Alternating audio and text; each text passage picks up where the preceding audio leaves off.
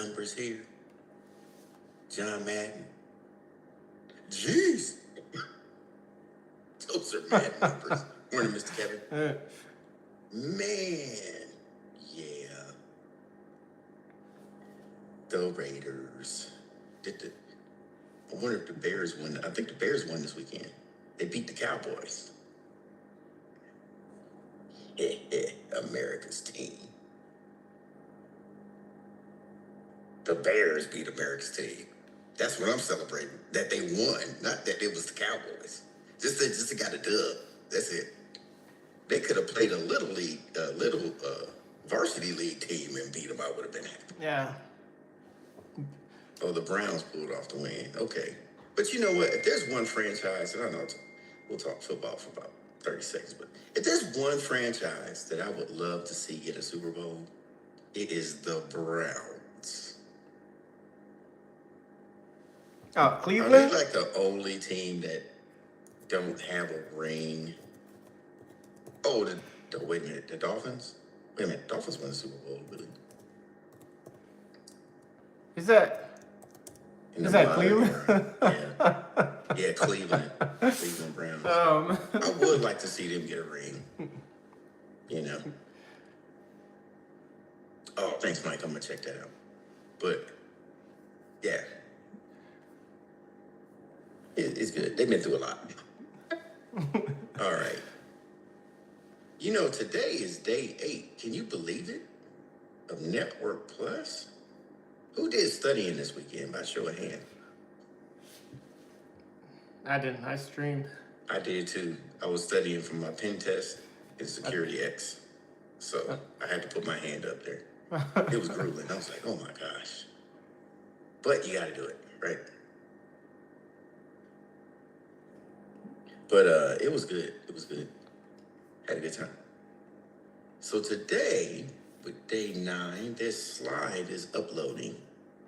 I thought I uploaded the slide, but it's like halfway uploading. The thing's like 80 megabytes. And so it'll be up in a second. But until then, what I'm going to do is bring up the slide for you. Now, what I like about today's slide, it doesn't take that much brain power. So while you're eating, sipping on your coffee, your Gatorade, whatever you're doing. Oh, yeah, I got some soup, too. This is more like casual conversation. You know what I mean? Elaine's like, I can deal with that this morning. I can deal with that.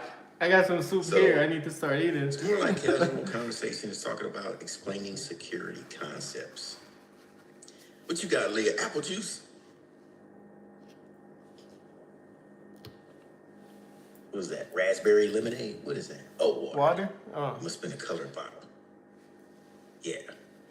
But, yeah, today's going to be some casual conversation this morning. Talking about network and security concepts. Just some things to look out for.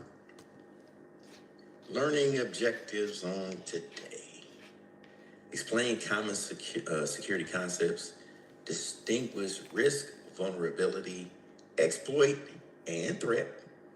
Examine the importance of audits and regulatory compliance, and summarize the type of attacks and their impact. Now, y'all have seen this before. What course have we seen this before? Y'all remember? You talk about starting security and how people can get in and threat vectors. Y'all remember that? Oh, learning about security concepts. We went over it Yep, y'all are correct. 1202. Yep, 1202. So we continued the conversation with that this morning and dive right in. So y'all remember this, the CIA triad.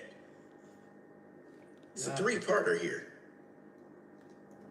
With the CIA triad, it's going to identify confidentiality, integrity, and availability. This is where we used Aaliyah as an example at work, like when she walks away in the S2, right? Or she's doing some work, she has to put one of those covers on top of a document for confidentiality, right? If it's something that just needs to be printed that she can't have online. Or you might have to use metadata and store it in a certain way. That's why we have across all branches, nipper and sipper, right? Yeah. So we have the secure network, the zipper networks, which is nothing more than an isolated, and it's a separated LAN with its own policies, right? And its own permissions. We think it's totally separate, like, oh, Nipper's way over here, Zipper's way over there. No, they just get routed different ways. And they have their own storage area network with their own storage permissions, right? And it's encrypted. So if you get put on a list to read it, get into a zipper, everything about that network is encrypted, even the hard drive. Yeah. Lee says, do all branches go through the SAR process? So, you mean vetting people to get zipper? Please elaborate. What's the SAR? Maybe it's heard a different way in the Army than in the Marine Corps. Or Air Force. I've been around Air Force, so. When I hear SAR, I think search and rescue.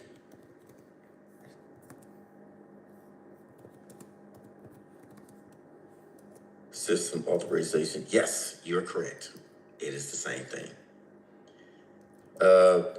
With the Navy, Marine Corps, Air Force, they use your, what is that, the 8570? They route that. But what is the document that the 8570 is identity and access management. But the form is the form you use to get your CAT card. What is that? Got the name of that one. 1470 or something like that. 7430. Wherever that form is to get your CAT card. Oh, there you go. 2875. Thank you very much. It's been a minute. But the 2875 form is what they use to pretty much authorize everything. And they put extra privileges because there's a box down there you have to say, you need to check Nipper box, zipper box, and then you have to explain why you need it. And then you have to have your commanding officer sign off on that box, and then they get, or not your commanding officer, your security officer. Then the commanding officer signs off, and then it gets done. So yeah, but that's cool, but very similar. Elaine says it's a security feature at our S6. We get authenticated to access. Yep, that's how they do it. Yeah. Then you get a separate zipper card. Everybody knows how this works. So then you wind up having a Nipper zipper. And then if you're doing identity and access management, you have your security plus and can work on networks. Then you get an admin token. Yeah. So you wind up having three tokens. Keeping up with their passwords is crucial. Okay. But I'm glad we had this small conversation because it relates back to confidentiality, integrity, and availability. We just discussed the confidentiality part. The integrity part is when the internal customer or the external customer wants to go and request and or retrieve the information from a service or device providing service of information, it is valid. Okay, the integrity of the document is still there. You're making sure it has interrupted that. So what can you use at the integrity level to ensure that it's there? Like, you know what I'm saying? It's in one piece. Nobody's bothered. Mess with it. What can you use to make sure that happens? Or what can you implement? So many different things. Here's one, encryption.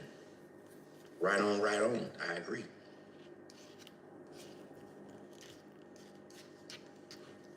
What else you got? It's kind of like stuff you use in the real world that you use every day, right? Permissions, yep. On the network, folders, especially for storage, right?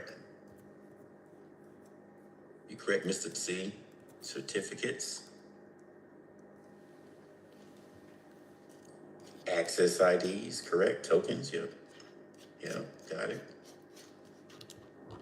And the cool thing about the certificates, Mr. C, is that if you're using it on a machine, you need certificates for two things. What are those?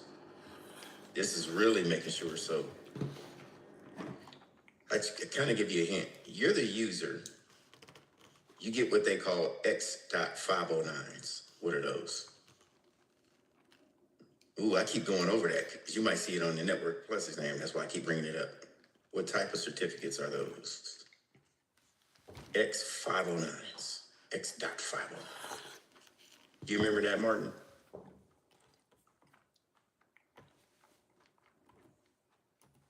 kind of slightly brought it up. Those are your identities for you. You. Those are the ones you get. Yes, those are your public keys, private keys, and those certificates that you need, right? So when you have those, then you have to authorize the local machine to have certificates, right? So user uses token to log into machine. The Active Directory or the TACAS Plus or the Radius server, or if you have a device on the network to make sure you are who you say you are, if everything's valid, you'll be able to log on. If you're trying to access, let's say, a server that has information about a airplane strike or whatever, now what's going to happen as you traverse the network and try to talk to that server, now the local machine also needs to have certificates downloaded in this all to ensure the user and the machine can access that, right? So now we have your public key, private key. You need to have certificates. Machine needs to have certificates. If you're going through a web portal, the web portal needs to have certificates, right? This is what we were referring to somebody in here doing who works in S2. They might have a $150,000 job one day, controlling all the search for organization. You could pull your hair out doing that job. It is. Then you have to make sure that the certificates are not on what they call a revocation list. Say like they were compromised from the certificate authority. Somebody got a hold of your CAT card and then they tried to use that certificate to log into a system. Well, you have to be able to identify that type of stuff, pull that certificate, meaning revoke it, and then reissue a new one. Right, Mike? That's a lot. So as a security manager, or they call them crypto managers, you can look on Indeed and you can see that, right? So it's a not never-ending job. And then you can use multi-factor authentication for somebody to log in and try to get information to make sure they are who they say they are. And then you have to make sure that the information is available. So when we watched that video last week, and they were IBM, and they were talking about security on the network. But they said you don't want your security to be so good that it impedes what? You can be too detailed with security on the network and then it'll backfire. So it will impede what? It will not allow what? Correct. Michael got it. Traffic and who really needs to access. Because you've got so much complicated layered security, it's working against itself. Right? Leah says, do you think a job like crypto manager is something AI could take care of over? Yeah, I think one day in the aspect of AI to a certain level, but I still don't trust AI with all the keys. Because AI, once they do that, they start talking, they start making up their own language, and then they start doing things the way they want to. And that's way above the human mind's pay grade. Like, we can't figure that out, that algorithm that they use. And they can lock us out. So I don't think they'll let them have, this is my opinion, I don't think they'll let them have full control over something like that. Yeah, takes a fine line. They currently have machine learning, yeah. I think you can model a machine to like give them out. So it'll save you time, but like managing them and make sure they're good to go. Yeah, I think they need the human element for security. With this, anytime you have the CIA triad up and down, you see vulnerability, threat, and risk that needs to be assessed. So the vulnerability, the asset value, and then the ease of exploiting, we looked at that. So the asset value, see, Kevin says, I heard that we will never lose our jobs to AI. but we will lose our jobs to another IT guy who knows AI. Yes, that's true. Because you have to add on the modeling Yeah. part and Yeah. understanding how to train a model. Yeah, so there's three different models on that aspect. Unless you're a super brain, like Elaine wants to do, I think he wants to do AWS. You want to be in DevOps or something like that, Yeah. coding all that. Is that right, Elaine? Yeah. Yeah. Currently. Yeah. Like he wants to go get his degree and do all the mathematical stuff that creates the AI stuff. So I can't even train a dog, let alone a computer. I'm with you there, Caleb. I'm with you. So we have to make sure we keep track. What is a possible vulnerability? Now, the asset value is pretty much the information that we are holding in the computer, in the system. So there are folks out there, what we think is, what's that one thing about when people get out relationships and then they say, one man's trash is another man's treasure, as they say. Same thing is with data, right? So when you look at data, let's say I'm working at Wendy's, okay? And what I'm about to say is no shade against Wendy's. I'm just using them as an example. If I'm IT at Wendy's, you would think I have a pretty boring job, right? What am I taking care of at Wendy's? What do you think? Let's go down the list. As soon as I walk in the door, look around, what do you think I would be managing as IT? Or any restaurant, you can use that. Okay, kiosk, correct. Correct. DoorDash orders, yes, because they get linked. Self-order us. What else do you think I'd be? Just look around, like in your mind, look around a restaurant. What do you think I'd be responsible for? Security, cameras, right? Access control.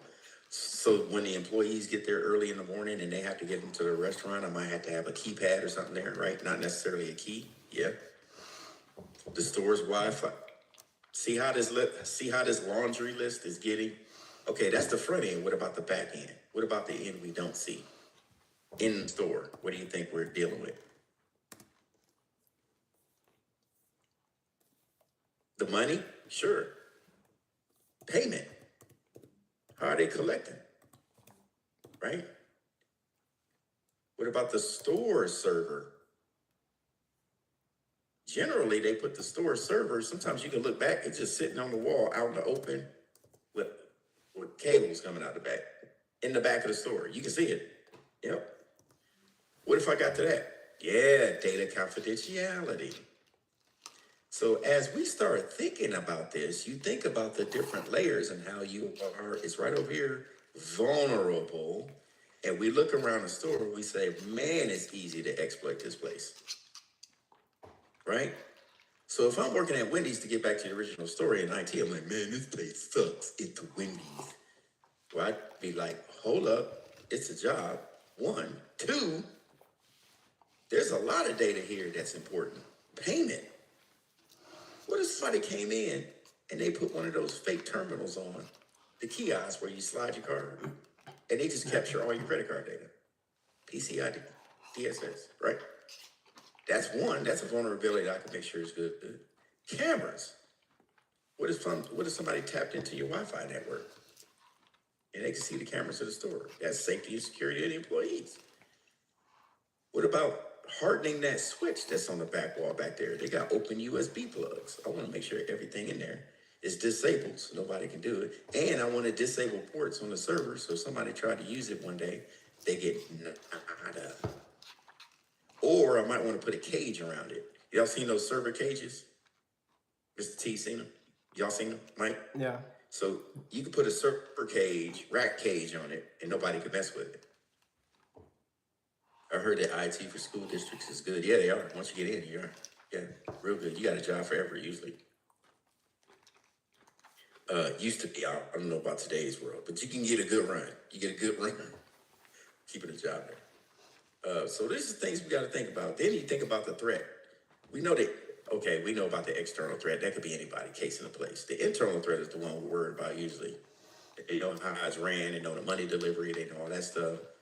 Sometimes they can leave your door open for exploits, either on purpose, which is a malicious intent, or accidental. Right? Accidental. Then who is your threat actor? What's the list of threat actors that we learned about? What type of folks? Well, you got B, insider threat. Yeah. Who else we got? Because you'll see a list of these on the exam, so I want to go back over them. They're also in your Net Plus objectives. What about, let me give you a hint, get you started. Script kiddies. Script kiddies, as a reminder, are folks that, and I'm glad I said that.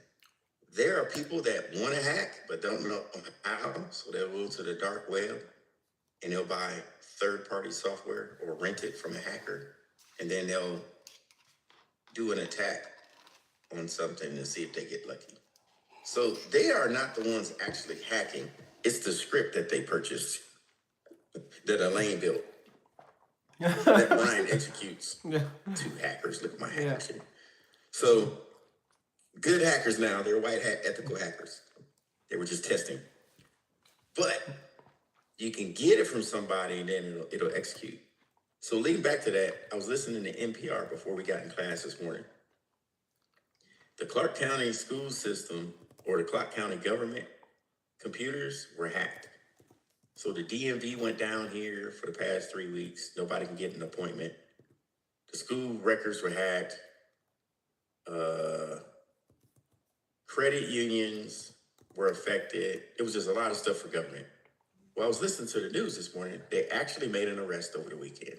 Finally. It was 2 teenage kids, 12 and 13 years old, brought down the Clark County government system. Crazy. Yep, busted into their room over the weekend, finally tracked them down, confirmed it, and they're in juvenile court, right? They're in juvenile hall right now. But the state wants to try them as adults. Yeah. So I guess they say, Elaine says unaware people in involuntary Trojan horses. Yeah, 12 and 13. Yeah. Now that's what they reported. They could be a little older. I don't know. Sometimes the news gets it wrong.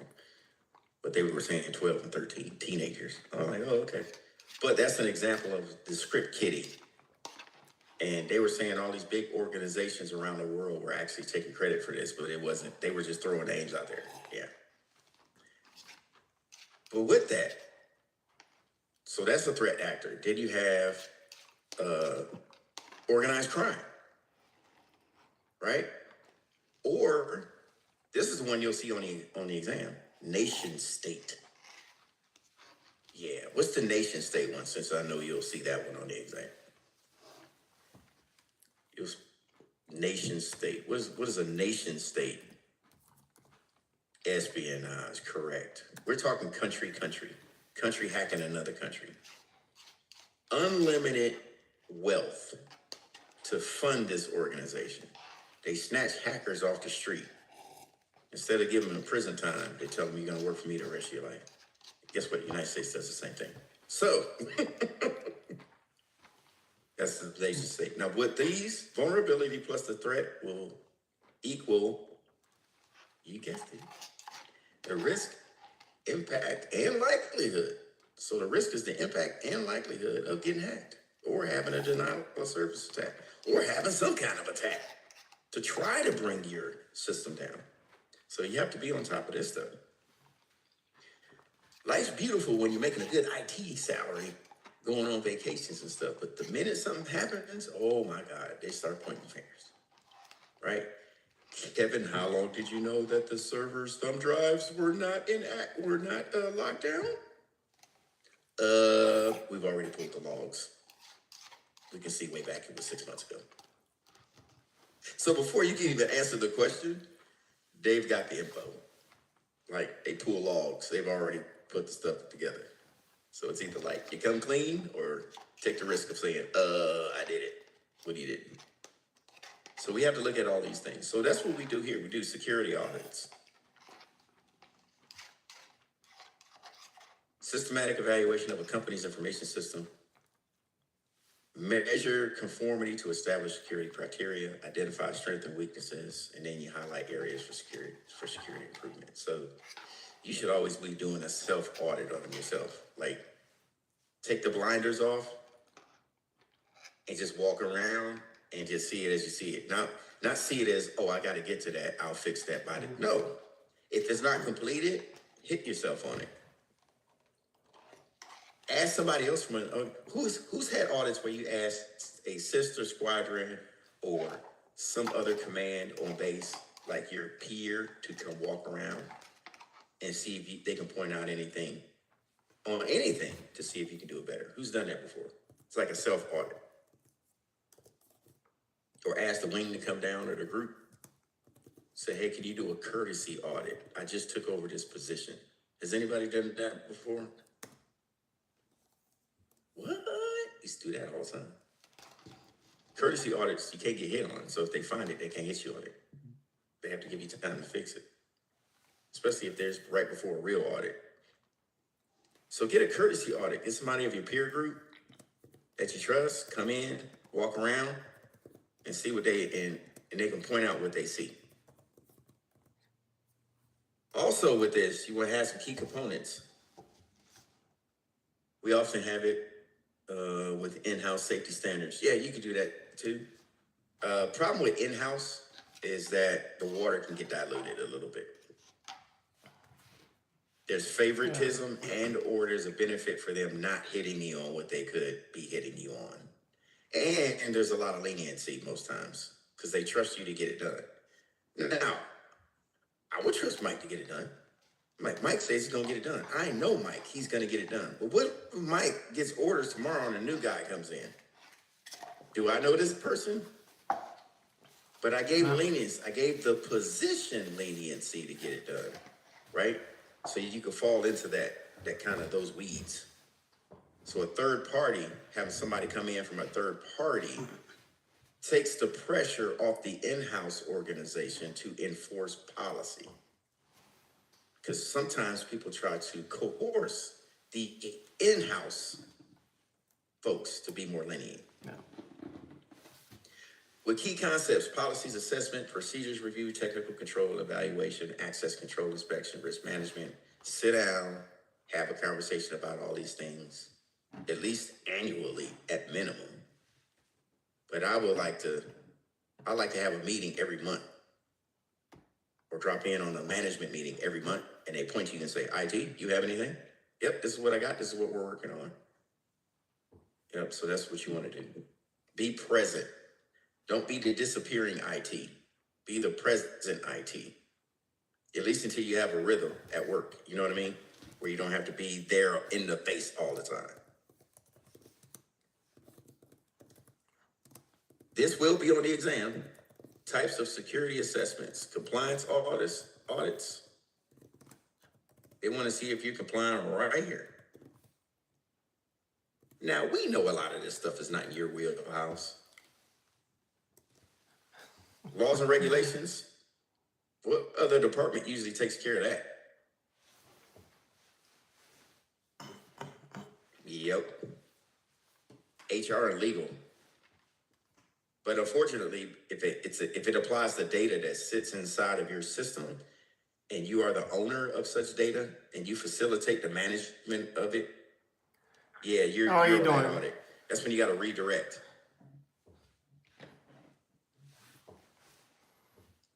For this item, I'm doing pretty good. I refer to HR. Here's the point of contact. Continuing another day of class. And here's the SOP that they use to manage laws and regulations. That's all you got to say. Right? So thank you. Refer on the audit to the other department, name, contact, and what document are you using the weather to is say that they changing just about everywhere. Annotate that on the audit. It's now approaching the fall. Regulations and standards, which is going closer to winter, so it's not as potential threats, sunny or warm outside. Some kind of technical audit. I keep it on initially for a little bit at least, and then I'll take it off. Data protection. And just be in my really don't like to hear in my white t-shirt. always stay informed and always be in school learning something about IT. Yeah. Don't mentally die with the information. Always go seek new IT information. Have your job send you to a conference, right? If you're not cool I'm on currently access I'm controls currently and the new stuff, in class. what would a question on the exam be So for this? IT, Or that's what I'm technical currently doing audits, now. Charles, or just audits in general? Okay, so question would be like, here you go. IT has informed HR that they need to comply with a new change that's coming out. IT change coming from the IT department to ensure accessibility in their department is good to go. You've conducted training and you found out that training is not up to par. So now you have to implement. What would you implement? What type of audit could you implement to ensure employees are adhering to the policy? There you go, compliance. Yeah, that's the type you would see. That way you know which one to pick. Yep. When we get down into Security Plus, that gets even, since we're already here, let's talk about it so you know what direction Security Plus is going. These three things, they turn into controls.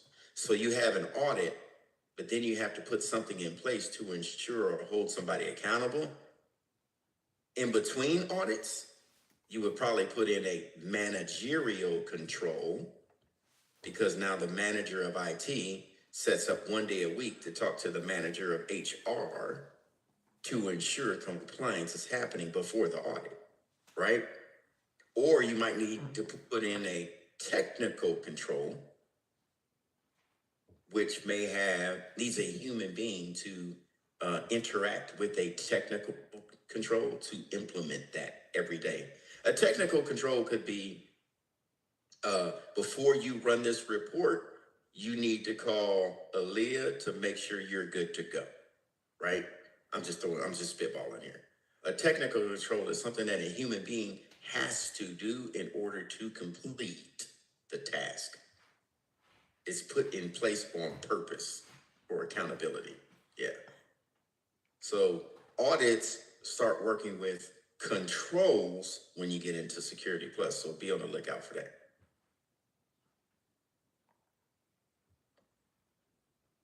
With the role of risk management. This is pretty cool. You identify critical assets, determine the mission, essential functions, assets, and vital to the business operations. Now, I'm gonna refer this question back to y'all because I got a lot of experts in here that's worked around across a lot of different jobs, helping to defend the United States here. Think about the command you were in back then. What's one thing that you had to identify as a critical asset that's mission essential? What did you need to have to go to work? If you can put it in the chat. If it's something you ain't supposed to talk about, don't put that in there. But is there something that you have to control at work that, man, if we lost this, we probably couldn't get 90% of our job done? What you say? What you got? So you will always make sure you had a backup, or you had it on order for supply, or you had it on loan from somebody else while you were deploying, or whatever you needed to do. Can y'all think about one of those? What, Mike? No? Elaine says accountability of personnel and assets. Yeah. Walking around and make the person, believe it or not, that is a critical asset. The right people for the job. Right? I don't know how many times before we deployed, somebody get in trouble, hearing CONUS, they can't deploy, or somebody needs to stay behind because first thing they do is, who's available from another squadron that can get transferred over here, right? Temporary TAD, temporary assignment of duty. Yeah, you're going to deploy with us for 6 months because Johnny Rockets got in trouble over the weekend. Right? But you need that person, right?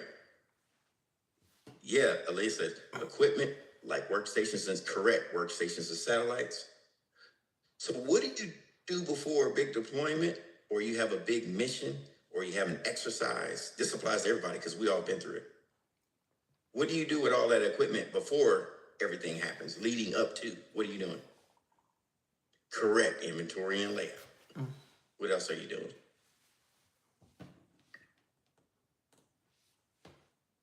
Correct. Pray it's there where you left it at last time. So when you go in that Connex box, inventory says it's out here. Oh Lord, the shelf is empty. What? You done told the colonel we got this already. Yep. What else do you have to do with all that equipment?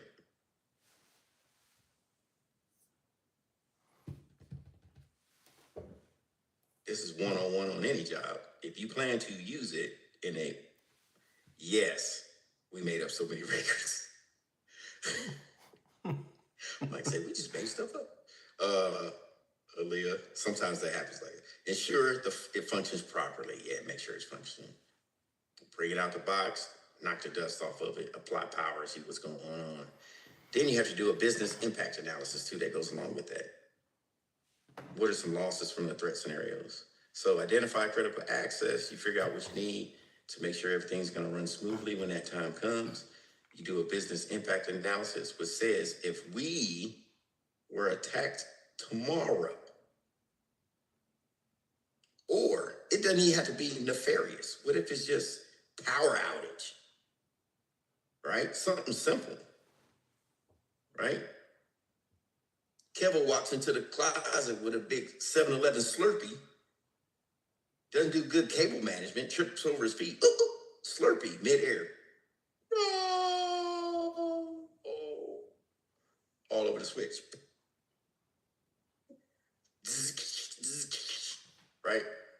Oh, I didn't plan for that. But what if it went down? Does he have a backup switch ready to go? Is it already configured? Has he tested it in the past 6 months, knowing it's good to go, so he can just drop it?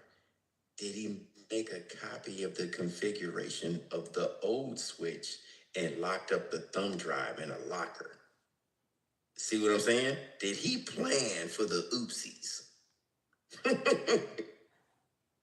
If he planned for the oopsie, after the Slurpee is dripping off the switch, he'd be like, oh, that was a rough day.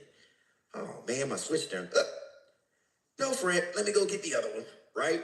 He ain't losing a dime. He ain't losing sleep over nothing because he know he backed that thing up, right? And then your mitigation strategies. Balance the cost of security controls against the potential risk to determine the acceptable risk levels. There are a lot of companies out there that will assume the risk knowing that there's risk, but they keep going anyway. Because two things. They either got the money to cover the spread if something happens, or they can easily switch to another option, right? I don't know if I want to trust having the money in the bank to pay out lawsuits just in case it happened. But some companies think like that. We got enough money to cover it over a long term, right? So, yeah. Let's shift gears a little bit. Let's talk about regulatory compliance. Again, this is something that, your legal department, your HR get into. It funnels down to you if your item falls in line with what's being audited or monitored to make sure the company has regulatory compliance. If you're a company that accepts credit card payment, well, that's not a regulatory compliance. PCI DSS is an agreement through the payment card industry, right? But what if you have laws? There's a law in place saying if you have a breach of payment, of PII, PHI, credit, now we're getting into the weeds. So, according to having a breach, you have to report. Does anybody know the minimum number of people that needs to be affected to call it a breach? Me, I think if one person's affected, that's a breach.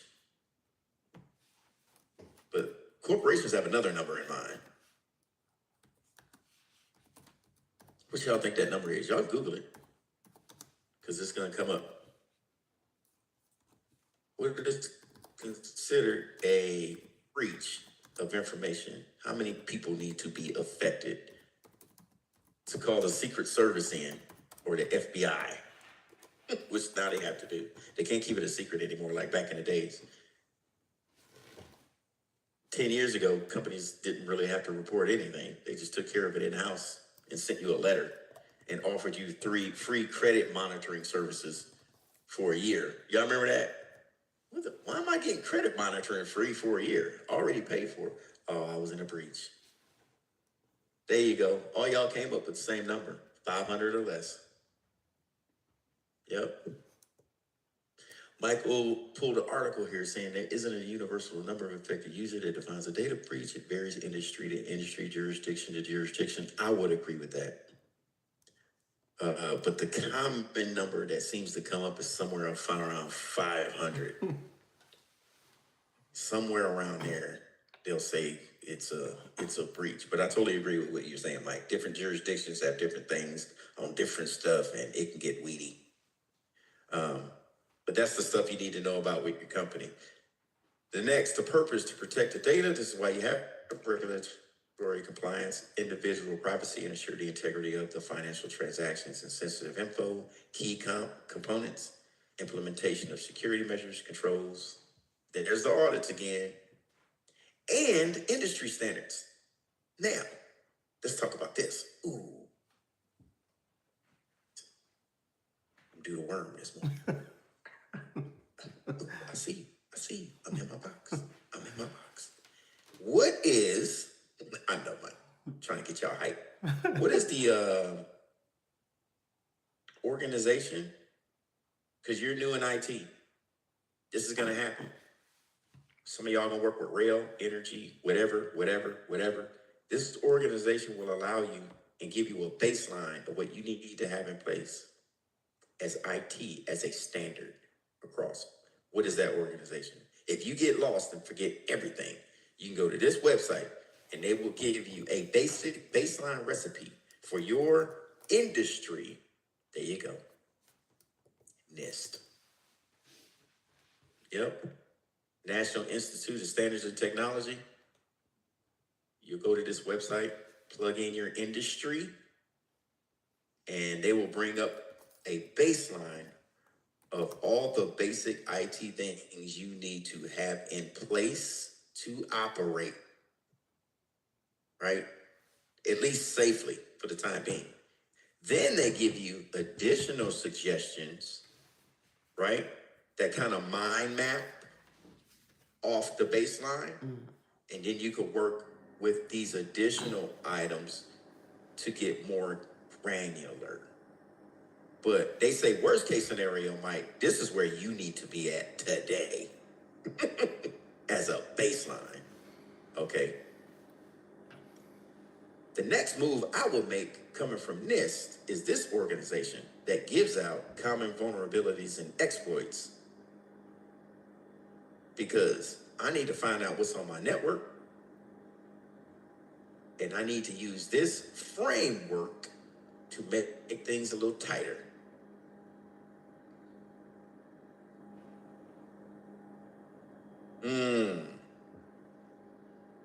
Common vulnerability starts with an M. That's how you remember it for the test. M-N-O-P, right? M-N, MITRE, NIST, O for OWASP.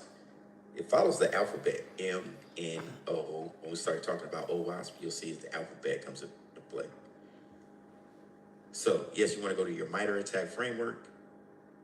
Use that to see if there is a problem, security fee. You can go there. So if your boss walked up to you tomorrow and said, hey, Brian, I need you to, we having a lot of problems with people scanning our networks. We're getting a lot of pings. What can you do to make sure that doesn't happen? He was like, okay, I got you. Let me research it to make sure we can formulate a plan that fits our environment. That's this big fancy word saying, hell, I don't know. Let me go look it up. But he sounded smart the first way he said it, right? Good question. Let me research to see what you want to do matches our equipment and compatibility. We'll get back to it. We'll talk about it. I'll brainstorm. I'll get some ideas. Okay, right? He brings them back. He goes to the NIST framework, scanning and vulnerabilities. Boom, boom, boom. He gets into the break room or the board room the next morning because he set up a meeting. He said, I went through the initiative of planning, giving you a handout. This is what I came up with. ChatGPT. This is what I came up with. To prevent port scanning, most times people might get into an organization that might want to use InMap or Angry IP that we used last week. Remember that? Basic scanning tool which can actually fingerprint our network and tell folks what ports are open or closed. And it also gives them an IP range. We want to shut that down. So I suggest we turn off ICMP requests or replies. That's the first thing we need to do, right? Second thing we need to do is make sure we have some isolated LANs. By doing an internal scan ourselves, I found out that I can easily get to the server because it's on the same LAN as every other computer. It's not really divided up. I suggest we come up with some IP address ranges and change this stuff. Ryan, you are super smart, right? And why don't we put a intrusion detection system? We don't even have one. We don't. Yeah, I went through the trouble of, looking at canaries and things that are low budget that we could put. Here's 3 of your choice. Here's all the price ranges. This is what they can do. But my suggestion is number 2. Ryan, you're so squared away. I know. Get back to it when we can, right? So that's the type of stuff that you'll have to do on a daily basis where you're at. And a lot of you used to do stuff like that anyway, just making command decisions. So it don't change. Before we go to break, this is what we have. We have one regulation. It's called the General Data Protection Regulatory Act. The scope, it covers the collection. Anytime you see scope on a network exam, what is the broad big picture? That's basically what it is. What's the scope? The collection, processing of personal data in the EU, the European Union. Yeah, informed consent and data rights for the civilian of the country. But to break this down is, you can blame Google on this. Google just walked into the country, started just recording stuff. Didn't think nothing was wrong. This was over 15 years ago. About 15 years ago. Internet's new. Well, let's drive these cars around and we can record all the streets for Google Maps around the world. Their goal was to map the whole earth as much as they could. Didn't even think about people would be complaining until people's pictures start showing up online when the car goes by. License plates, home addresses, right? Different stuff they didn't want people to see that's in their yard, right? Yeah, then they start getting PO'd. So then the European Union was like, okay, yeah, we're gonna solve this problem.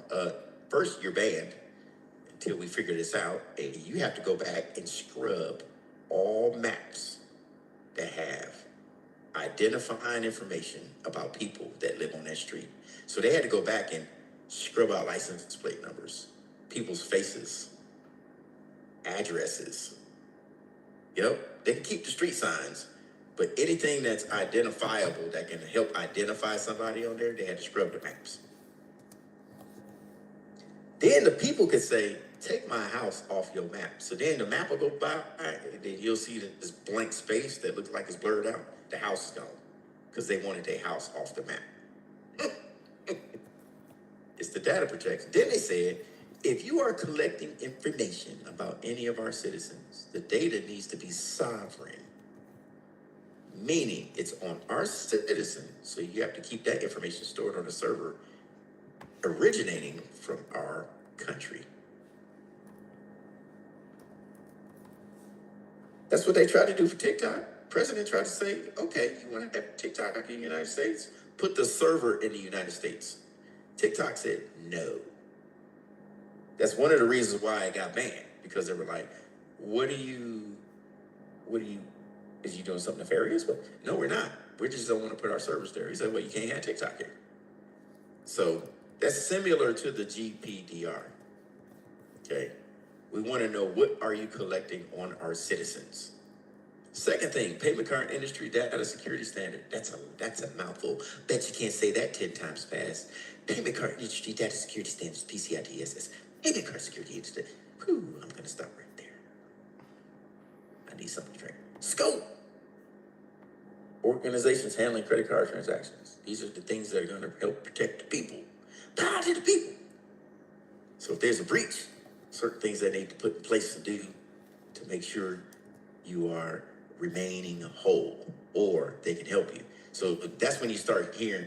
So after the breach, you start getting these random calls talking about, click this to pay a traffic ticket in Alaska. What? I ain't never been to Alaska. See, your information's already out there, right? So they're trying to. Then you get this thing in the mail. You get free credit card protection for a year. What?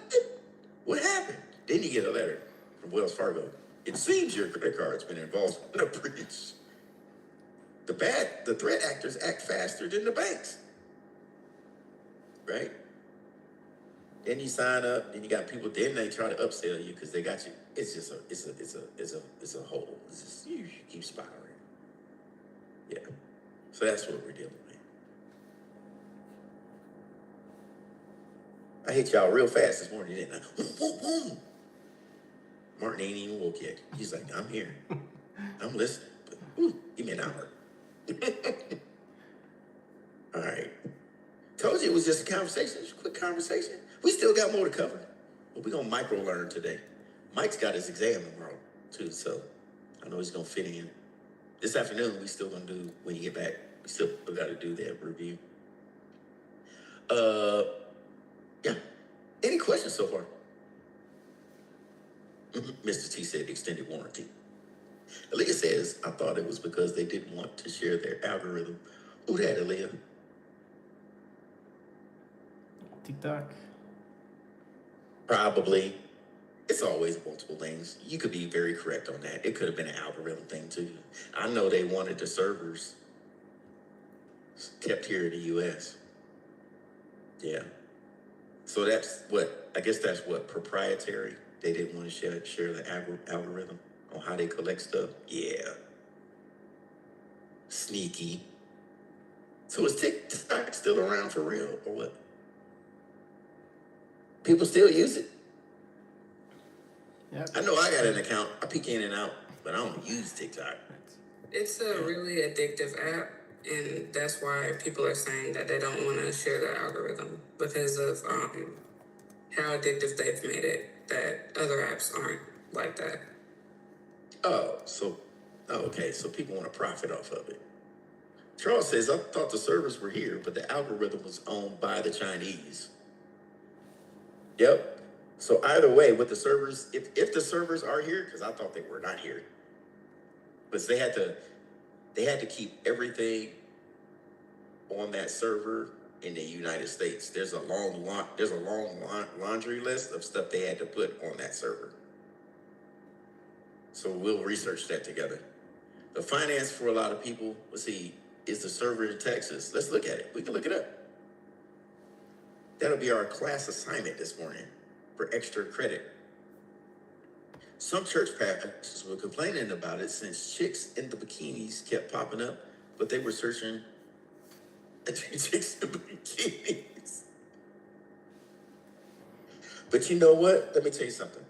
Sometimes stuff pops up, you ain't even gotta look for it. Like they just put it in front of you because people are paying for that exposure. Sometimes, have y'all had accounts that you follow that you never said I want to follow, but they follow? You follow them. Who's had that? Yeah. We've had that. My wife noticed it. I noticed it. I'm like, why am I I've never followed this account. You gotta watch out for that too. So you should be going through your followers list. The algo is really tailored to the user. Really? That's like listening to, so is it the listening algorithm too? That's kind of like I never wear Nikes, but now the algorithm can hear me, so now I get Nike ads. Or I get influencers that wear Nikes. Is that the same thing? Could that be part of the algorithm? You're showing me something they think I like. They say, yeah, people say they built four to the page trick by brick is based off the content people engage with. Yeah, I can see that to some extent. It's based on what you search and what you like. Brick by brick. And it is solid. Where everybody's trying to benefit off of it as well. All right. All right, let's do this. Let's take a break. Y'all thought I was going to go to lunch. Nope, too early for that. Let's take a break. I'll see you in 10 minutes. 10 minutes.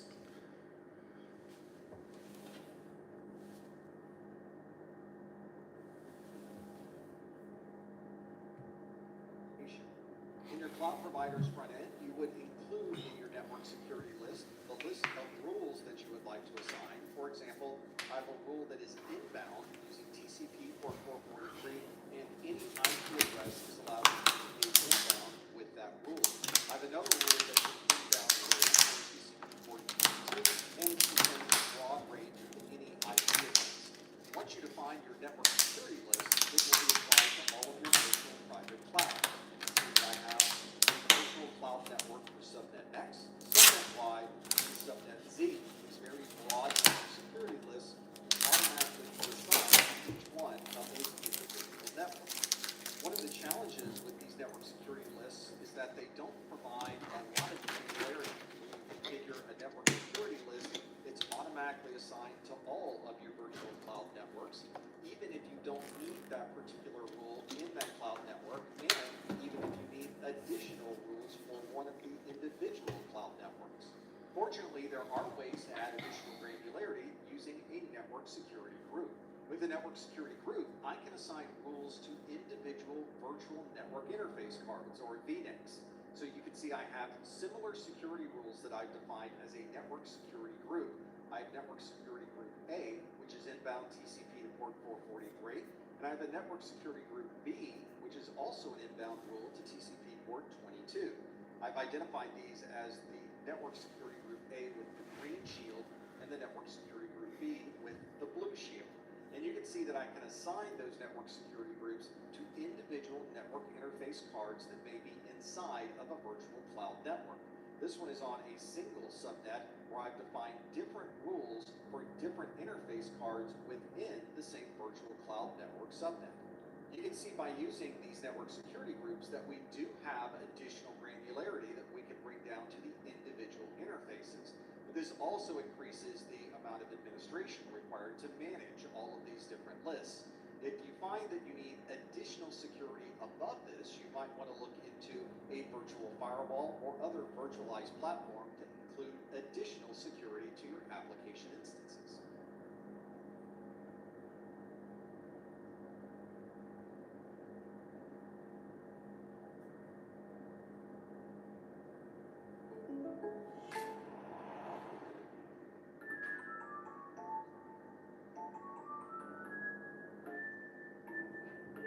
Contact local agent Tom Calvin for an auto quote today.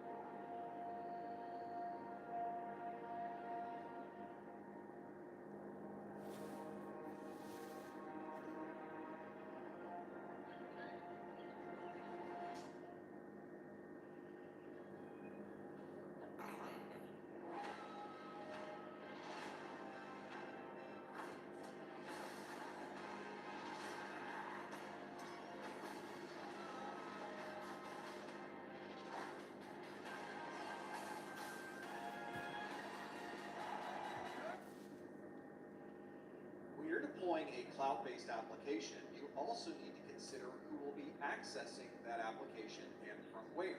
If you're creating an application that anyone on the internet would need to access, then you would probably want to include it in a public cloud so that everyone can gain access. But if you're building out a cloud-based application that is for internal use only, you may want to deploy this to your own virtualized local data center where you have a private cloud. In many organizations, we often use both of these, and we need a hybrid configuration of both public and private clouds for all of these applications. One type of cloud model is software as a service, or SaaS. This is commonly associated with software that is on demand. You have a login screen of your browser, you log in, and now you have access to the application. Someone else has written the application, someone else manages the application, your data is stored somewhere within that application, and you don't have to do anything else to be able to use that particular app.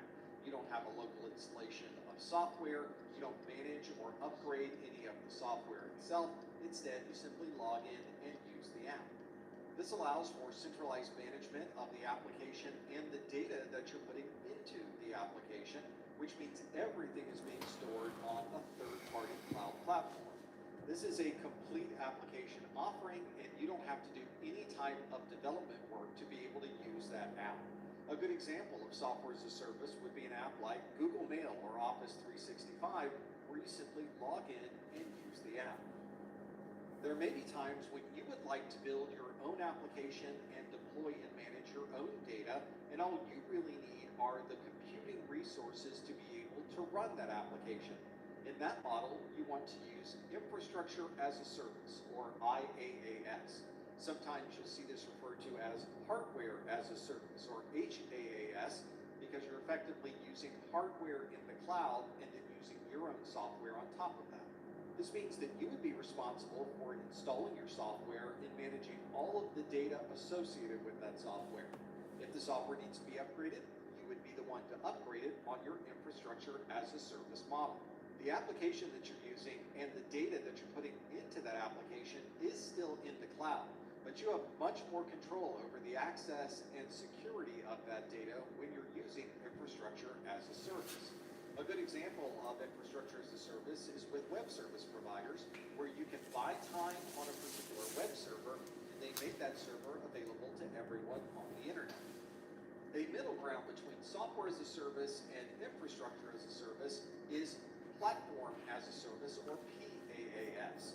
This is still in the cloud, but you're the one who manages all of the development efforts to customize the application to your specifications. The cloud provider gives you all of the tools necessary to build this particular app. You can think of this as a series of building blocks provided by the platform as a service infrastructure, and then you build out those blocks to create your own application. The underlying engine that runs the application is the responsibility of the platform as a service provider, and your responsibility is to build and maintain the apps that are running in platform as a service. A good example of a platform as a service infrastructure would be something like Salesforce.com, where they give you all of the tools necessary to create a customized application running on the Salesforce.com platform. Here's an example of a cloud responsibility matrix that you might find with any cloud service provider.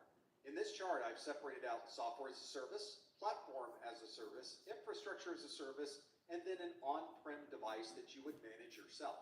Obviously, with on-prem, everything from the data to the applications to the physical data center are all the responsibility of the customer.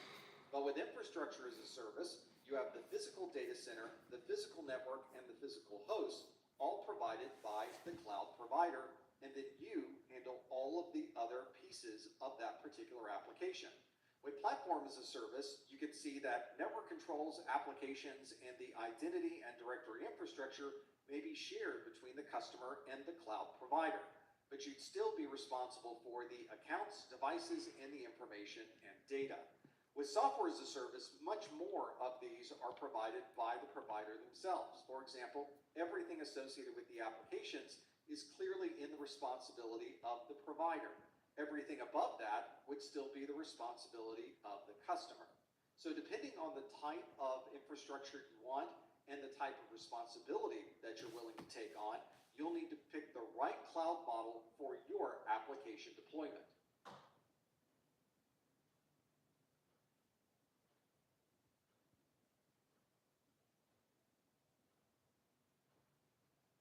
Building your cybersecurity stack isn't rocket science. Simply create your own security apps with Solar. In this course, there will be a lot of conversations about TCP/IP, moving packets across the network, and very often we lose track of exactly what that means. So I thought it would be good if we started with an overview of Internet Protocol and how it operates. The goal, of course, is to get data from one side of the network to another. And there are a number of different processes involved in being able to transfer large amounts of data from one computer to another. In the analogy that we use today, we're going to describe this transfer of data from one device to another as using a moving truck to get data from one house to another. We can also think of the roads that we're using as the network that we've created. This might be a wired Ethernet network, a wireless network, a wide area network technology, or many different types of network connections. But in this explanation, those network connections are referred to as the road that our moving truck will drive on. In this example, this truck is the Internet Protocol. It's the one that is doing the heavy lifting and moving that data across the network. Just as we might pack up items or objects in a room into a box and put that box onto the moving truck, we do effectively the same thing with our application data. We package that information into a virtual moving box, and we put that moving box onto the truck, which in this case would be IP. So now we have a highway, which would be our network. We have a moving truck, which would be the Internet Protocol. We have boxes within that moving truck. We commonly refer to those boxes as the TCP or UDP protocol. And then inside of those boxes is application data that we need to transfer from one device to another. This process of encapsulating data within other protocols, which are then encapsulated within even larger protocols, is a fundamental process when we describe the transfer of data across the network. If we were to visualize the Ethernet frame that we use on our networks, it would look a lot like the one that we have on our screen now. We have a client that is communicating to a server, and information is being sent between those two devices. You'll notice there is an Ethernet payload in the middle of this frame. At the beginning of the frame is an Ethernet header, and at the end of the frame is an Ethernet trailer. If we were to provide a little more detail about what's inside of that Ethernet payload, you would see there would be some IP information, and within the IP header, the rest of the packet has the IP payload. Deconstructing this further, you can see that the IP payload consists of a TCP or UDP header, and inside of that part of the packet is the TCP or UDP payload. So if we were to look at a protocol decode of a single frame on our Ethernet network, we would see an Ethernet header. Inside that Ethernet header would be an IP header.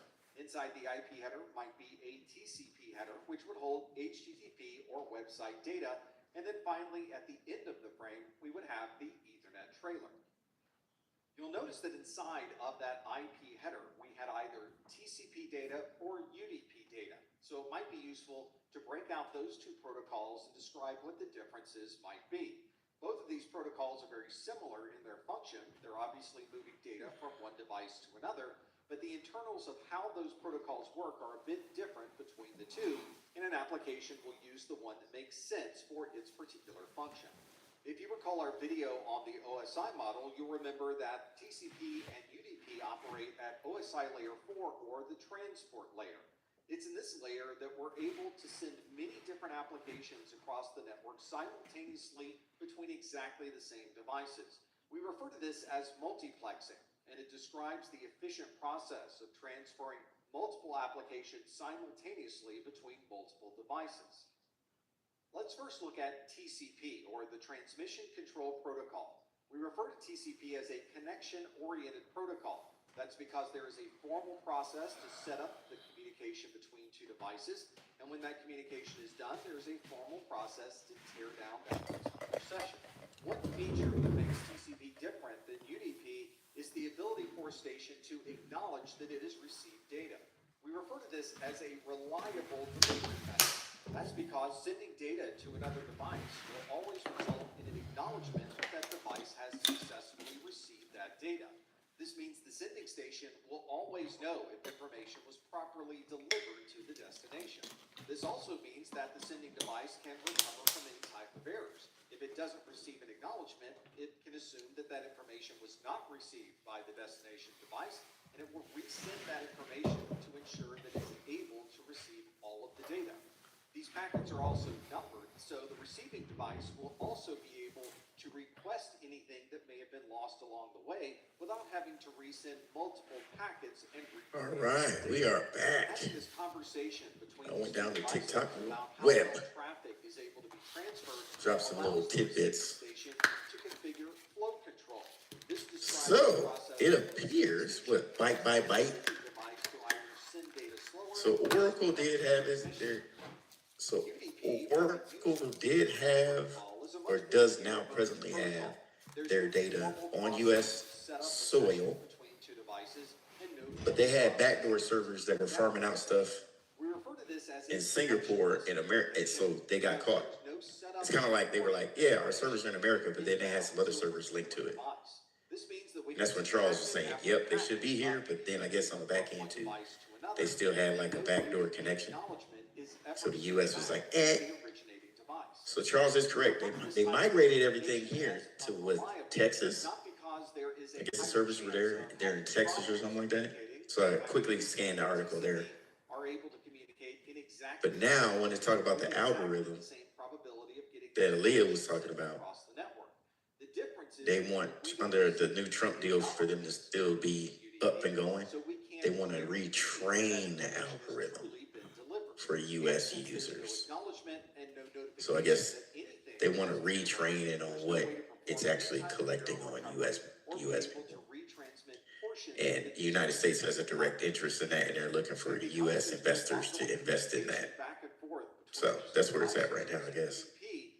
I guess that's why they're still up, because they conform to the other two things that they just said, like moving all their data up here for U.S. citizens. Yeah, it's pretty cool. It's just funny how all this stuff just, man. Apparently 2 servers, 1 in Oregon and 1 in Virginia. Oh, so now they've expanded from the Texas initiative or the Texas project. So now I guess they're, yeah. This stuff moves so fast. You think you know it and you don't. So that's good. All right. So what we're going to do here for the next you're right, it's above my pay grade. I get tits and bits and I think I'm there and then I'm not. I'm like, oh, I knew part of it. Now we're way past this. We're over here now. I'm like, okay, all right. But hey, we all learn from each other, right?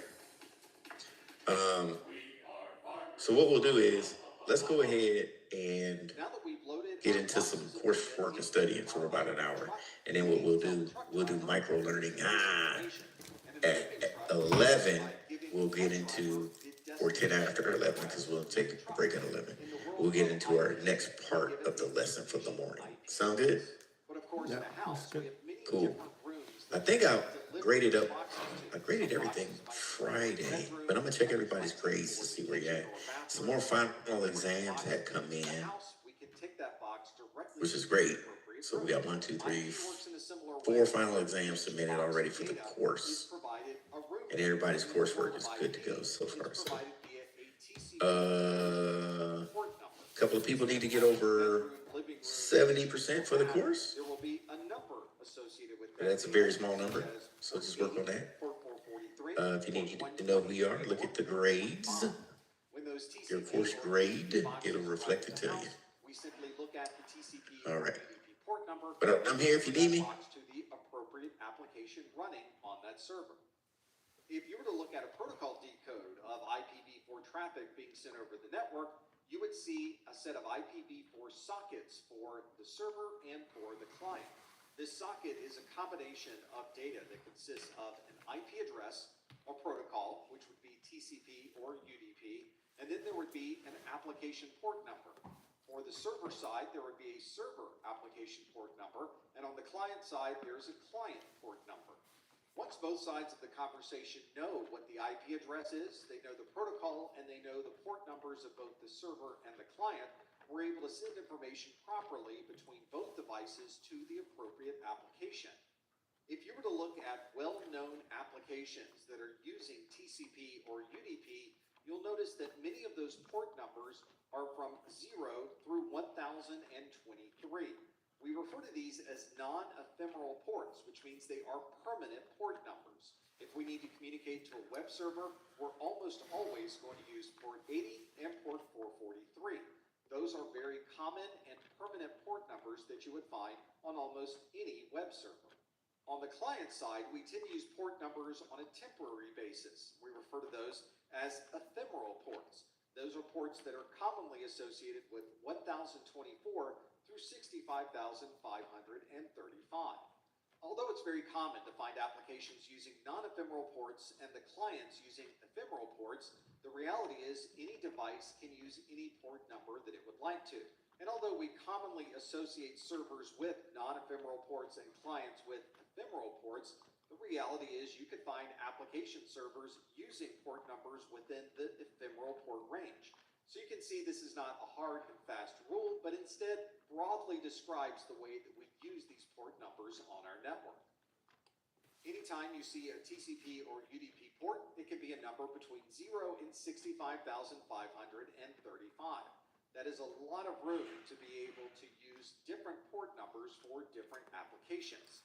Most servers, as we mentioned, will use non-ephemeral or non-temporary port numbers, but that's not always the case, and you could see applications using port numbers that are in the ephemeral port range. Remember that changing port numbers is simply a way to designate what room inside of the house will be receiving that particular data. It's used for communication, and this is not a security mechanism. You'll still need a firewall to decide whether traffic is truly allowed or disallowed through the network, and simply changing a port number doesn't increase or decrease any type of network security. Are you guys here for the halftime show? Oh no, we're here to help people customize and save for the future. So that's why the Eagle was here? If you're connecting to a web server, your browser automatically knows that it should be looking for port 80 or port 443 and will use those ports by default. If you change the port numbers of the server, your browser will no longer know how to connect to that web server. That's because we expect web servers to always use port 80 or always use port 443. These are well-known port numbers, and if you change those port numbers, you'll have to make sure that all of the clients use the new port number instead of what normally would be well-known. Also keep in mind that TCP port numbers are different than UDP port numbers. Although both of them can be between 0 and 65,535, TCP port 80 is a different port number than UDP port 80, and you could theoretically use two different applications with both of those protocols at the same time.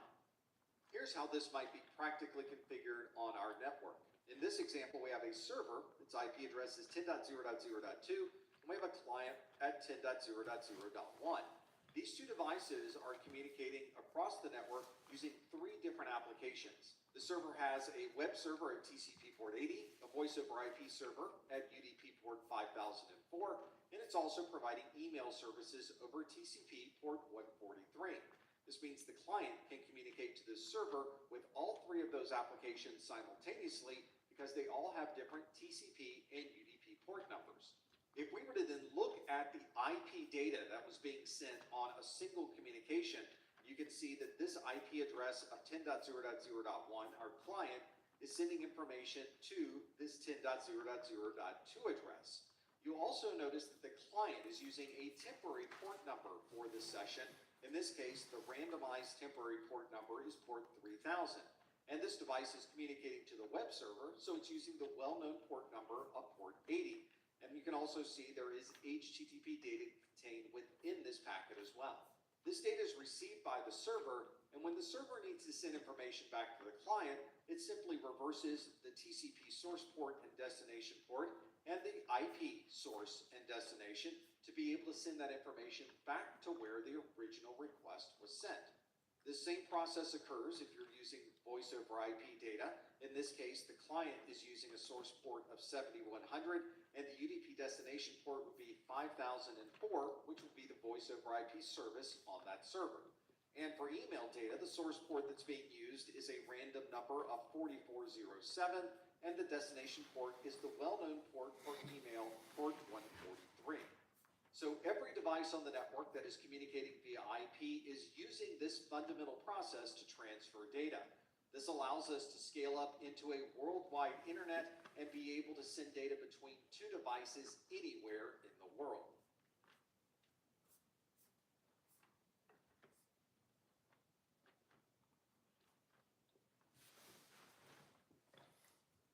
I would describe Underline as fast, affordable, and incredibly fast, very reliable, zero.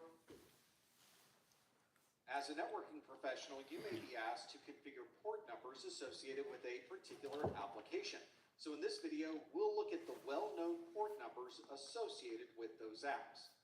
We'll start with a generic form of file transfer that's used across many different operating systems. This is FTP, or the File Transfer Protocol. This is a very common and generic form of file transfer that can be used on Linux, Windows, Mac OS, and practically any other operating system.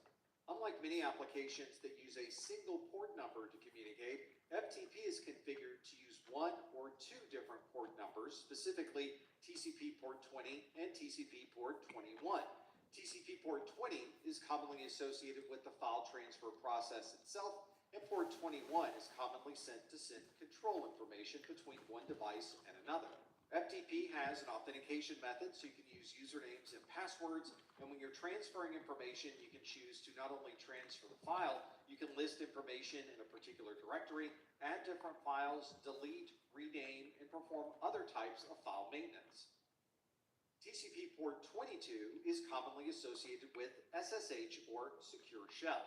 This is a way to communicate to a remote device from a console. So you have this text-based front end, and you're able to configure and manage this device over this text-based command line interface. An important characteristic of SSH is the secure part of SSH, because all of the communication between your device Oh, why do you is all sent ask that question? in encrypted form.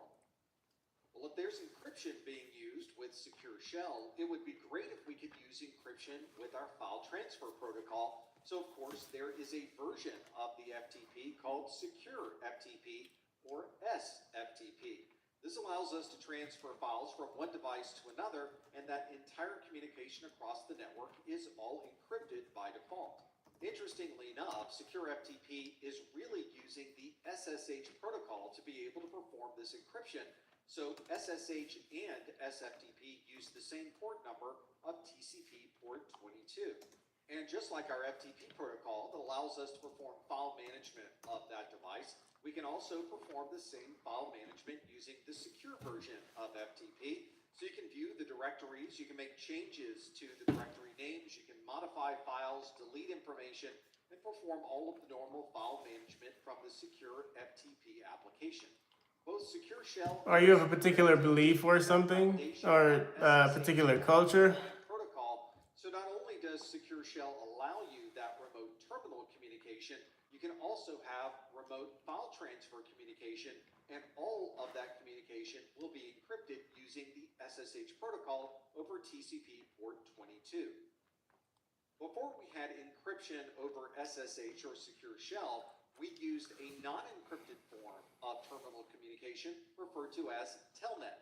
This stands for Telecommunication Network, and it commonly uses TCP port 23. Visually, this looks almost identical to what we use with Secure Shell. The difference, however, is the communication that we're sending between our device and the remote station is all being sent in the clear. There's no encryption that's taking place across the network. This means that someone could potentially capture those packets and view everything that's being sent back and forth over the network, including your login credentials. It's for this reason that you don't commonly see Telnet being used on our network, and instead we'll use SSH to ensure that all of this communication will always be encrypted.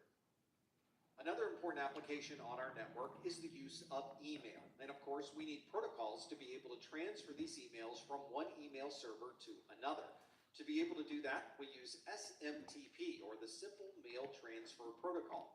SMTP is commonly associated with server-to-server email transfers using TCP port 25. Okay, that's fine. I think everyone has to start from somewhere, especially if you're an individual that's searching for answers or for truth in particular.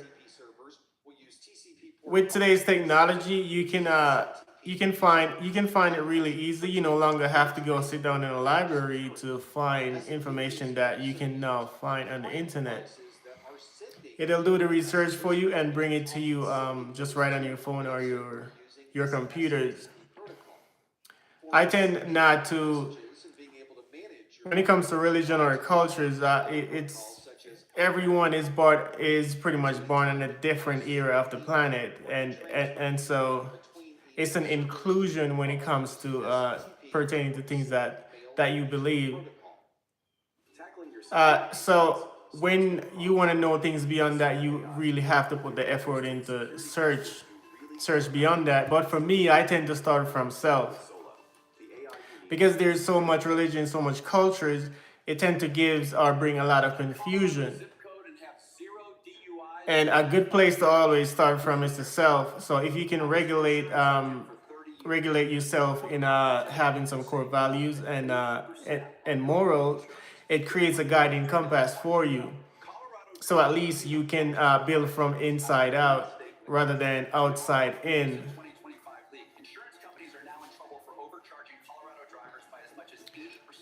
But yeah, I get it. With so many religions, it's you have to really search for yourself. That's basically the only way you're gonna come up on individual truth. And I always leave that to every individual person to really do the research. And the way that we translate between the fully qualified domain name and the IP address is we use Mostly when you do the research and you you really come to the acknowledgement and the realization for yourself that things are what it is or what it's not. www.professormesser.com might be, and it will respond back with the IP address that your device can use to communicate to that server. Well, okay and happy. But if there's a large transfer of data from one DNS, I'll say yes. I'll say yes for the most part. However, whenever it comes to learning, learning is always it always continues, and in terms of self improvement, that always continues as well. For me, I'm happy for the basics, but I always seek to improve myself. So I'm content in a lot of ways when it comes to my characteristics and my core values, but when it comes to a lot more things concerning the external world, there's always things that I'm working for. This is the protocol that allows us to automatically configure IP address settings for anyone that connects to the network. By default, DHCP uses UDP port 67 and UDP port 68. To be able to use DHCP, we need a DHCP server. At home, we commonly use a DHCP server that's integrated into an existing wireless router, but in an enterprise network, there are often standalone DHCP servers. We usually configure a pool of IP addresses on DHCP, and anyone who connects to the network will be automatically assigned an IP address from this available pool of addresses. There's also a lease time associated with this IP address, so you're only able to use that IP address for a certain amount of time, and if you are still using that address at the end of the leasing period, you can choose to renew that lease with the DHCP server. We can also configure certain devices to always receive the same IP address every time they connect to the network, and we associate that IP address with the MAC address of that device. We configure that in the DHCP server. That's often referred to as a DHCP reservation. All of this communication that occurs across the network for DHCP will almost always use UDP port 67 and UDP port 68. We talked earlier about the FTP, or file transfer protocol, that we use to send files from one device to another. And we described the process of authentication and the many different management functions associated with FTP. But what if you just needed to transfer a small bit of configuration information from one device to another? You don't need to view the name of a directory or change any of the file names. You simply need to transfer a small amount of information very, very quickly. To be able to do that, you might use TFTP, or the Trivial File Transfer Protocol, and by default, it uses UDP port 69. You'll often see TFTP used for very simple file transfers. Usually this is something that doesn't require any type of authentication or login process, so it may be something like a voice over IP device that has no IP address and no configuration. And when you plug it into the network, it is powered on using power over Ethernet. It uses DHCP to get an IP address, and then it uses TFTP to be able to download the latest configuration file from the server. This is a quick and easy process. It transfers data without any extra overhead. It's able to do that very efficiently and very quickly using UDP port 69. People can go crazy trying to stop a cyber attack.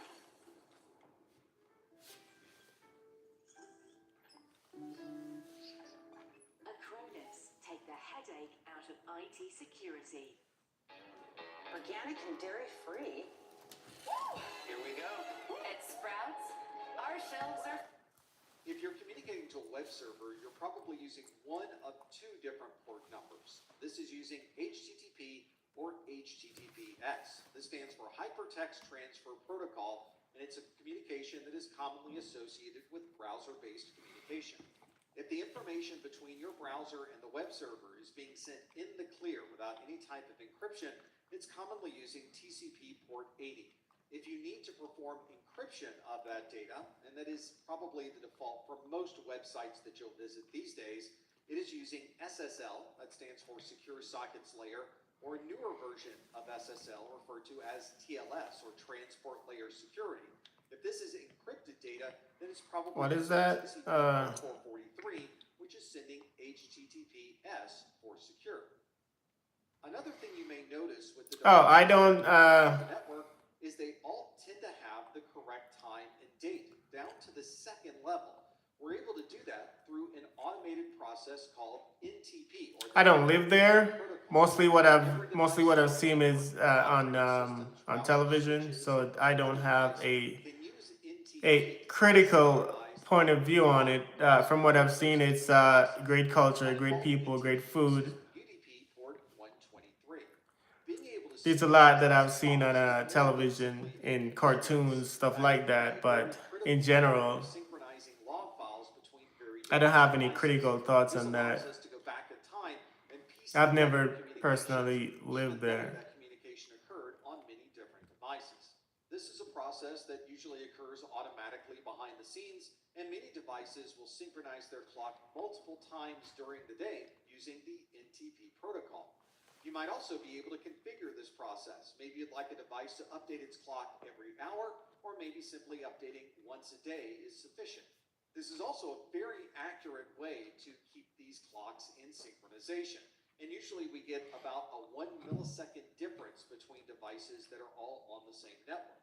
This provides a level of granularity that's sufficient for most applications, and it's something that occurs automatically using UDP port 123 and the network time protocol.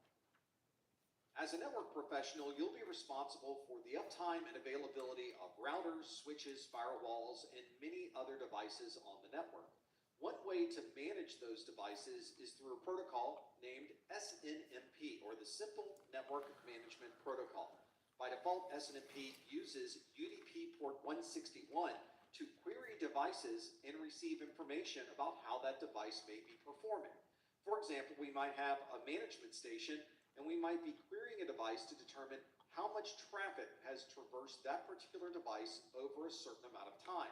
And then it can provide us with a summary of how much data has been transferred over that time frame. We can then store that data, create graphs, reports, and other information that allows us to manage that device. You might also find that different versions of SNMP may be used on your network. Version 1 of SNMP is the original version. This allows your management station to perform a single query to this device and receive a single response, and all of this is sent over the network in the clear with no encryption. Version 2 of SNMP allowed for bulk transfers, so we can ask for many different variables from this device and receive a large group of data from that device, which simplified the network communication and made it much more efficient.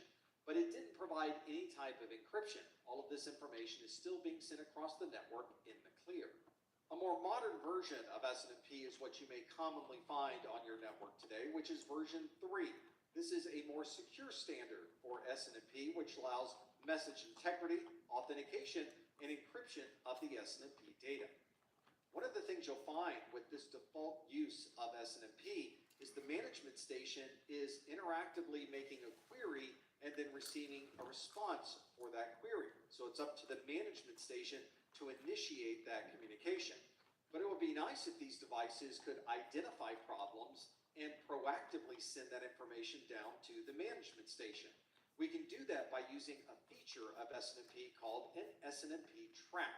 This allows these notifications to be sent directly from these devices using UDP port 162.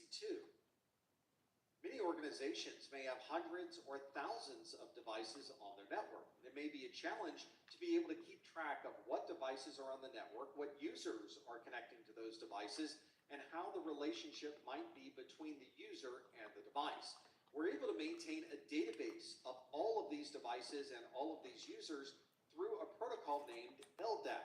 LDAP stands for Lightweight Directory Access Protocol, and it commonly uses TCP port 389. LDAP allows us to very easily query these databases and retrieve information that we may have stored.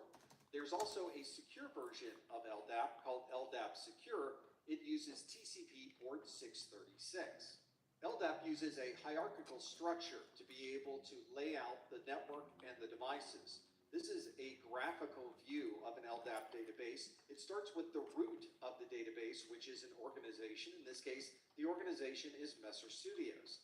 We've also grouped together like devices into organizational units. There is a production OU, a support OU, and an engineering OU.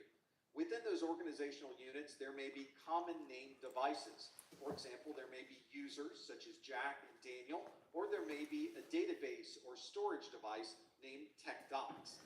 We're able to organize and access these devices through this structure, making it a very common and simplified way of gaining access to this data. Microsoft Windows has some very unique features when it comes to data transfer. Microsoft stores information on the network in a file share. You can also share printers through Microsoft's operating systems, and there's also authentication built into this entire process. To be able to provide all of this functionality, there is a specialized protocol named SMB, or Server Message Block, to be able to share files, share printers, or authenticate to the network. You might also see this referred to as CIFS, or the Common Internet File System. SMB is integrated into Windows itself. You don't need to add additional software. There's no additional FTP or SFTP process. Instead, built into the Windows Explorer or the File Explorer within Microsoft Windows is the SMB functionality that allows us to access file shares, print to remote printers, lock different files on the network, and provide processes for authentication and permissions for all of that data. Early versions of Microsoft Windows use the NetBIOS protocol to be able to facilitate this communication. But most modern versions of Microsoft Windows communicate directly across the network using IP, and TCP port 445 is the one that is usually associated with Server Message Block, or SMB. As a network professional, you'll find that you are constantly referring to logs that are being kept on your routers, your switches, your firewalls, your servers, and almost any other device that's connected to the network. One challenge is being able to consolidate all of these different log files to one single location. And there is a standardized protocol for transferring these log files called syslog. Syslog commonly uses UDP port 514 to be able to transfer this log data across the network. You'll often use syslog in conjunction with a security information and event manager, or a SIEM. This is a consolidation point where you can have all of your log files transferred into one single consolidated database. So if you're using syslog and transferring that over UDP port 514, you're probably transferring it to a very large drive array or some other device where you can collect that log information over an extended period of time. Imagine if we could tell everyone here that Liberty Mutual customizes car insurance to save people hundreds. We store a lot of very diverse information on our databases, but fortunately there's a very common form of storage and retrieval for those databases referred to as a structured query language, or SQL. Some people refer to this as SQL. This SQL database uses a standard language that you can use to be able to query and retrieve information from that database. Microsoft has its own form of SQL database called the Microsoft SQL Server, or MS SQL. It stands for Microsoft Structured Query Language, and very commonly uses TCP port 1433. There are other types of SQL databases you might find on your network, and they usually use different port numbers. So if you see TCP port 1433, then you're probably using a Microsoft SQL Server. Many of us start on the help desk to be able to provide support for our end users. And one way that we're able to view the remote desktop of those devices is through the use of RDP, or the Remote Desktop Protocol. RDP uses by default TCP port 3389 to be able to view that remote desktop. The Remote Desktop Protocol is commonly associated with a service that's running on a Windows device. But fortunately, there are many clients that can use RDP to connect to those Windows devices, so it's not unusual to find RDP clients for Windows, Mac OS, Linux, iPhone, Android, and many other operating systems. There are many different protocols used for voice over IP. One of the most popular is SIP. This is the Session Initiation Protocol, and it commonly uses TCP port 5060 and TCP port 5061. SIP is commonly used as the control protocol that we use when we pick up the phone, we dial the number, it initiates the phone call, and then when the phone call is over, it disconnects the session. You might also see SIP being used for extensions of voice over IP that provide video conferencing, instant messaging, and even file transfers. All of this takes place using SIP over TCP port 5060 and TCP port 5061.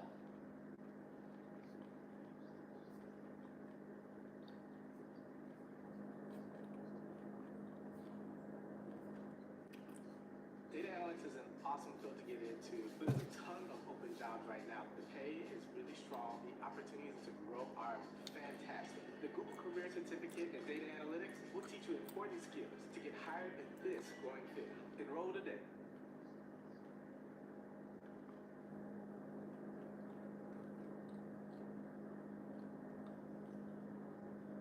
There will be many times as a network professional when you'd like to know if a device is on the network and operator. And one protocol that can provide you with that is ICMP. This is the Internet Control Message Protocol. You can think of this as a way to check in with that device, very similar to sending a text message to see if you get a response back from someone. ICMP is another protocol. How are you doing, man? It doesn't use TCP or UDP. Instead, ICMP is Happy belated. You said it was your birthday, so listen, happy belated. It's most commonly associated with a way to send a message to a device to see if it's alive and operating on the network and see if you can get a response back from that device. Whenever you use the ping command to ping an IP address on the network, it's using ICMP to provide that ping functionality. But ICMP can also provide you with information about other things that may be happening on the network. For example, if you're trying to access a network that is not accessible from your location, ICMP will give you a message that that network is not reachable. Or ICMP can tell you that the time to live that's inside of data that you sent has expired and it's received an ICMP time exceeded message from that device. Another common protocol on our network is GRE, or the Generic Routing Encapsulation Protocol. If you're creating a tunnel between two endpoints, this is commonly done with VPNs, for example, you're creating this tunnel using GRE. This allows us to encapsulate information within an IP packet, send it across this GRE tunnel, and decapsulate it on the other side. This does not, however, provide encryption of this data. We'll need to provide additional VPN protocols to encrypt the data that we are encapsulating in a GRE tunnel. These VPN protocols are referred to as virtual private network protocols, and it's very common to use these VPN protocols to encrypt or protect any data being sent across one of those tunnels. It's often common to use a purpose-built appliance to provide this encryption and decryption process at the central point. We refer to this as a VPN concentrator. Sometimes this is a standalone unit. It's very often integrated into an existing firewall that's connected to the network. These concentrators are often hardware devices with specialized encryption hardware built into the device to add efficiency and throughput. But if you have a limited number of users, it's also possible to use your VPN concentrator as software in an operating system. This is a common site-to-site VPN configuration where a corporate network may be connected to a remote site over a public network such as the internet. We'll have VPN concentrators, which are usually firewalls or routers. Those are connecting these two sites together over the internet, but all of this traffic that's being sent across that public internet is being encrypted using this VPN technology. One of the popular protocols used to provide that level of encryption over those tunnels is IPsec. This stands for Internet Protocol Security, and it's one of the most popular ways to encrypt data being sent across these VPNs. Not only does IPsec provide encryption for confidentiality, it can also provide digital signatures of every packet, which includes integrity and anti-replay functionality. This is also a very common protocol, and it can be used across many different manufacturers' devices. For example, you might have a firewall from one manufacturer on one side of a VPN tunnel, and a firewall from a completely different manufacturer on the other side of the VPN tunnel. Because IPsec is such a standard protocol, those two firewalls can easily connect to each other and transfer information over that IPsec tunnel. Cybersecurity today is so messy and expensive. And why does it take so long? It really. When you're using IPsec, there are commonly two primary protocols that are in use. One is the authentication header, or AH, and the other is the encapsulation security payload, or ESP. In order for IPsec to be able to send this encrypted data across the network, we first need to create this tunnel. And we do this by performing a series of steps prior to sending any data. Those steps are referred to as the Internet Key Exchange, or IKE. Internet Key Exchange allows both sides of the conversation to agree on the encryption and decryption keys that will be used for the duration of that VPN tunnel. We refer to this agreement as a security association, or an SA. There are two phases to this key exchange process. The first phase commonly uses Diffie-Hellman to create a shared secret key for both sides of the conversation. This usually operates using UDP port 500, and we refer to this as ISACAM. This is the Internet Security Association and Key Management Protocol. In phase 2, we coordinate which cipher should be used for the encryption and the key sizes that would be appropriate, and it negotiates both the inbound and outbound security association to be used for this IPsec tunnel. So visually with phase 1, we're building the ISACAM tunnel over UDP port 500. In phase 2, we're including the encrypted data over the encapsulation security payload, or ESP tunnel. This gives us the foundation we need to be able to send this encrypted data over the IPsec tunnel. If you're building your own IPsec tunnel, you may be asked whether you'd like to use transport mode or tunnel mode. Both of these work differently and will protect data in different ways. Let's take the original packet, which includes an IP header and some data within that IP packet. We would like to send that over an IPsec tunnel. If we use transport mode to send this IPsec data, we're going to insert an IPsec header between the IP header and the data. All of that is going to be in the clear. Anything within the data portion of that IP packet will be encrypted, and then the IPsec trailer is put at the end of the packet. Notice that the original IP header is not encrypted when using transport mode. And if someone does capture this data, they'll be able to see the original IP header and be able to understand where this traffic is intended to go, even if they can't see the encrypted data within the packet. A much more secure method of using an IPsec tunnel is tunnel mode. In tunnel mode, the original IP header and data is all encrypted, and even if you capture this data, you'll never know what the original destination is for this data. Tunnel mode adds a new IP header, which includes the destination of the IPsec concentrator and includes the same IPsec headers and IPsec trailers that we saw in transport mode.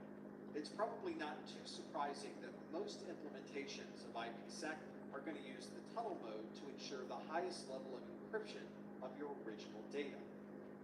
Earlier, we mentioned the two protocols that you commonly see associated with IPsec. One of those protocols is the authentication header, or AH. AH is used to validate the information that you're receiving over an IPsec tunnel. And if you're only using authentication header mode, you're sending all of this information over the network in the clear, but you're including some additional hashing to ensure the integrity of this data.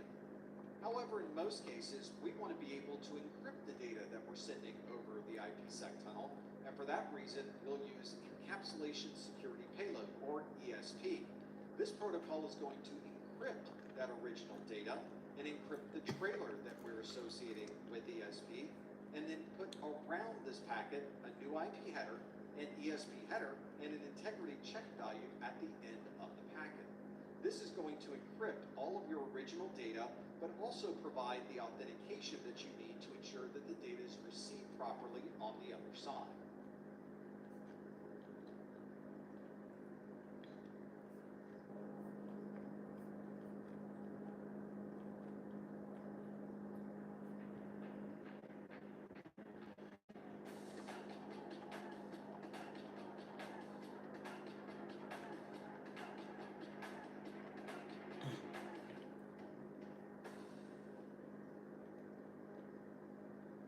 A unicast is one of the more popular ways of sending information across the network. It is when one station sends information directly to another station. This is a one-to-one relationship, and nothing within that conversation is ever sent to anyone else on the network. If you need two devices to be able to send information to each other, and no other device on the network will be involved with that conversation, then you're probably using a unicast. So anytime you're connecting to a website, you're transferring files, or you're checking your email, it's probably all taking place with a unicast communication. This one-to-one relationship is also one of the disadvantages of unicast, especially if you need to send information to many people simultaneously. With unicast, you would have to build separate one-to-one communications with all of those individuals, and you would have to send separate data for each individual device. But for single communication between you and another device, whether you're using IPv4 or IPv6, you're probably going to use unicast. To be able to efficiently send data to multiple devices at the same time, then you'll probably want to use multicast. Unicast is a one-to-many-of-many communication, so when you send information out, it is sent to multiple recipients all simultaneously. These recipients are usually subscribing to your multicast feed. So if someone is trying to receive multimedia, they're receiving stock exchange information, or maybe a device is sending out routing updates, you can send those out via multicast addresses. Multicast is relatively specialized, and it requires that equipment understand and recognize how to deal with multicast communication. This is why we don't use multicast when we're sending information across to a different network, or even within a very large network. But we do use multicast quite a bit with IPv4 and IPv6, and in the right environment, it can be a very efficient way to send and receive traffic. Multicast is used where one device needs to send to many devices. Anycast is used when one device needs to send to one of many devices. This is where a single destination IP address may be sent to one of many different devices that are on the network, and it's something that you'll commonly find with both IPv4 and IPv6. In this scenario, the devices that are receiving the anycast communication are all configured in very similar ways. This allows the originating device to simply send data to the unicast address, and whatever device is closest is going to receive that traffic. A good use case for anycast would be something like anycast DNS, where a DNS query can be sent out on the network, and the closest data center will will be able to respond to that Anycast DNS request. And if you want to send a frame to everyone who's on your network, then you'll want to send a broadcast. This is a one-to-all relationship where a single packet is sent out and everyone on the network receives that single packet. Fortunately, the scope of this is limited to your local broadcast domain, so there's no way to send a broadcast frame from your local network and somehow have that frame appear everywhere else on the internet. This is a type of communication that's best fit for something like routing updates or ARP requests. And although this is something that you will commonly find with IPv4, we decided with IPv6 to remove broadcast completely and go to a multicast form of communication instead.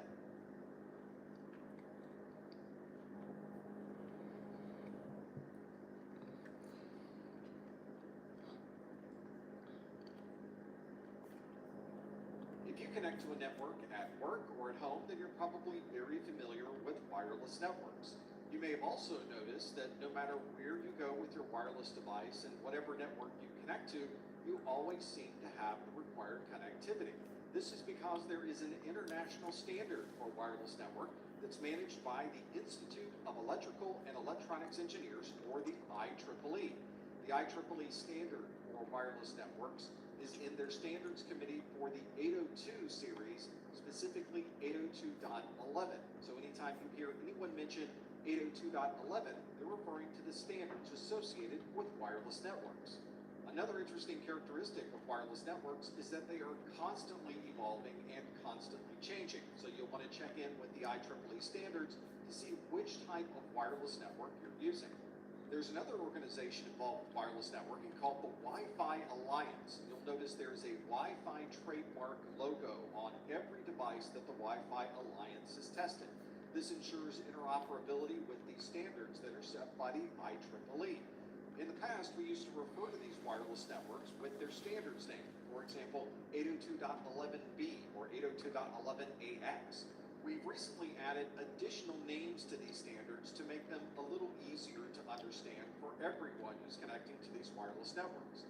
For example, if you're using the 6th generation of Wi-Fi networks, then you're connecting to an 802.11. All right, everybody, let's take 10 minutes. Let's take a break. When we get back, we'll get into Wireshark. By their 802.11 name. I've also included the new generational name for those standards, the frequencies they have to be used, and the maximum theoretical link rate for each of those standards. The first three of these standards, 802.11a, b, and g, are rarely used today, and we did not formally set a generation name to those, although you could colloquially refer to these as Wi-Fi 1, Wi-Fi 2, and Wi-Fi 3. The newer standards of Wi-Fi 4 through Wi-Fi 7 are covered through the standards of 802.11n through 802.11be. You'll also notice there's a difference on the type of frequencies that are used for each of these standards, and most of these refer to the 2.4 gigahertz, the 5 gigahertz, and the 6 gigahertz ranges. There are a number of differences on how these wireless standards can be implemented. There might be a different number of antennas or a different number of radios, and that accounts for the differences in the theoretical link rates that you see in this final column. Notice as we've introduced newer standards of wireless networks, that we've also increased the overall link rate of those networks. Well, we use more than our local 802.11 networks for wireless networking. If you have a mobile phone or a mobile tablet, then you're probably using a wireless provider's network that uses 4G, LTE, or 5G technologies. LTE stands for long-term evolution. It is what we refer to as the 4G technology, and it was a conversion between different standards of GSM and CDMA into a single standard that every provider can use. These 4G networks supported download rates of approximately 150 megabits per second, and the improved version of LTE, which is LTE Advanced or LTE-A, supports download rates that double that to 300 megabits per second.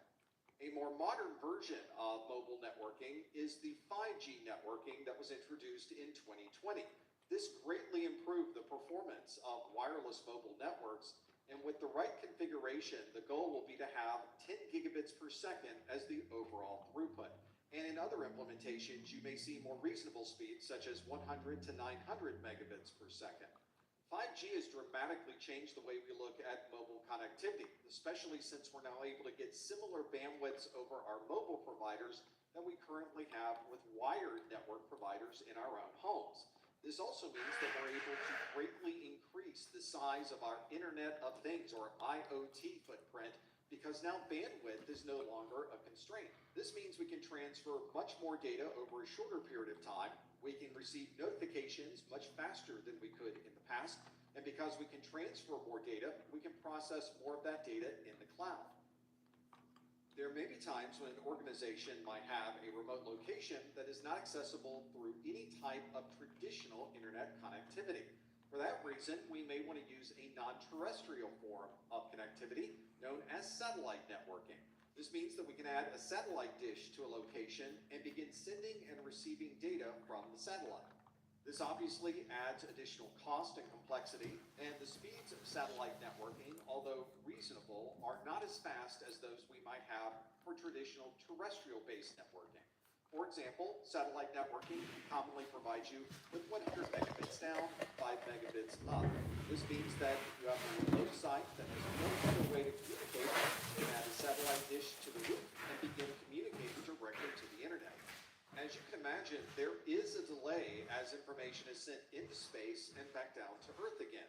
Traditional satellite networking provided 250 milliseconds up and 250 milliseconds down, so each conversation to and from the satellite took approximately half a second. Newer technologies such as Starlink advertises a 40 millisecond latency, and they're working to decrease that down to 20 milliseconds. Another challenge with satellite networking is that it requires a direct line of sight to the satellite that's in orbit above the Earth. This means if anything does get between the satellite receiver and the satellite, then we may have a decrease of performance or lose connectivity altogether. For example, if a thunderstorm was to come through, we would suffer through what we call rain fade, where we lose connectivity while that storm is going over. In those situations, it may be necessary to wait for the storm to blow through, or we may have other forms of connectivity that we might use when a storm is currently active.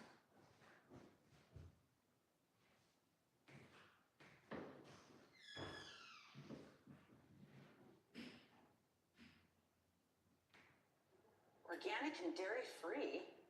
Woo! Woo!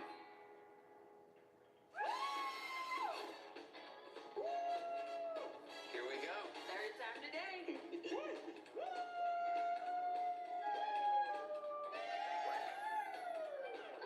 At Sprouts, our shelves are filled with new, exciting, and delicious discoveries. This is that Sprouts feeling.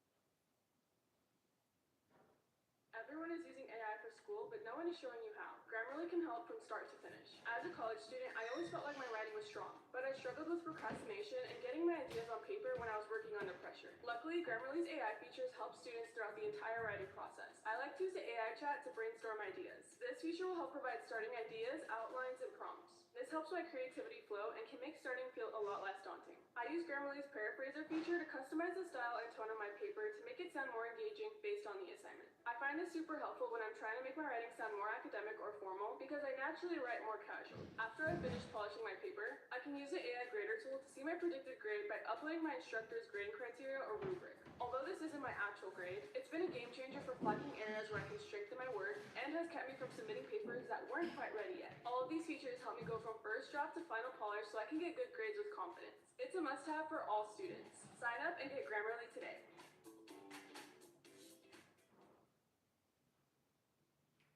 If you've connected your computer to a wired network, then you're probably using Ethernet. Ethernet is the most popular networking standard in the world, and almost any device you use will be able to connect to an Ethernet network. There are also many different types of Ethernet. They vary in speed, the type of cabling we use, the connectors at the end of these cables, and the type of equipment that's required to connect all of these devices together. Our modern Ethernet networks have many different standards for both twisted pair copper cabling and for fiber optic connectivity. The reason we're able to connect any device in the world to any Ethernet network and be able to have this connectivity is because there is a single set of standards for all of these Ethernet networks. Those standards are created by the IEEE 802.3 committee. IEEE is the Institute of Electrical and Electronics Engineers, and they're responsible for designing and documenting the standards we use to connect all of these Ethernet networks together. For example, a very common Ethernet network would be 1000 base T. This is a gigabit Ethernet network that operates over twisted pair copper cabling and operates at a speed of 1 gigabit per second. A newer version of that standard is the 10G base T, or the 10 gigabit Ethernet network. This also uses twisted pair copper cabling and operates at a speed of 10 gigabits per second. There are also Ethernet networks that use fiber optics. An example of that would be 1000 base SX, which is a gigabit Ethernet network that uses fiber optics and operates at a speed of 1 gigabit per second. This is just a sample of a few of the more popular Ethernet standards, but there are many Ethernet standards to choose from using different types of media and supporting different speeds. The IEEE has told us that the names they use for these standards don't necessarily correlate back to the details of the standard, but there's usually some information that we can discern from the name itself. For example, if we look at a standard such as 1000 base T, we should be able to break that term apart and determine what type of media and technology is used as part of that standard. For example, the number that's used in the name of the standard is often related to the speed of the standard itself. For example, the 1000 base T, that 1000 refers to the 1000 megabits per second, or 1 gigabit per second overall speed. If the standard started with 10G, then it would be related to a 10 gigabit per second network.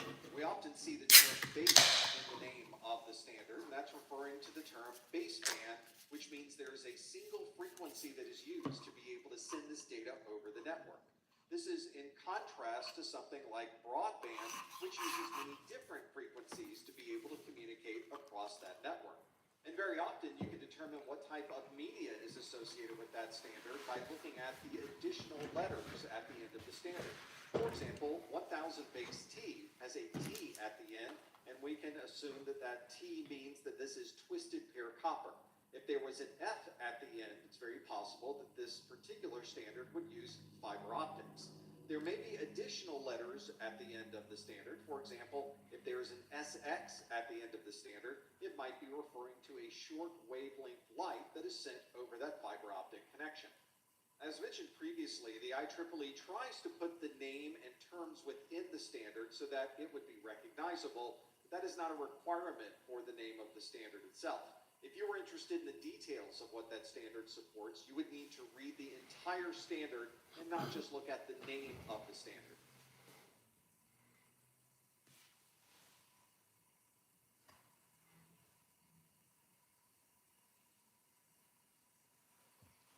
Thank you for calling Capital One. My team's Gen AI tool helps you answer customer questions faster. We use RAG with LLM and customize them with our data for better accuracy. That's all we sound. That's technology at Capital One. Many of us are accustomed to using twisted pair copper, especially if we have networks that we use at home or even at our office. But you may occasionally have a need for fiber optic connectivity, and that fiber optic connectivity allows you to send traffic across the network using light. These are often used on very secure networks because it is very difficult to tap into a fiber optic connection without having some type of notification. This is very different than a copper-based network, which uses RF and is relatively easy to tap and gain information from. Fiber optics are also used over very long distances because the signal doesn't degrade as fast as a radio frequency might. So the same signal... All right, welcome back from break, everybody. Welcome back. ...over kilometers if you were using fiber optics. And of course, light is not susceptible to any type of radio frequency interference. And if you're working in an environment where there is interference, you might want to use fiber optics to avoid any type of problem with your network. Just as there are many different standards and many different connectors for copper-based networks, there are also many different standards and connectors for fiber optic networks as well. So you'll want to check the configuration and documentation of your devices and make sure that the fiber optics that you're connecting are using the right type of fiber. All right, everybody's here. Everybody's here. Good, good, good. So, what we have on the screen here is Wireshark.org. Or a laser, and on the other side is the receiver. This LED is sending a light. Wireshark.org. I started looking at this, and it's called packet captures. You'll see on the Network Plus exam, they talk about PCAP and libcap, library captures, packet captures. Have y'all seen that before in your kind of like terminology yet for Network Plus? For packet scans or network scans? Anybody? And if you look very closely at the Not yet? middle of No, this, not Okay, well, it's not coming. yet. just barely make out. But I want to show you this website because this is primarily what's being used to actually provide those captures and to let you know, the network technician, engineer, so many different, y'all have so many different job titles. Y'all want to hear them all? Okay, and they're all, most of y'all in IT or have been around IT, y'all know it's interchangeable. First, you have the system admin. Pretty much the system administrator is the one who runs around day to day with the hair on fire. You are,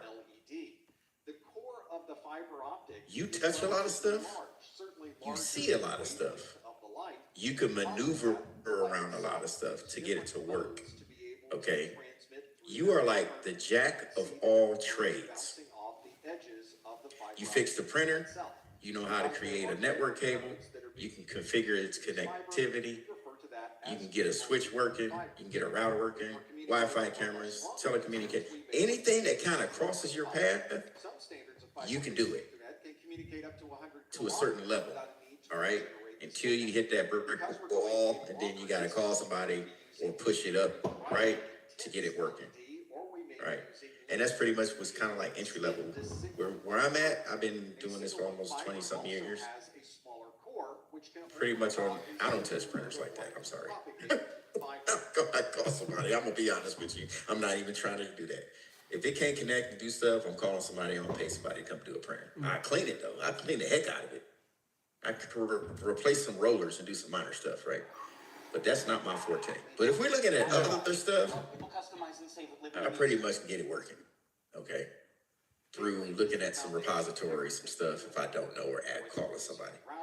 Now, if you're looking at network engineer, now when you're looking at jobs, you got to be careful what let me give you an example. Here in Nellis, when I was working at the other command on base, I got a call. It was from Nevada State Colleges. I said, well, let me put my resume out there. Let's see what's like. Boom, immediate callback. I pressed go. We were going out to get some lunch, me and my wife. By the time I pulled out my driveway, the head of IT for the Nevada State Schools was calling me. Hey, you just sent it. What? Dang, that was fast. Like, I literally just pressed enter. Right? He said, yeah, we really want you to come work and this, and that. So, like, resume, cool. I said, so what does the job entail? He says, well, we have 5 sites and you to be responsible for everything that you're doing now. I said, do I get a car? No.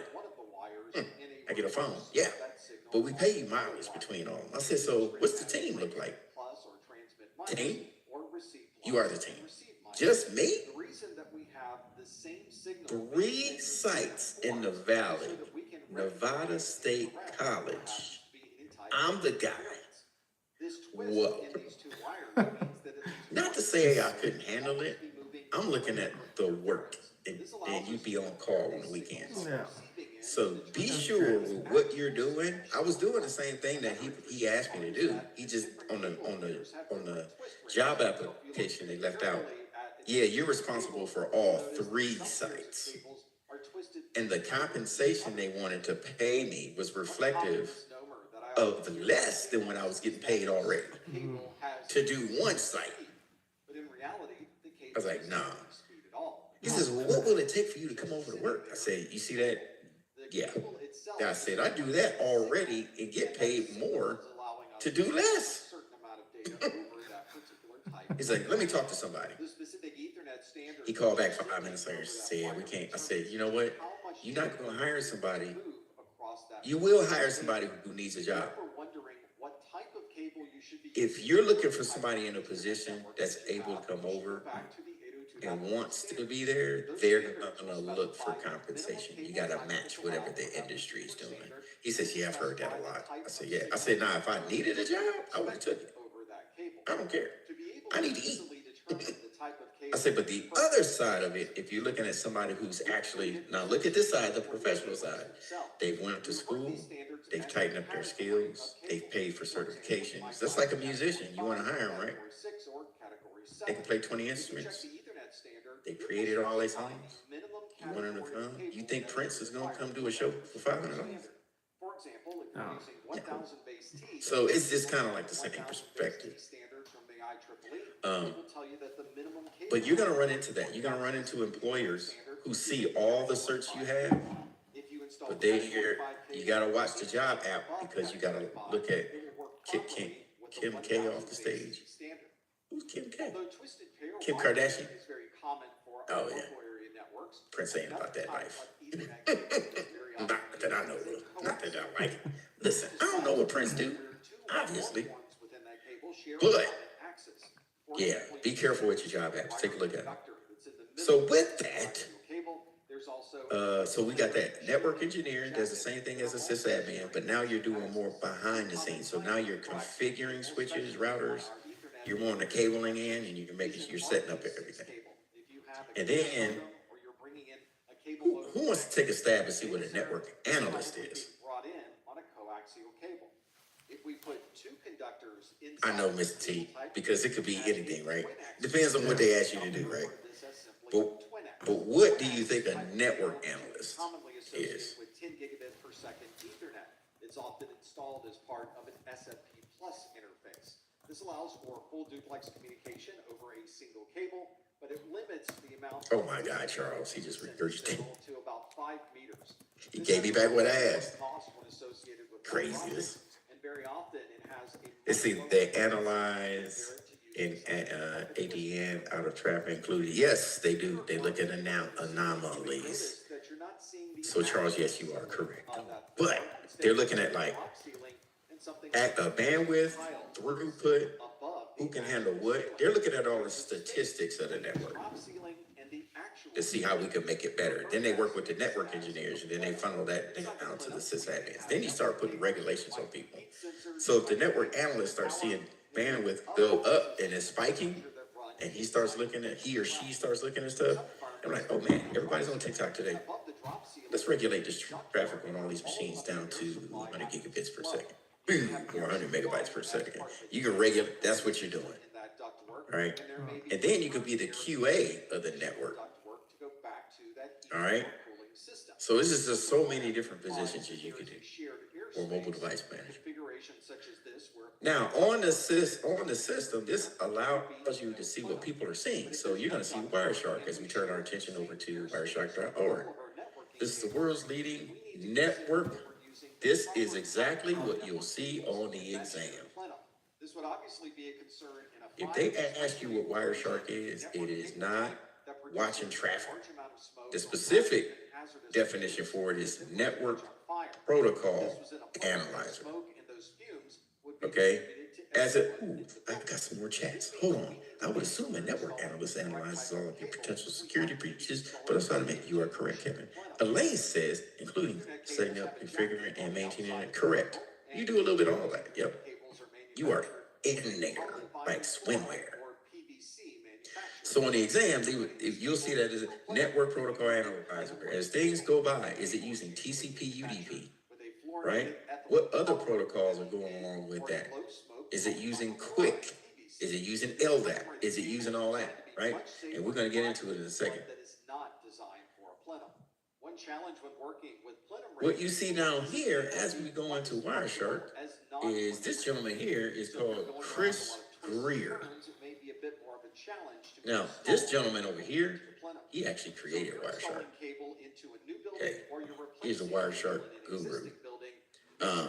And then you have Chris Greer over here who kind of took the baton and knows, if not just as much, a little bit more about Wireshark, because that's his niche.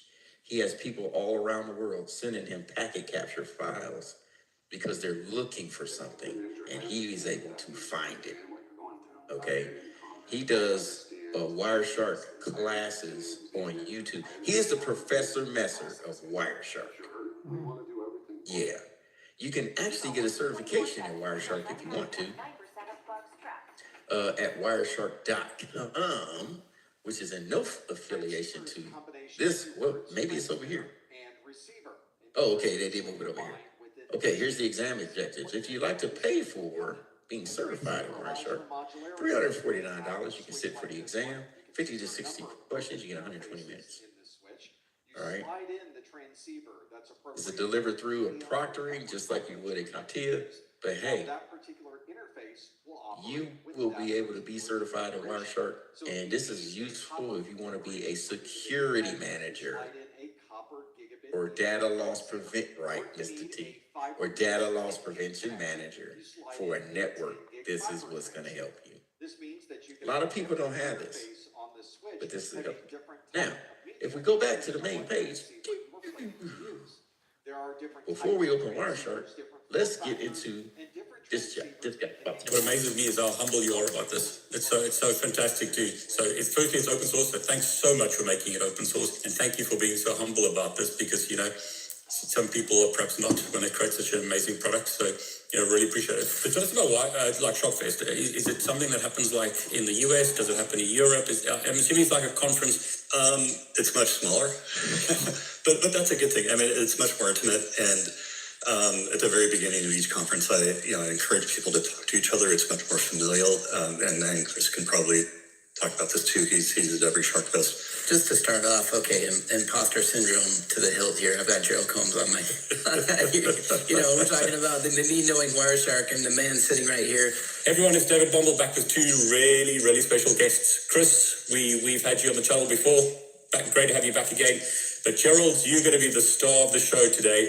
You've got to tell us, who you are and what makes you so famous, because it's fantastic to actually be talking with you directly. Hey, I'm Gerald Combs. I'm the original author of a tool called Wireshark. I think a lot of people know what Wireshark is. Used in ethical hacking, used in pen testing, used in networking. Chris, you're a whiz at the software. But Gerald, you got to tell us the story, man. Why did you create Wireshark? Take us on this journey, and I believe it had a different name before, and then something happened, and then the name changed to Wireshark. So perhaps you could just give us a bit of history, of how we ended up where we are today. Sure. Many years ago, I was attending school and working at the same university. I was studying computer science, but at the same time, I was working at that university in the computing services department. And back then, if you wanted to analyze the network, which was part of my job, you had to use a tool called a sniffer. In our case, it was this heavy box made by a company called Network General, and it was an amazing product, especially for its time. But I would lug it around campus, plug it in, and that's how I analyze the network, and that's how I kind of got my start in the industry. But after the university, I went to work for a small ISP, and the ISP just didn't have a budget for a sniffer. I mean, these things cost about as much as a luxury car. So, I had a fresh computer science degree. I thought, well, okay, fine, I can write my own analyzer. I mean, I needed to, we didn't have a sniffer, and I needed to support all of our clients with this ISP, and that included companies like the Kansas City Chiefs, Apple, AT&T. I mean, we're a small ISP with really big clients, and so I just sat down and wrote this minimum viable protocol analyzer, and I named it Ethereal. And I released it as open source because it just seemed like a good idea at the time. I used a lot of open source software at the time, and it seemed like a good way to give back to the community. And after that first release, I immediately started getting contributions from around the world, from all these developers around the world. And keeping up with that development team has been my job ever since. I mean, I say that I'm the original author, the creative of Wireshark, but there are so many other people that have contributed to this project. I'm by no means the only author. Yeah, I think we've gotten contributions from about 2,300 people so far. So, it's been very Yeah, we've been very lucky. I'll just say that to have gotten all these contributions. What amazes me is how humble you are about this. It's so fantastic to. So it's firstly it's open source. So thanks so much for making it open source, and thank you for being so humble about this because some people are perhaps not when they create such an amazing product. So really appreciate it. You did mention that we released it under a different name, under the name Ethereal. And I have a prop. I have the original server. Wow. Yeah, I'll make it the star of the show here for a minute. This is a SunSpark Station IPX that I picked up off of eBay. When I first started the project, there were no hosting services like GitHub or GitLab, and I had to do everything myself. And so I bought that box, installed a bunch of software on it, and traded consulting time with friends who worked at ISPs around the town just to get it online. And invariably, I would, I get it parked somewhere, and I get a call from one of my friends and say, look, we're being acquired. We're doing inventory tonight, and your box cannot show up on inventory. So I had to go run and get the box and move it to a different ISP in town. I just knew different people at different ISPs, and so there were. There's at least once or twice I had to move that box out, literally under the cover of darkness, just to a different ISP. That's hilarious. But yeah, initially, things were kind of sketchy at that level, but that wasn't going to work. So, okay, that's just an intro to the video, just so you can know the person who created Wireshark. If you want to continue this journey to watch the video, it's on the website, wireshark.org. Now we have Chris Greer. We'll come back to him, and he has some cool videos to show you how to set up Wireshark, color code, and what you're looking for. All right. Now, let's get back to this. Let me stop sharing. Let me get back over here to who has their Kali Linux set up? Who has their Kali Linux where you can get into it? I have. Who does not have their Kali Linux set up, but would like to download Wireshark so you can actually do it? All right. So as we go through this is the screen I wanted to share here.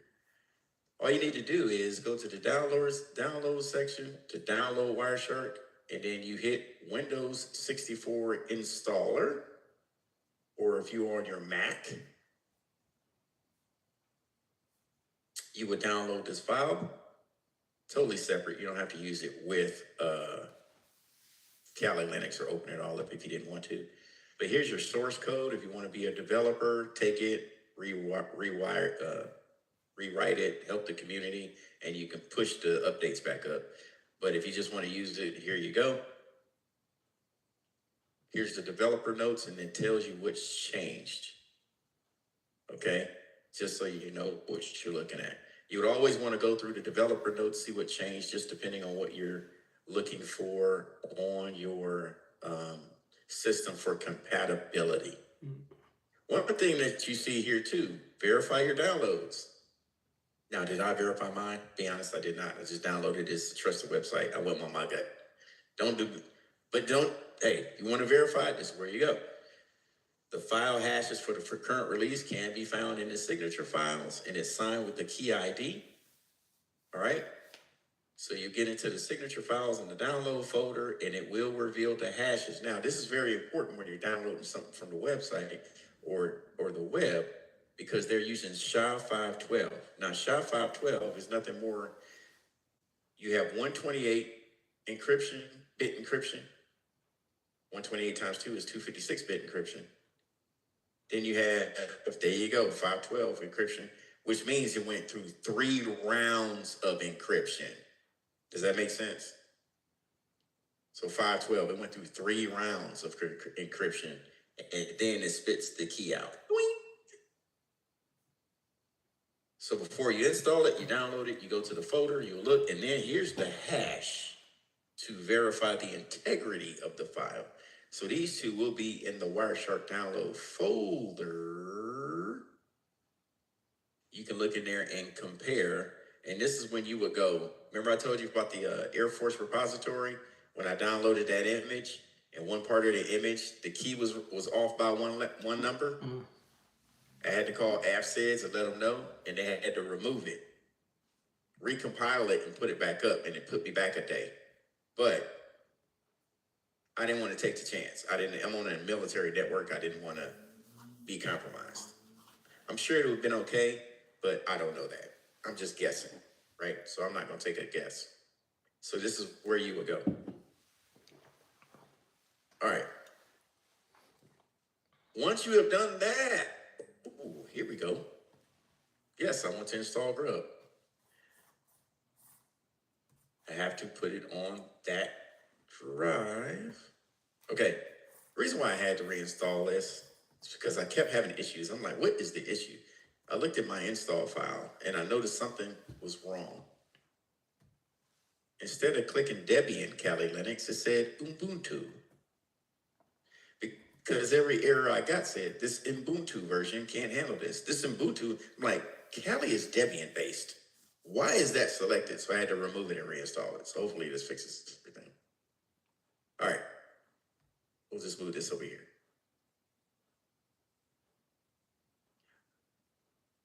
All right, so we should have Wireshark. Let me know when you are here. Let me start all over.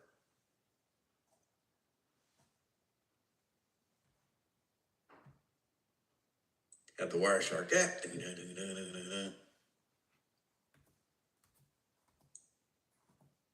Aha.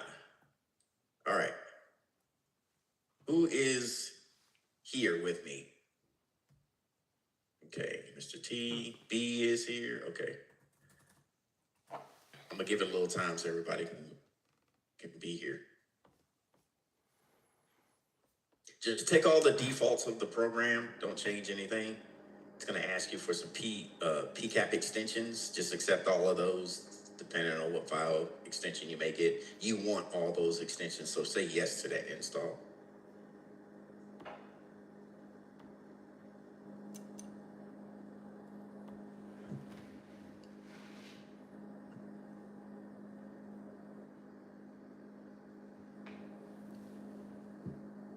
This is a great tool.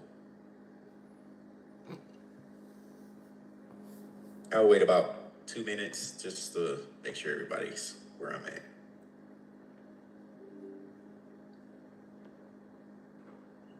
Martin, you using, by show of hands, who's using the, yes, install the USB PCAP just in case you have it on a USB thumb drive. You want to just read it from there. Some people prefer using Kali. Some people just like downloading Wireshark because it's more lightweight. So it's just kind of like what you. Okay, you prefer Wireshark without the. Okay, cool.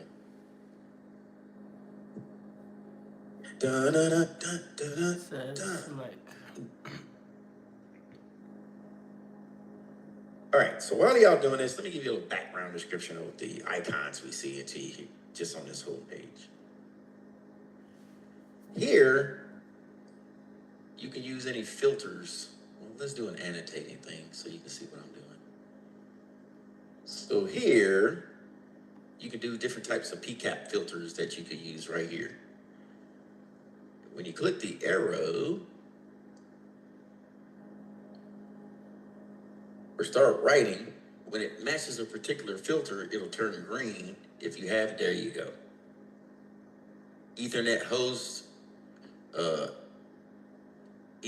multicast, TCP, that is correct. You can filter the kind of traffic that you want to see. UDP capture, right? If you want to put a certain type of filter in here. If there's a particular interface, you can just click the interface, or you can go over here and your interfaces are showing the ones that are active right now on your network. Now, of course, my virtual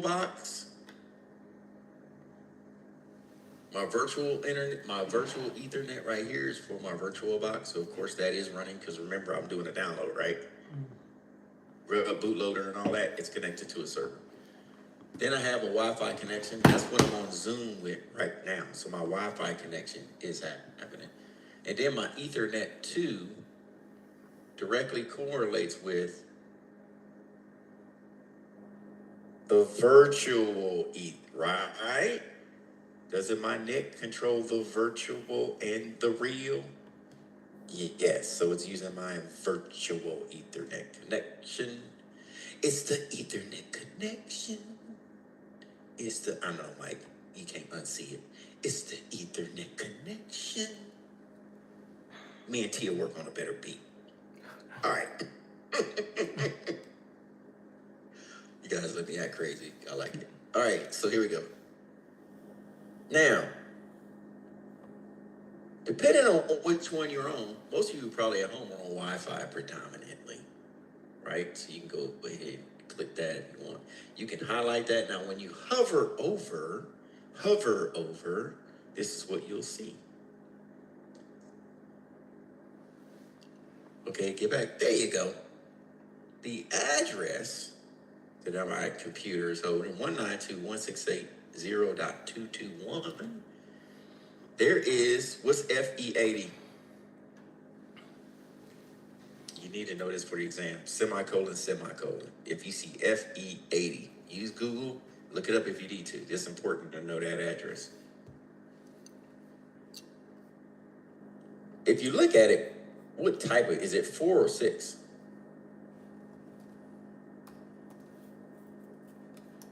Gotcha, Mike, 6.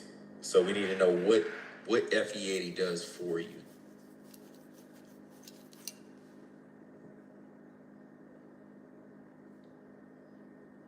Give you some time to look that up. Here's a hint.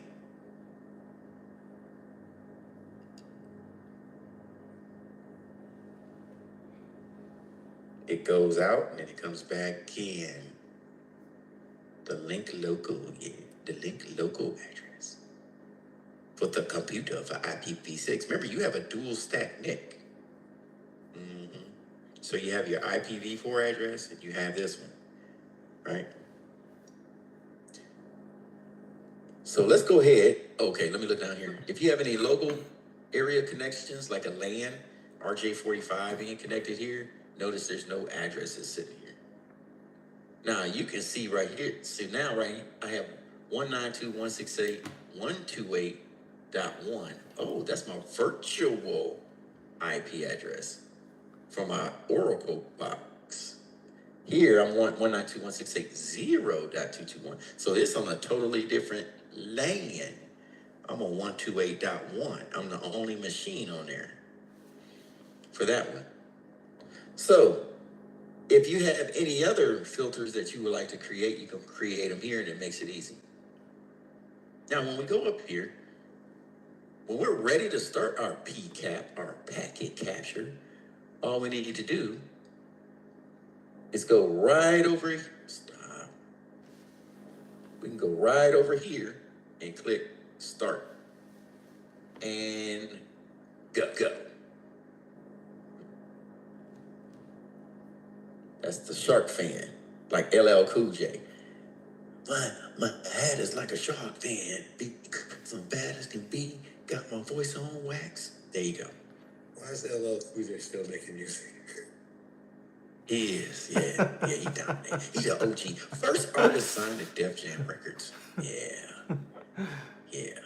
the OG. Now, what we're seeing here is pretty cool. So let's talk about it for a second. If you want to hover right here in the middle, let's hover. You can slide that down just like that. All right? Now, this stuff, because it's going to come past you pretty fast. Now, you're not going to be able to kind of like slow this down. You just got to know what you're looking for. You can use the scroll on your mouse to stop it. So you hover in the middle, boom. If you want to restart it, right here in the top left, the green shark fan, hit restart. Just continue without saving. Just restart the flow. Okay? A lot of things you're going to see is color-coded coming through here. If I use the scroll button on my mouse, Stop.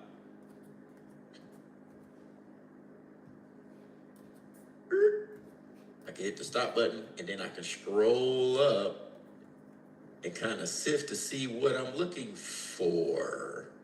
Let's look here. Now, all these packets way to the left, right over here, these are in sequential order. As you can see, this is how many packets are flowing through as we're talking, as I'm scanning, as I'm looking. Over here, so that's the number. Then you have the time. All right, right here. Now you can adjust that time to see it in a format just by clicking in the header here to adjust it the way you want to see it. Next here, you have your source computer. These are the basic things they're going to ask you on a network plus exam. You have your source computer, the source IP, who's talking in this particular conversation, and where is it going? Then it has the destination address of where it's going. Next, here we go. That's why they call it a protocol analyzer. It tells you the protocol that's being used, meaning it's dictating this is the language in which this computer is talking from the destination from the originator to the host. This is the language that they're talking right now. Okay? So we can see in this particular instance, they're using UDP, User Datagram Protocol. The length of this, here's the bytes in length right there. 143. Here's the info, basically the same from this port, from the destination port, 221, it's sending it out on 54251. And it's arriving, what did I say about 8,000 ports? They're more likely what type of ports? If you start seeing 8,000 ports, 8,000, 8080, 8008, correct, they're server ports. All right. Now, if we keep looking here, so now we have 192.168.0.221. Is that a private address or a public?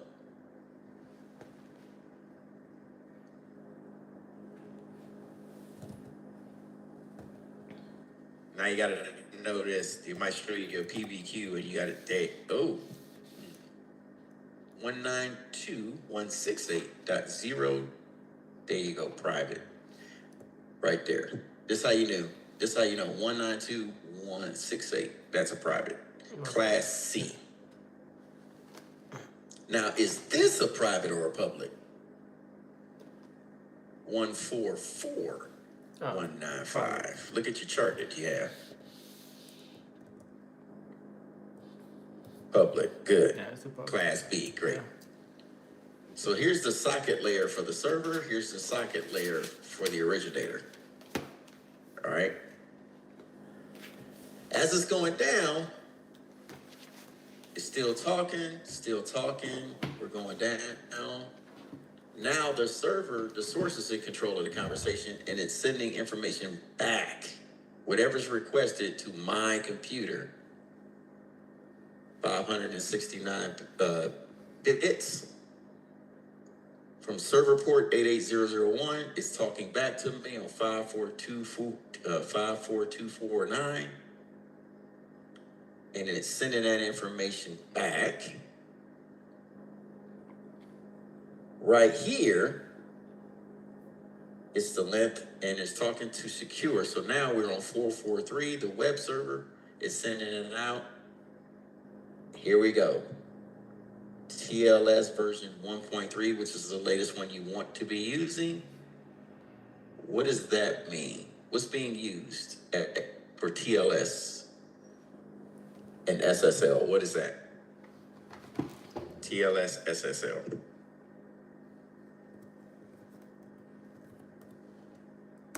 You're gaining access from the application layer, requesting something from a server through a web portal.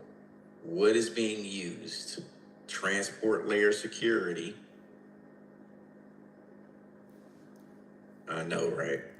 I'm getting your brains to like. See, it says at the application layer, it's telling you what layer. Application layer. It's transporting data.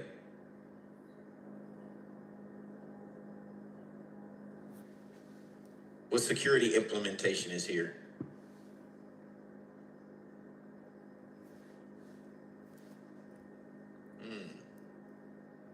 What's being used at the presentation layer?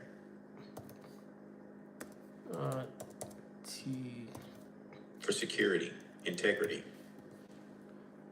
TLS version 1.3.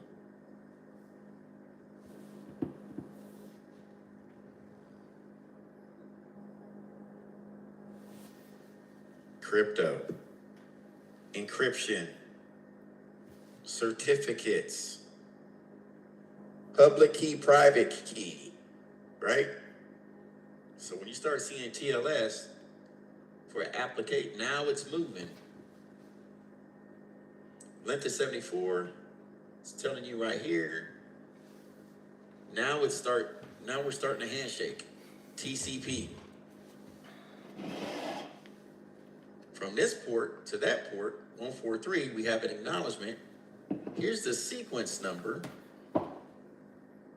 in which these packets are coming, and they're acknowledging right here.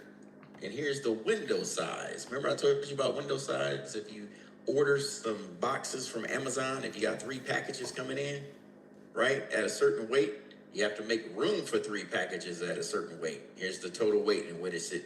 This is the total bit size and what is it is expecting, right?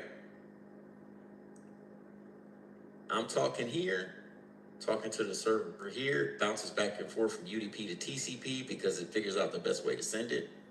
It's still sending the sequence, so on and so forth. Now, here's the cool thing.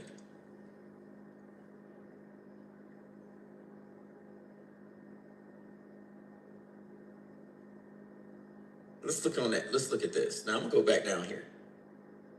I'm gonna hover down here in my bar and I'm gonna raise it. Let's isolate this so you know what you're looking at. The cool thing about this, if you look on the left side, you see 12, 1, 2, 3, 80. That's the frame, bits, frames, packets, segments. That's the frame. It coincides with the number up here. That's the frame. Inside of here, it says it's 117 bytes on the wire. It says right here, it's 117 bytes being transmitted. 117 bytes, it equates to 936 bits. Okay? And it gives you some additional information. Next, it tells you the interface in which this is transporting. What does that look like? What address is that? What does that belong to?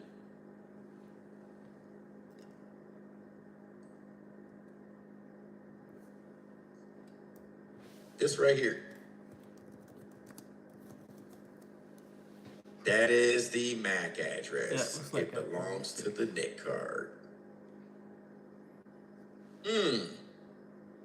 Then it comes down here and says, how is it being transmitted? Oh, it's being transmitted via Wi-Fi, encapsulation type, Ethernet 1, arrival time. Nah, it's okay. Here we go. Remember we talked about stratum 0? What does that refer to when I say stratum? And I know I'm reaching here. We talked about this last week. Stratum 0. It's the timestamp that goes. What's being stamped? I just gave you an answer. Yeah, so The NIC card is now stamping as the packets go by. Timestamp. That's why the Stratum 0 network clock is very important, right? So it's going by like a machine. Pacific Standard Time, UTC arrival time, it tells you. Now, if you haven't noticed, who's watched The Matrix? I think all of us have. Wasn't there somebody in that movie called Epoch? Yeah. The young lady in the movie was called Switch. Y'all picking up what I'm putting down? Yeah, but she didn't like live long. She did not. Her packet expired. Her time to live expired. When Cypher?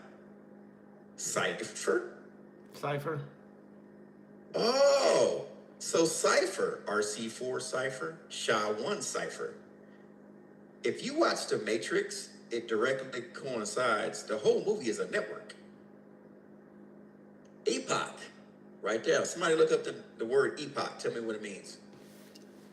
They said epoch in the movie, but it's this right here. What does that mean? See, now y'all gonna watch The Matrix in a totally different light if you didn't see it like that already. Timestamp converter. Come on now. When they were going up the stairs, when they were in the Matrix, Neo stops and says, "That's weird." He saw a cat go by, then the cat went by again. Trinity says, "What'd you see?" It was funny. Deja vu. I saw a cat, then I saw another cat. No, somebody just rewrote the Matrix. They replayed the traffic because they changed something. That means it was an on-path attack from the agents. They made their world look real while they came and infiltrated. You gotta watch this movie again. So, Charles says at least the first one. All you need to do is watch the first one and understand it. You'll see it. The pipes that the Nebuchadnezzar, the ship is a data packet. The sewers are the Cat 5 cables.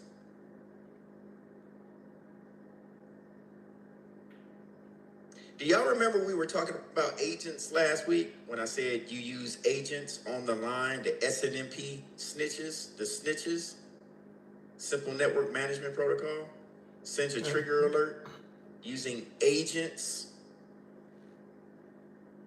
Those were the agents in the movie. They were hunters. They were, see, now it makes sense, right? IPS, IDS. Yeah. So we'll watch the first part. How about that? We'll watch the first 10 minutes. I got it. You'll see it, right? So the intrusion prevention system were the agents. The robots that were in the line, that was the antivirus trying to kill the Nebuchadnezzar because they noticed that they were in the Cat 5 cables in the network. So they would go out and snoop and listen. And when they heard something, they tried to kill the virus. Come on now. Wait a minute. Kevin, you sort of look like Cypher in the movie. Oh my God. Yeah. Bald head. All right. As we look at this, now it tells time shift, everything, frame length, and we're going down, going down, going down. Check this out over here. Now we get down to Ethernet 2 down here, the source. That's my computer down here. That's the destination.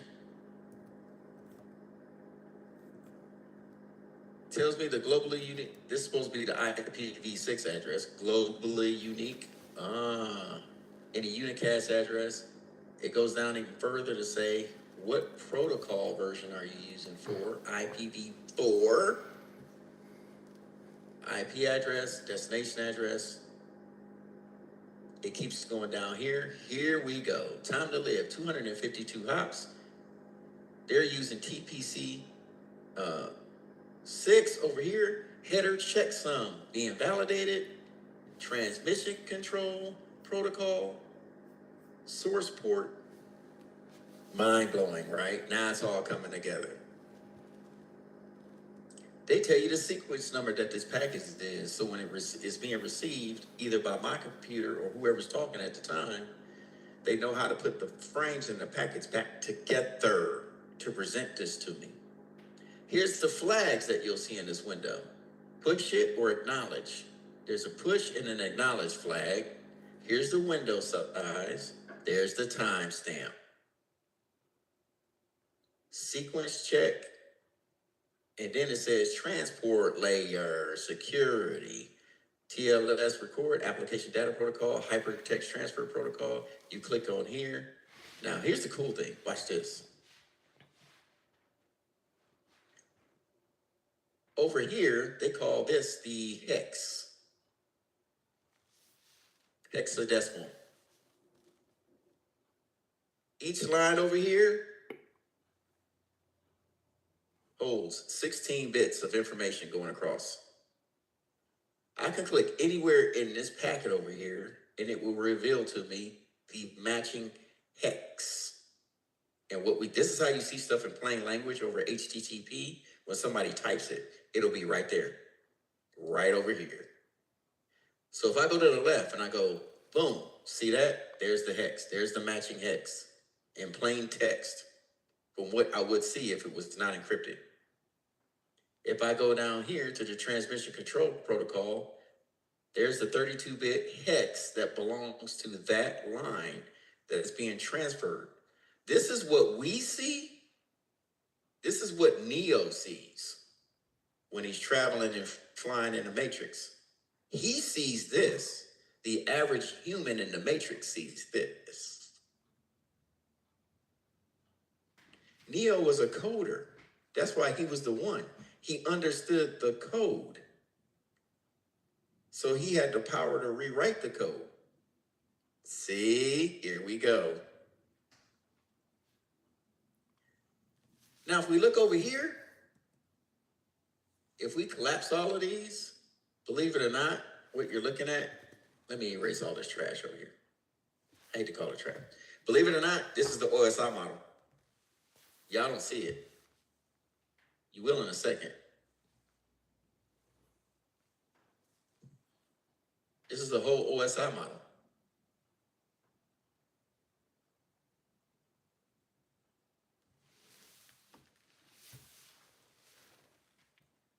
Right there. Here's layer 4. Excuse me, layer 3. Right? Transmission control protocol, transport layer. You don't see all that? The whole OSI model is in this packet. Ah, you got it. That's great. I see the light bulbs going off in some of you. All right.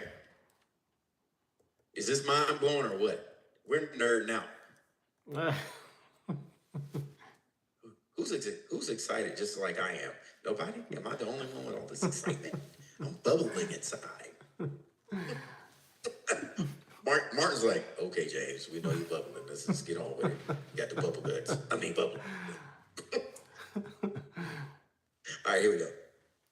Now, as we keep watching this, we can go up here and I could just start some traffic again. And now I can start looking at how everything is talking. When the matrix was going up and things were being transmitted, if you looked at the chart, the green, all of that was ASCII, A-S-C-I-I. It's all hexadecimal that was going up and down the screen.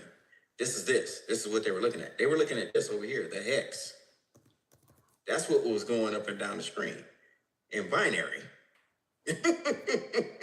They were looking at everything that was being transmitted on the wire, so they knew exactly where to get V. Oh, here we go. When they entered the matrix, They use remote desktop protocol. That's why they always come out through a phone. RDP, radius server. That's how they got in. That's how they got out every time they picked up the phone. That's why they turned back into binary to be transmitted.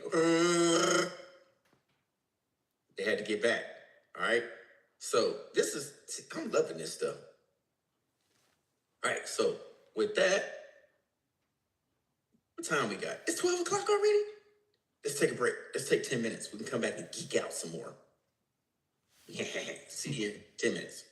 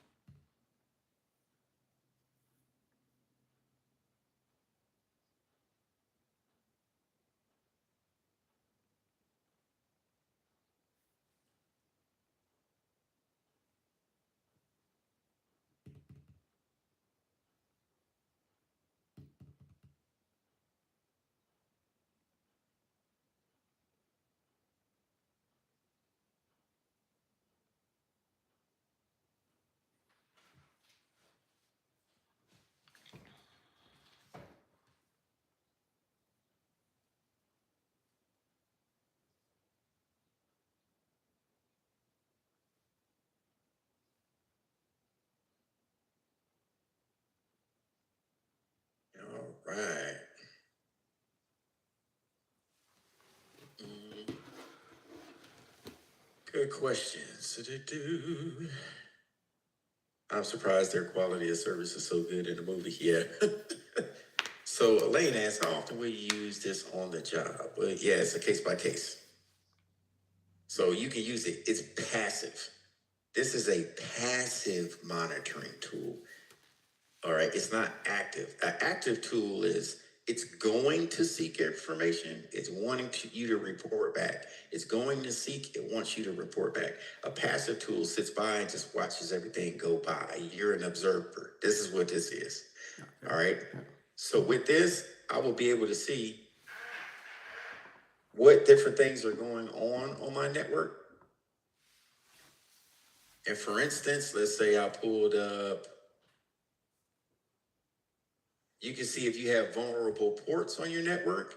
You want to see if there's any ports. Like if you did port security on your network and you're forcing traffic to go through particular ports, but you notice that there's one port that's kind of going out, you can filter, you can look at your ports and see over here what's happening. It'll clue you to say, wait a minute, why is traffic? You might have somebody on the network trying to send stuff out on a particular port that you weren't paying attention to before.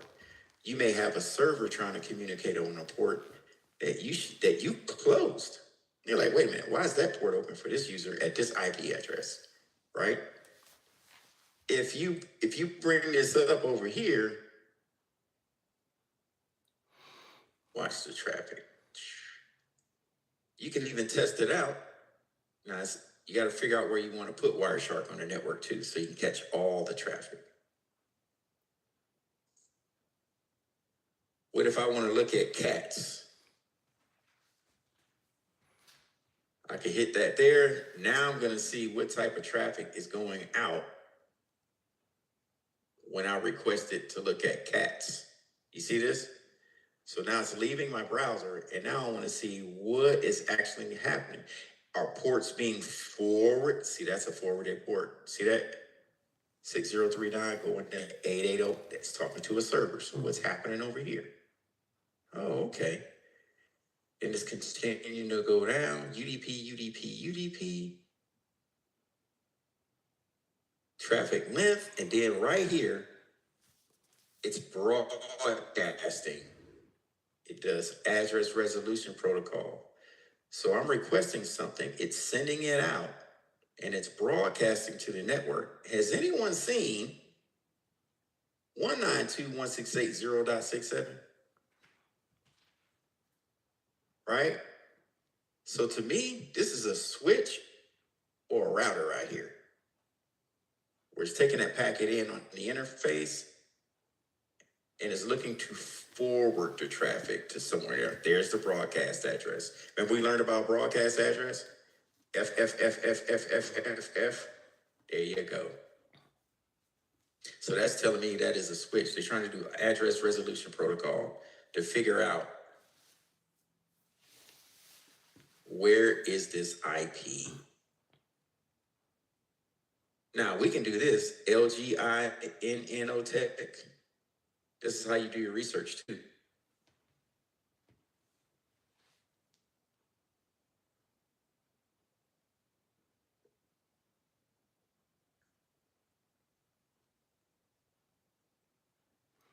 It's a South Korean company. Bingo. Wi-Fi. Power over Ethernet. That's what it looks like that's what they're primarily creating.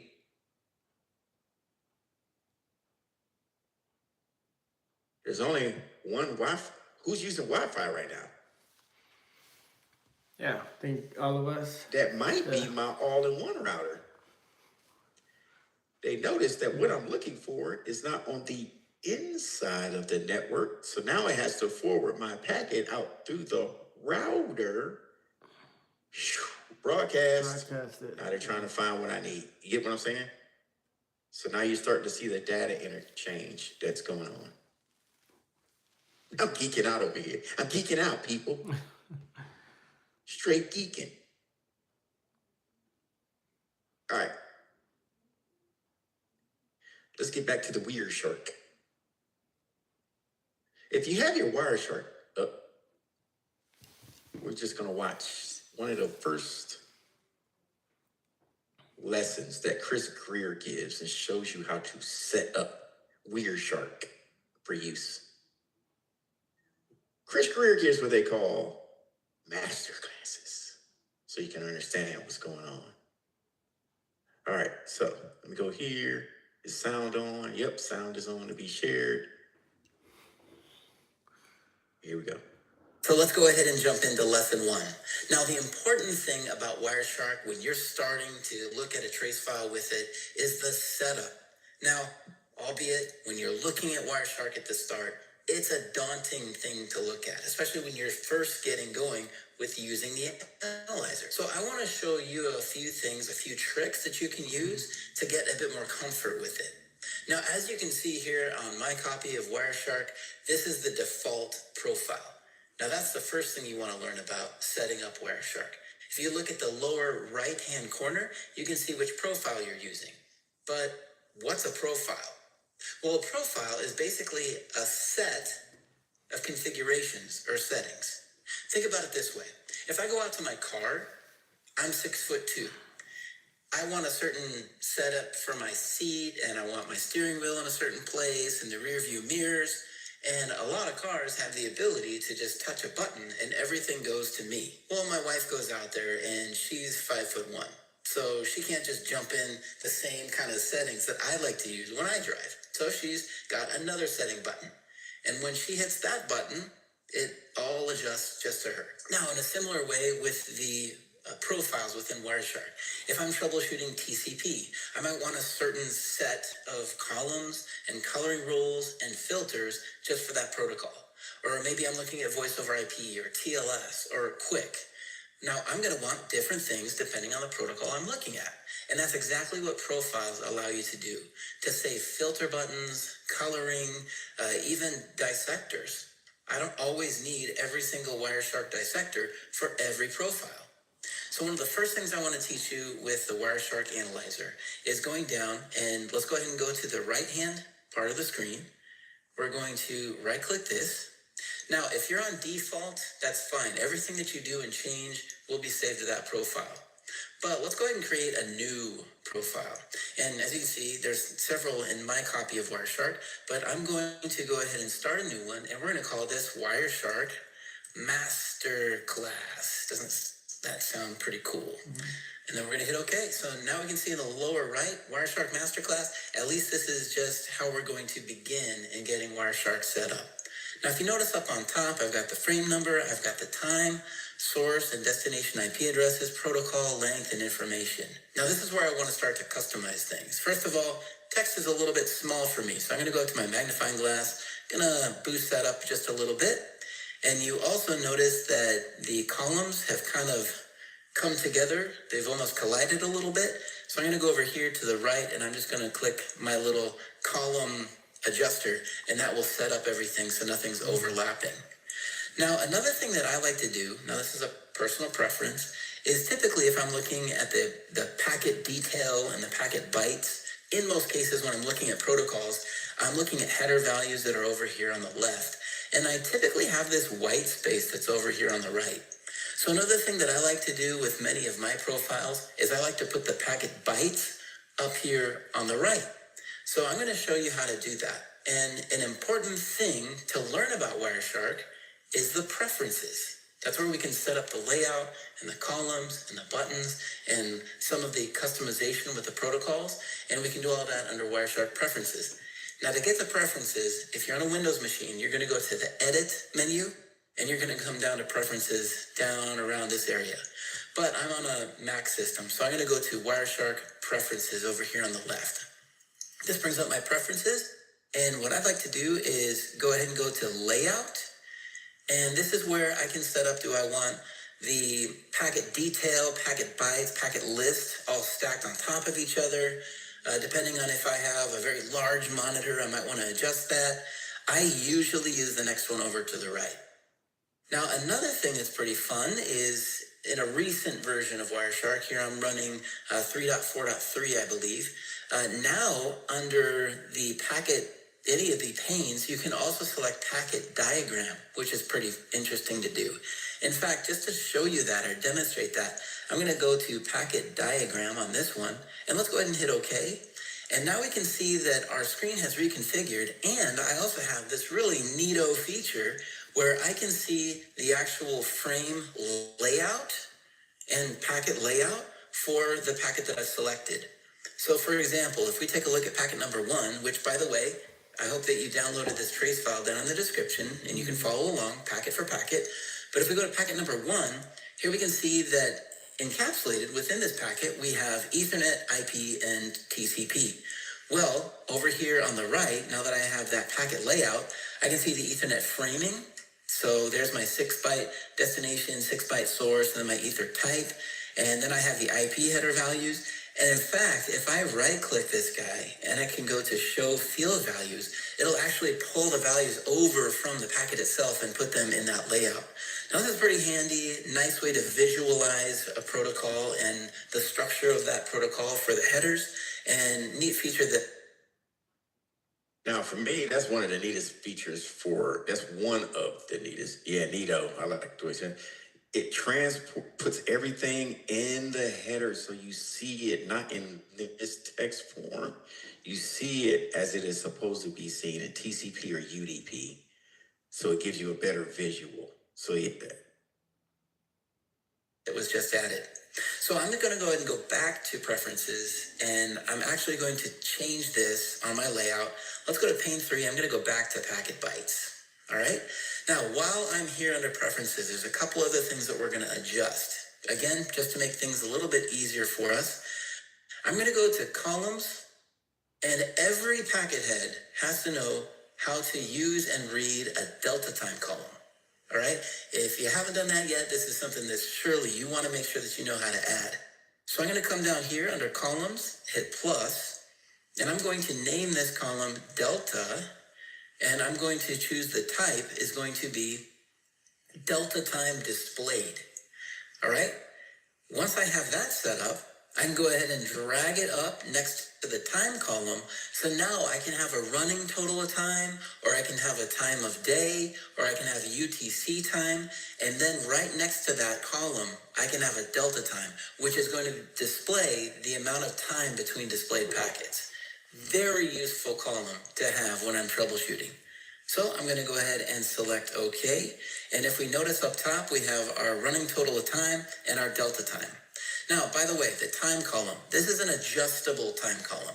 Like I mentioned, it can be time of day, it can be a year, month, day, and then actual time of day if I want. So to adjust this and what it shows, that's where we can go to view, and we can go to time display format, and this is where we can select how we want time to be represented in that time column. Now, usually I start out with seconds since beginning of capture, but hey, sometimes I have a client in New York City and they send me a trace and I go ahead and open it. And if I do time of day, Wireshark will get the time of day off of my system clock. So if it says 3 o'clock for them, that means noon for me. So sometimes that's also why I would like to use UTC time. All right, so we went ahead and adjusted our screen layout. We looked at the packet layout view, or those header values, and we went ahead and added a delta time. Now, another thing that I like to do is I like to color certain things. Because if we look over here on the right, this is our intelligent scroll bar. And at least for this trace file, you can see how there's just a lot of beige and light blue, and not a lot's going to jump out at you in this trace because there's not a lot of TCP errors and such. But this is where you would look for things like black lines with red letters. Those are TCP errors. But something else that I like to do is I like to color my TCP sins. And I'm going to show you how to create a coloring rule, because then that will help certain things jump out to you. Now again, as a side note, I just want to thank Hansung if he's watching this video. He's a friend of mine from SharkFest, but he has a really good saying, if you will, and he often says, "My way or the highway." That means your settings for Wireshark are good for you. That's your troubleshooting style. So no one can ever tell you that that's wrong. If it works for you, go to town. That's why there's all these great configurations within Wireshark. I like to paint my TCP sends bright green. You might like to make them some odd color of brown. That's totally up to you, and it's your way or the highway. But right now you're on my highway, so let me show you how to paint those green. I'm gonna go ahead and go up to the view menu, and I'm gonna come down to coloring rules. And this will show you the standard default coloring rules that come with the default profile. Some people hate these coloring rules and they delete them all, or they just turn off coloring altogether. To do that, you just hit the button up on top that'll enable or disable the coloring altogether. But to add a coloring rule, we hit our little plus button, and I'm going to call this one TCP SYN, and my filter is going to be tcp.flags.syn equals 1. So I like to color any packet with a SYN flag, even the SYN and SYN ACK. I want that to be green, both of them. So I want to see the client trying to connect and the server response. Now, you might think, well, I just want to have only the SYN or only the SYN ACK. This is where you can start to goof around with our display filter. You can come back here to flags, show me that flags field equals 0x002. I'm going to show you how to get to that value, but this would just color the SYN, not the SYN ACK.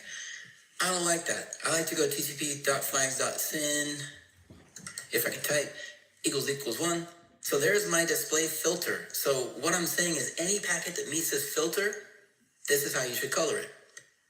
Okay, so now that I've got my tcp.flags.syn equals 1, now I want to come down and actually color it. So I'm going to go to the background, and I'm going to go over here, pick a nice bright packet pioneer green, if you will, a nice packet head green, and I'm going to say okay, and there we go. So now all packets that meet tcp.flags.syn equals 1, all of those will be green. But what I want to do is I'm going to actually drag this below the bad TCP. So what this means is if I have a SYN, if I send off that SYN, and if I have to retransmit it, the first SYN is going to be bright green, the second one will be according to the bad TCP rules. It'll be black and red, right? So I only want the first SYN to be green. Any retransmissions, go ahead and make those that error indicator, that bad TCP. Let's say okay. Now initially, you notice how my first packet is white and the second one is green. If you come up here and just do a refresh, it's called another pass. That'll just refresh the view and run this trace file back through the rules that we have enabled. So that will make sure that we have everything colored right. So there we go. We just added a coloring rule. Now, again, you can add coloring rules for all kinds of things. Do you want to color the TLS handshake? Do you want to color the fins? Do you want to have the resets be some type of interesting color that really jump out at you? So the coloring rules are a nice thing to add. Now, along with that, in this profile, what we also want to do is learn how to add buttons. Now, throughout this course, and if you take any of my courses, you're going to notice our display filters. We quickly get into how to set different display filters. So let's go ahead and create a button that will set a filter just for our TCP SYNs. How about that? So if I come down here and go ahead and pick that first packet, I'm going to show you a trick so you don't have to remember the syntax for display filters. If you select our packet that has whatever it is you're going to filter for, come down into our detail view. I'm going to go down to flags and I'm going to go down to SYN. Let's say I want to filter for only packets with a SYN bit. So I come down here and I'm going to right click that and I'm going to say prepare as filter. Selected. Okay, we talk about flags a lot. Just want to show you this. These are your flags right here. There's a flag filtered on the inside of a packet. If it's reserved, you just generally see if it's an urgent packet and acknowledgement. You see SYN right here. So synchronization, ACK, SYN, ACK, SYN, ACK, right? If they need to push it or keep forwarding it or reset it, meaning, hey, I didn't get it. Can you resend it? Can you reset that packet so I could put it back in order to put my puzzle back together to present it to the user? And then you'll see fin, meaning finished. That means the server usually is the one saying finished. I'm done. You're done with this conversation. So I just wanted to make sure I pointed that out. packets with a SYN bit. So I come down here and I'm going to right click that. And I'm going to say prepare as filter. Selected. Not selected. So I'm not saying everything but. Let's go ahead and hit selected. Okay, so we can see up above in the display filter, we got tcp.flags.syn == 1. Okay, that's great. So if I apply that, now I can see just the 2 packets in the trace that have that SYN bit set. But I don't want to have to type that again. It's just one of those things. I just want to click a button and have it be there. But to do that, if I come over here to the plus button, now I'll go ahead and see our filter button where we can add a label. I'm going to call this TCP SYN. And my filter is that same filter as above. And I can say, okay, now I have a button over here on the right. So if I ever open up a trace file and I quickly just want to see the SYNs, I can come over here and click that button and I only see those packets. Now this is where we can do a lot of customization with Wireshark. You can have a lot of buttons up here and that can highlight things that you're specifically looking for in a trace file. Don't worry, as we go forward, those are the kind of things that I'm going to teach you. Now one final thing I'd like to teach you in this first lesson is how to add columns up on top. That's something that you're going to constantly be doing. Now to add a column, I showed you how to do it the long way. We can go to preferences, we can go to columns, or we can manually add one like we did with the delta time view. But instead, let's go ahead and add one the more typical way that you're going to do this. So what I'm going to do is I'm going to come down to TCP and I'm going to take a look at TCP segment length. I'm going to right click this and I'm going to come down to apply as column. Now if you notice I have the standard frame length here by default, but I want to see the TCP segment length. And the reason is that I'm often interested in how much data is actually encompassed in the payload. So this shows me how much is this packet actually carrying in form of bytes of data. Length is nice, but this is often what I'm digging for. So TCP segment length is a frequent one that I'll have up here. In fact, it's so frequent, I'll often come over here to length and I'll click this, and I can either come down to length and uncheck it so it will disappear, or I can remove this column from this profile completely. So I'm going to say remove column, and now I just have my TCP segment length. So this is an initial way that you can set up Wireshark. What did we learn? Let's go down our list. We talked about our screen layout, so how to adjust that. We talked about how we can change from packet bytes to the actual header values of the packet or the protocols. We also talked about how to add a button, how to do a coloring rule, how to add and remove columns, how to add a custom column for our delta time, and to do some simple display filters. So look how much you were able to learn in lesson 1 of the Wireshark Masterclass. So thanks for stopping by. Make sure that you subscribe and hit the notification bell, because as I come out with these masterclasses, I want to make sure that you're notified. Great to have you, and we'll see you. All right, that is the illustrious Chris Greer that we saw. Love the way he gives these classes, and he runs the master class. So if you go to his YouTube channel, he's the packet head. I like one of them t-shirts. He'll get you schooled up in Wireshark if that's the rabbit hole you want to go down. All right.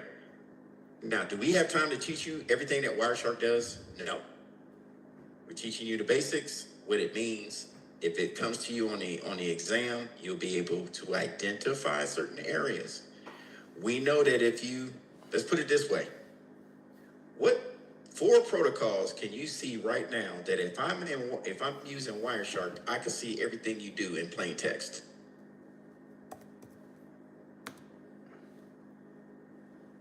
If I'm sniffing traffic to make sure traffic is secure. Might be subnet. 4 protocols off the top of your head where if I see it, I can see everything you're typing.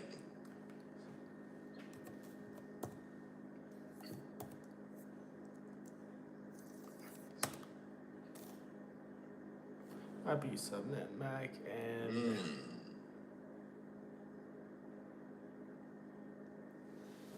That is an application, the keylogger, which it does save stuff now. It does say that, Kevin. It saves it. But that's an application you can use. TCP, UDP are the 2 communication styles. Those are protocols, but there you go, 2021. What's another one? file transfer protocol. You can use 80 as another one in plain text. 443 is secure. Telnet is another one that you'll see everything in plain text. So if you have an administrator using Telnet or NetBIOS, or 636, here's another one, NetBIOS. That is another administrative protocol you can use where everything's in plain text. That's what you're using this for on a network to make sure nobody's getting compromised. Okay? The one thing too, I gave you an example of Al-Udeed in Qatar, right? When we were in quarantine camp during COVID, both times I was there, there's always the horror story of somebody logging on to the Wi-Fi. They're paying with their debit card to have items delivered to Q-Town because they can't leave for 14 days or 10 days. Next thing you know, their bank account is cleaned out. Somebody's sitting on the wire in Q-Town on the base. How are you doing? You're on HTTP. They can see you type in your debit card number, expiration date and everything, and they're cleaning out your bank account. So that's, that's happened several times. So this is another reason, Elaine, why you want to watch traffic to see what ports are unsecure or what's going on. Another one. Good, doing Packet good. size. Class continuation. What you'll see is retransmission or transmission. If you see, no, it's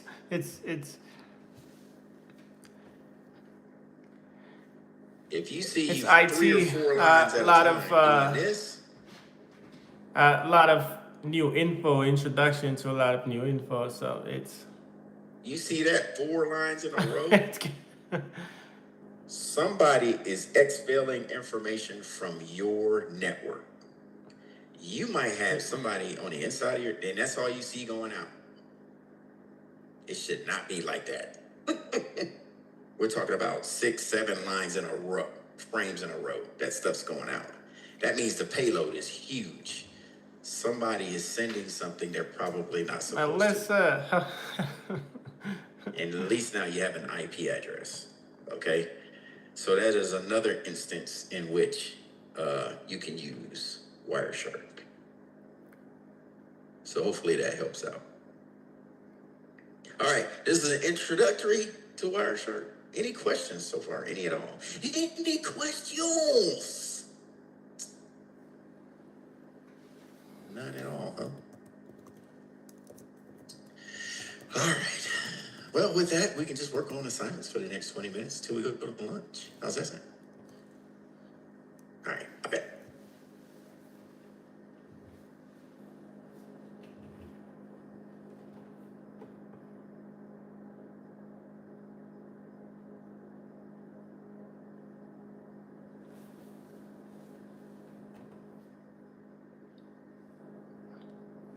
What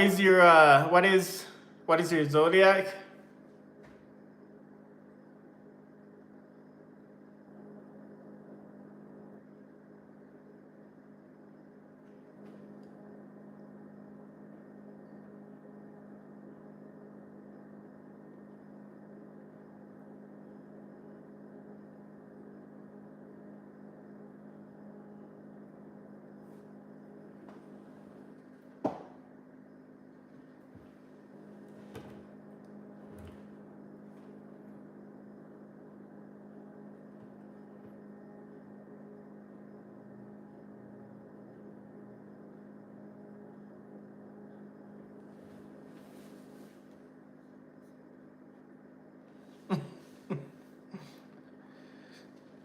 Are you asking to see your compatibility?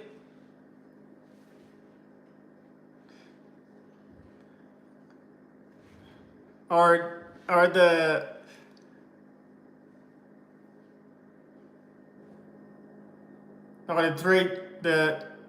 traits and attributes?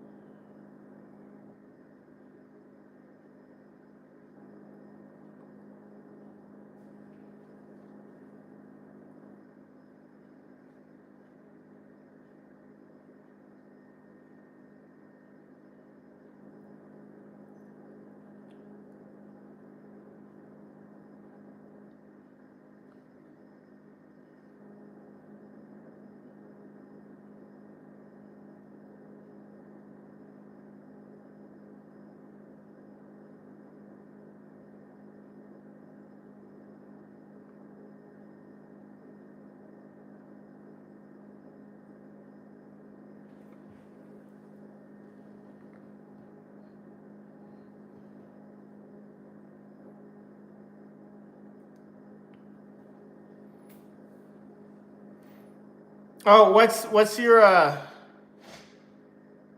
current language? What's your primary language?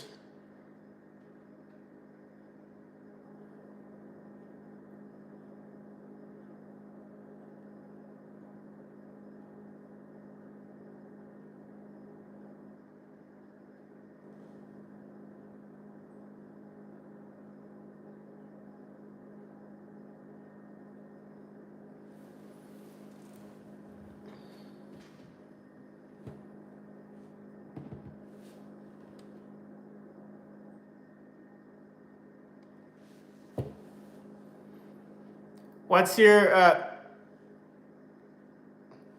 what's your primary language? You said English wasn't your Turkish. Okay.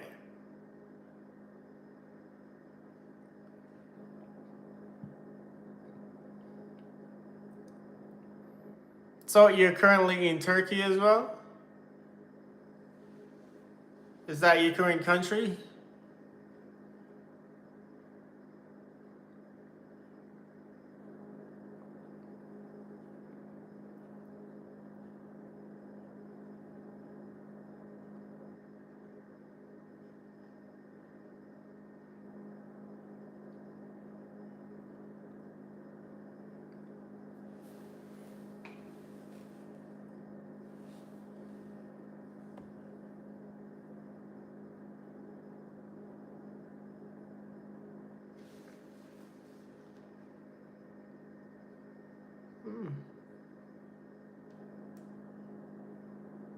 I'm currently in America.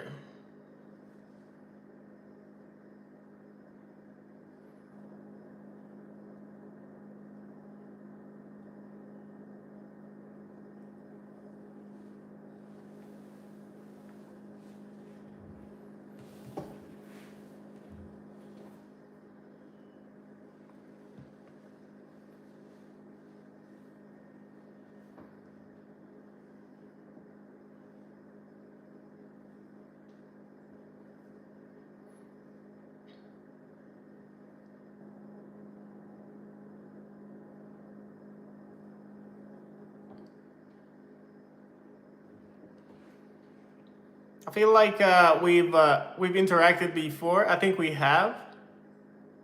Have we interacted recently as well, or this is your first time interacting?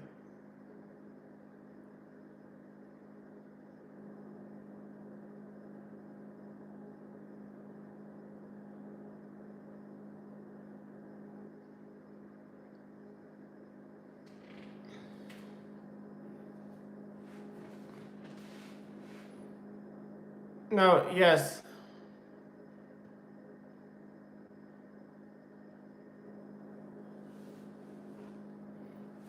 Oh, sometimes I'm looking at one computer screen or another, or I am listening to a lecture that's currently going on. Okay, not the first time we're interacting. Okay.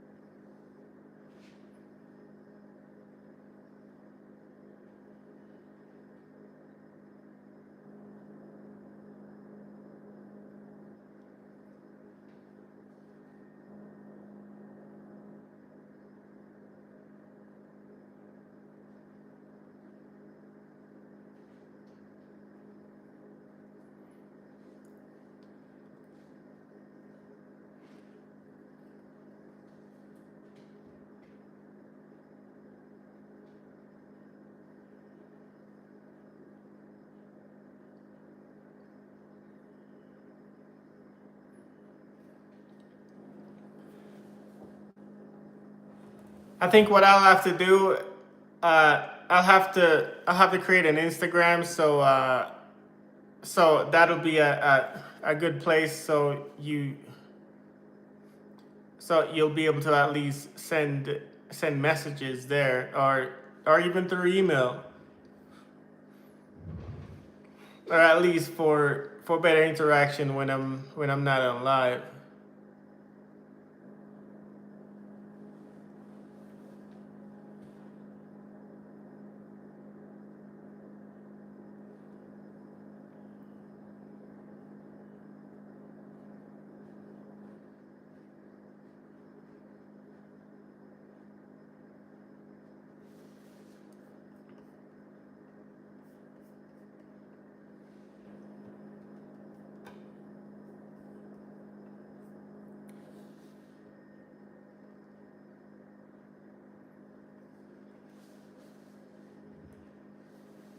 Okay, the email.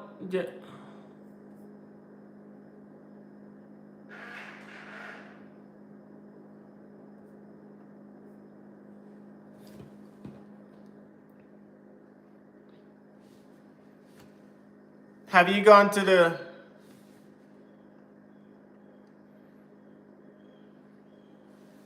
Yes, I can. I can text. I'll text it.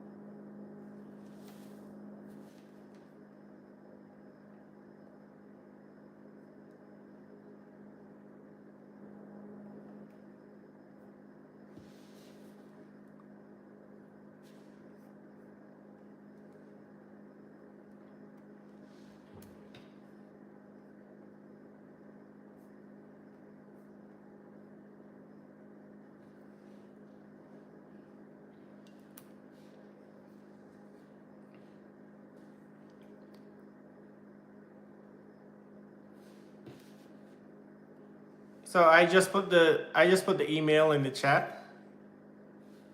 If you see it, let me know if you're able to see it.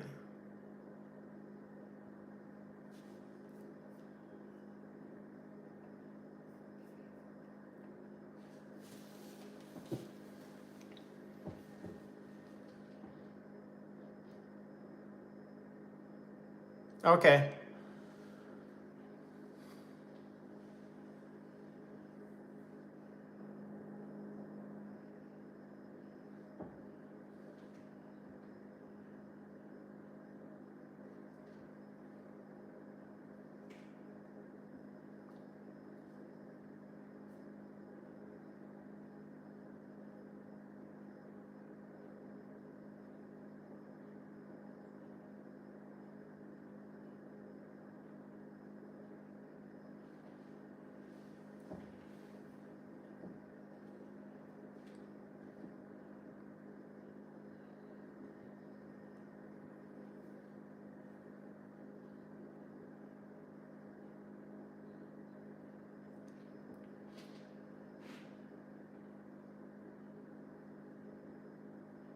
Okay, email me and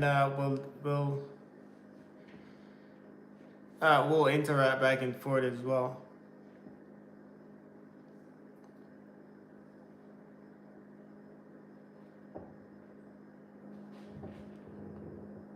Oh no, no, I am not. That's fine.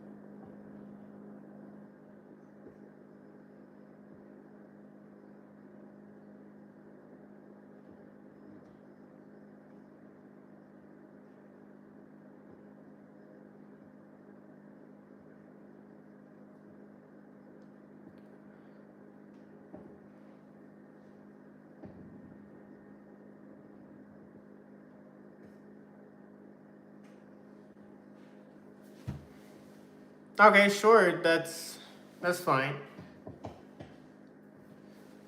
You also have an Instagram. I will create an Instagram soon. I haven't made an Instagram as yet, but I think I will have an Instagram created sometime today.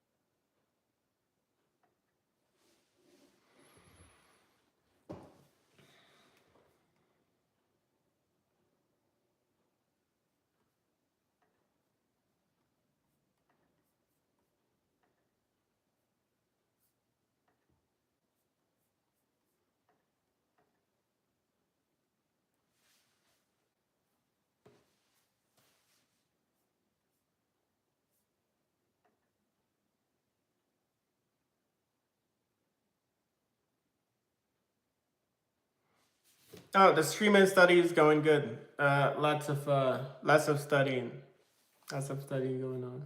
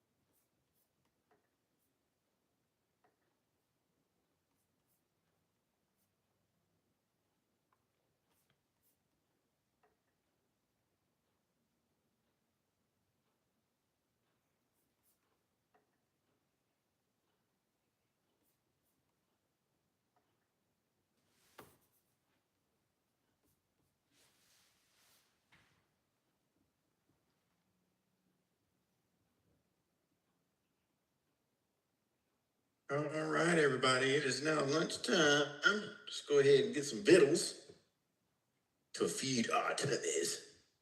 How about that? Don't forget to clock out for lunch, and I will see you in an hour. Have fun.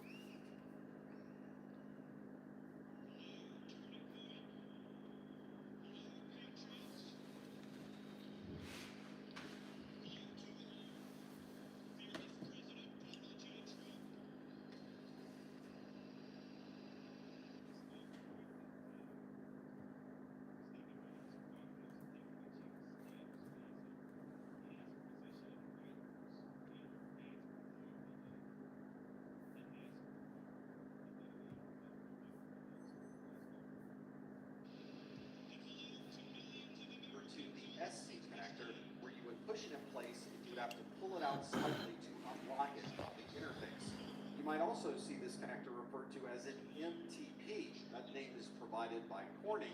They refer to this as an MTP MPO connector. Here's a side view of the connector. It has this lock on the top, and the individual fibers are these smaller dots you can barely see in this picture. If we look at it straight on with some light being sent through the fiber, you can see that all 12 of those fibers are much easier to see on the MPO connector.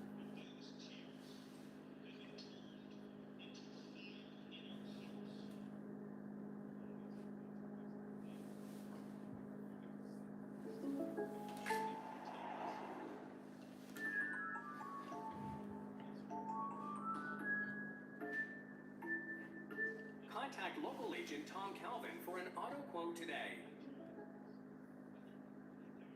One common copper connector we use on our networks today is an RJ11. It stands for Register Jack Type 11. It is a 6-position connector, but we only use 2 conductors inside of this connector. Sometimes you'll see this referred to as a 6P2C, or 6-position 2-conductor. We commonly associate an RJ11 connector with an analog telephone, but you'll also see RJ11 used for DSL connections, since those use exactly the same wires as a telephone connection. Here's a better view of the RJ11 connector, and you can see the 6 positions, 1, 2, 3, 4, 5, 6 are clearly marked, but you notice that there are the 2 conductors in the middle that are used for RJ11. If you're using an Ethernet connection, then you're using an RJ45 connector. This stands for Register Jack Type 45. It is an 8-position connector with 8 conductors inside. So we're using all of the conductors available on an RJ45 connection.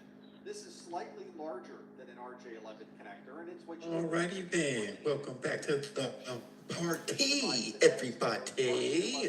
And RJ45 connectors on it. You can see this Hope is you enjoyed your lunch. that uses the RJ11. Man, I had to put a jacket on. It's getting cold in this office. Ethernet connections are using Had to re-hook up my Kali Linux. Finally got it working right. Hallelujah. Finally got the updates that I needed in the right version. Yes. Sometimes you gotta troubleshoot. Right, Elaine? Gotta figure it out. Yep. And the connector that you're probably using. All right. So welcome back to the class. This afternoon, we will be continuing our theme. So for the next hour, we'll be talking about understanding encryption. So we're just going to go back over that. Quick question for y'all. When I was out, did anybody go over CA authority? Certificate authority? No. No? No. This is what you would plug Okay. in and screw into. I'm going to have to do a quick class on that. Or go through the slides to make sure it's coming up, because this is a new, they redid the slides, the curriculum slides, so I want to make sure you know that. Certificate authorities are the ones that you have to file a request for certificates for your organization. Tell them what you want to use them for, and then they will issue those to you based off what you need. And then as the website administrator or the administrator for your network, you'll work with whoever is in charge of what to make sure that those certs are uploaded, okay, to the server and implemented. We saw an example of an intermediate certificate authority, a person who has permission to give out certs on behalf of the certificate authority.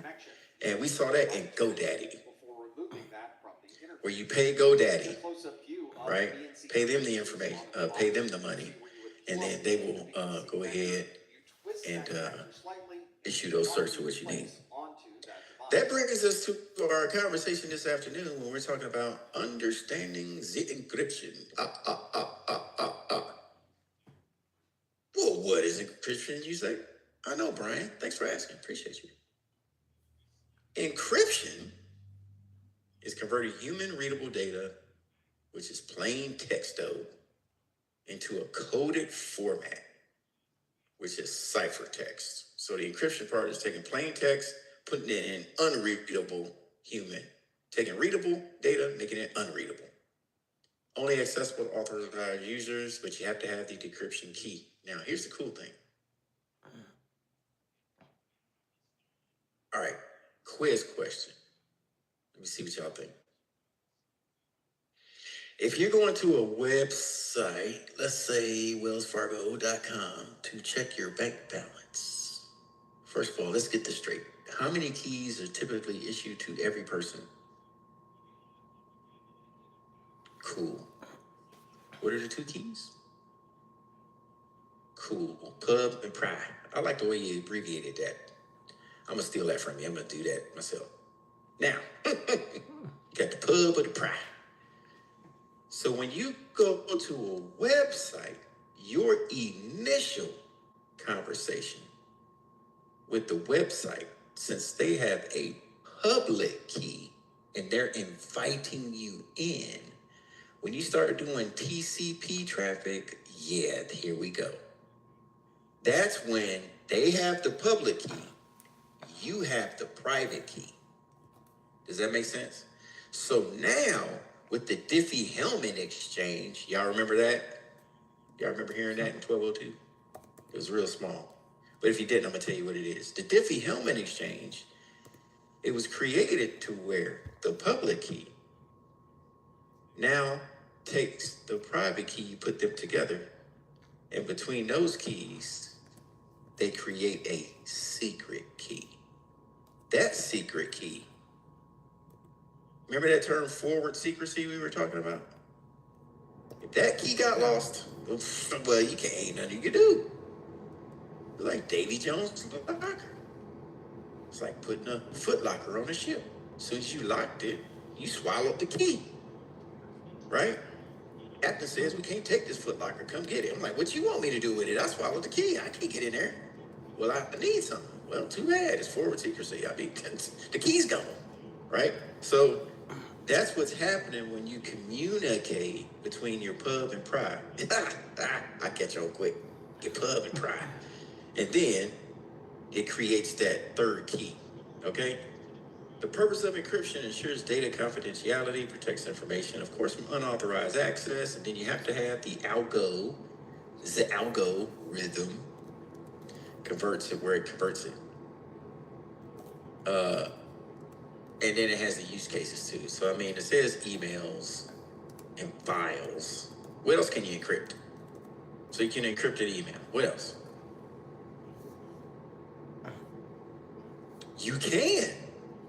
Yes, you can encrypt a picture, right? Text messages. Okay, I got one hard drive. That's the easy one. I got that one. So you can fully encrypt a hard drive. So with the cryptographic hash, transform a string. So with the hash algorithm, what do hashes do? They don't encrypt or decrypt, but what does a hash do?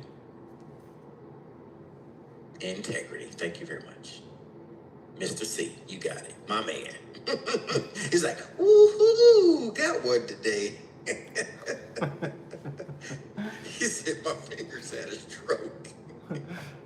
Beat them to the punch. So, of course, yes, it creates that string into a fixed length hash that cannot be reversed, okay? So, true or false? Me and Elaine are working on a document, okay? We want to send it to Martin. We save it. We run it through a hashing algorithm, right? And then we send it off. But wait, on the main file, now Martin has a copy of that file, but on the main file, Elaine's like, I forgot something. I forgot to put a period in the third sentence, right? He goes back in, puts the period in, and resaves it. Is it the same hash?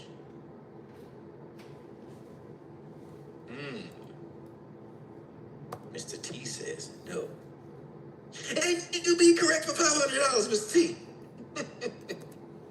In order, yes, it's a different hash. So what's going to happen is, Martin, we already sent him the hash key. He's going to compare the hash before he installs it or opens it. He's going to go character by hexadecimal character to make sure everything's in play. Right? But we sent him the new key, but he has the old file. He's like, wait a minute, something's off here. I don't trust this. Resend it again. That's what he should say, right? So that's what you need to do every time you download something. We always talk about the 3 states of data. Data at rest, that is persistent storage. Media protection, that's where you encrypt the hard drives. Now, the reason why we call it persistent media is because if anything ever changes, it saves. We have it's always saving forward, not backward, right? It's persistent. It always keeping up, keeping up with the Joneses, right? It's always keeping up with the latest and greatest. That's persistent. The data in transit, this protection, while data is being transmitted, TLS encryption, transport layer security encryption. And then you have the data in use that sits inside the random access memory, right? And you want to make sure that that is good to go. Reason being is the fact that when all of this starts happening, usually you have your data at rest or program at rest that gets activated. Then it becomes data in use. Then it becomes data in transit if you have to send it to somebody, right? Once it comes back to you, data in transit now becomes data in use inside your computer. And then if you have to store it, you're going to store it. So it's a never-ending cycle, right? So this is happening a gazillion times per nanosecond, right? That's why if you have a 3.5 gigahertz processor, how many instructions per second is it doing? You have a 3.5 gigahertz processor. How many instructions are being performed per second? Ooh, I hit you with some 12-on-1 stuff. Hi-ya!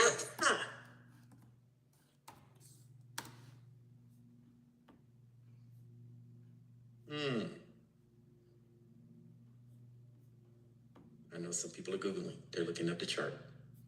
This is how I keep the stuff fresh. Is it millions or is it billions? I thought I saw Mr. T say B. Yeah, B-I. It's the billion. It's the billion. Yeah. If it's megahertz, it's million. Gigahertz is billion. Okay? Yeah, Look at me being all fancy today. So that's what we're looking at. All right. Here's your vulnerabilities. Vulnerabilities, true definition of it. Flaws in software design, allowing bypass of security or causing crashes. Okay. I kind of disagree with that. It says flaws in software. Is it just software? No. Yeah, y'all are right.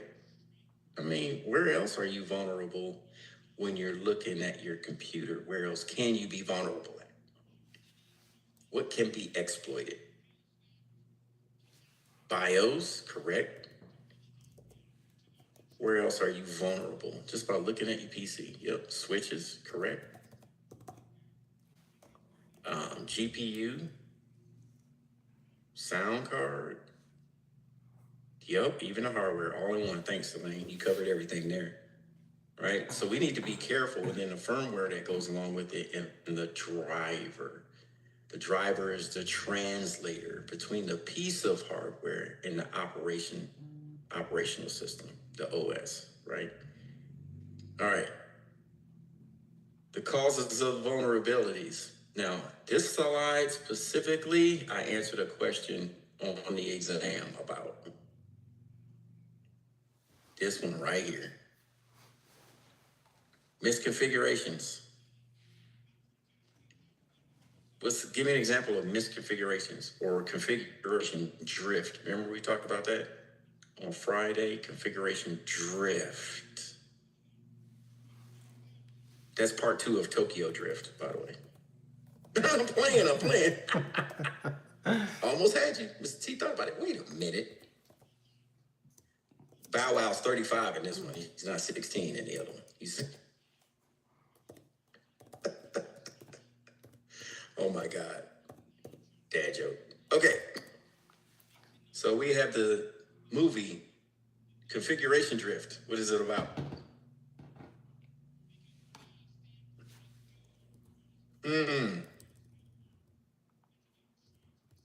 Take a gander. We gave the example of Martin and Michael working on setting up a company. They're contractors. They came in. They put in the switches. They put in the wiring. They did everything. And then they ran a report. But then they came back and found out Brian was having a party on the network a year later, didn't follow anything that they were saying. They went back to the baseline of the network, and Martin says, y'all got configuration drift. You're not following any of the preset things that we and updated it along the way. So it's the wild, wild west out here, right? No wonder your network is having problems, right? So that's what we're looking at. The impact is, with the vulnerabilities, you allow the attackers to execute the code, install malware, compromise some things, and then the target could be anything. So here's the deliverable. When they say in IT, we say, what is your threat vector? What is your vector, right? Meaning, how are they going to deliver the virus or the malware, right? How are they going to do it? So here's a story I heard from a podcast, right? The podcast, what is the name of it? I listen to it all the time. Hi, I'm Jeffrey Sider, and you're listening to, dang it, I'll remember in a second. But what was happening overseas, this guy was trying to infiltrate this company, Darknet Diaries. Write that down. Good podcast, Darknet Diaries. You'll find it on any local streaming platform. And the guy, he was trying to get inside this company. He says, well, I'm just going to randomly walk through the parking lot every couple of weeks and drop thumb drives. He was persistent. He did it for a year because he knew the information on the inside of this company is what he wanted. He had to get in. A year passes. Finally, somebody new at the company saw a thumb drive laying in the parking lot on their way to the car, picked it up. As soon as they came back to work the next day, they plugged it in. What do you think was on that thumb drive? Take a guess. Something even better than that. It was, he needed this. A rat. It's a line of code that installed a remote access terminal. What did we say what happens when applications, what's the effect of your firewall when you install any applications? What's the effect of your firewall? What happens? When an application is being installed, what does it do to your firewall? It corrects. Charles, my man, you're on fire today with the fingers there. He's like, oh, me. All of y'all. So you're right. So as it trigger fingers over here. So as it installs, it's going down your firewall to open and close ports, allow the application to go through, setting permissions. It's doing all of that behind the scenes. So anytime you install, that's why you have to be careful. I saw somebody mention the word Trojan, trusted program, right? But behind that program is something false because they can be in plugins, emails, databases. You have to be careful what you are installing, okay? Let's look at this. So let's go back and look at the types of exploits that we have. How do we get exploited? Well, 0 days. Man, you were exploited before it even set off because you have no way of defending. You're behind the power curve. When that 0 day goes off, you ain't doing nothing but reacting because you're trying to figure out how, why, when, what is. Wait a minute. That's the numbers or the questions. Which one? Quan or qual? Who, what, when, where, how, why? Is that the qual or the quan? That was a quan. Man, I'm just hitting y'all with review questions. That's why we I think that was a qual. we review all the time as we teach. There you go, the qual. Yeah. Right? So the questions. This happens to unpatched systems. It's an insider threat. You won't have any updates or support. People know how to take advantage of that. That's why you have to do a vulnerability assessment. Look at your system. See what kind of security you have on there. Is it being supported? Look at the firewalls, version details, right? Version control. We talked about version control. You know, Aaliyah walks in. What is this nonsense in the basement of the company? What's wrong, Miss Aaliyah? Bring me your supervisor. Why is this Windows 8 machine on my Windows 11 network? Right? Well, I keep it for gaming. Gaming, not on my watch. Turn it off. She picks it up and busts it. Boom. Right? That's how, she's the enforcer at work. Don't be like that, but that's how you have to walk around to see what's in your organization. Because that Windows 8 machine or Windows 10 machine will be the thorn in your side. Verify it matches the baseline. And look, you do manual inspections. Ooh, look at that. Now, when people are trying to get around your firewall or get around your security measures, that is the deception. Confuse or divert cyber attacks makes attacks more difficult and costly. You want to deceive. Now, there's a couple of things you can do to help deceive the attacker. Right here. I'll just make myself a honeypot. Yeah. Usually you will put this in the DMZ. Is the DMZ public face? Is it pub or private facing? See, Mr. T, I'm picking up. Is it pub facing or private facing? The DMZ. You're correct, Charles. Dang, Charles, man, give other people a chance to answer. He's on it today. Yes, you're correct. The honeypot. Now, behind that honeypot is attached to a honey net. Fake telemetry. There are companies out there that make fake data. You know what I mean? What do you say? It's what I do. I drink and I know things.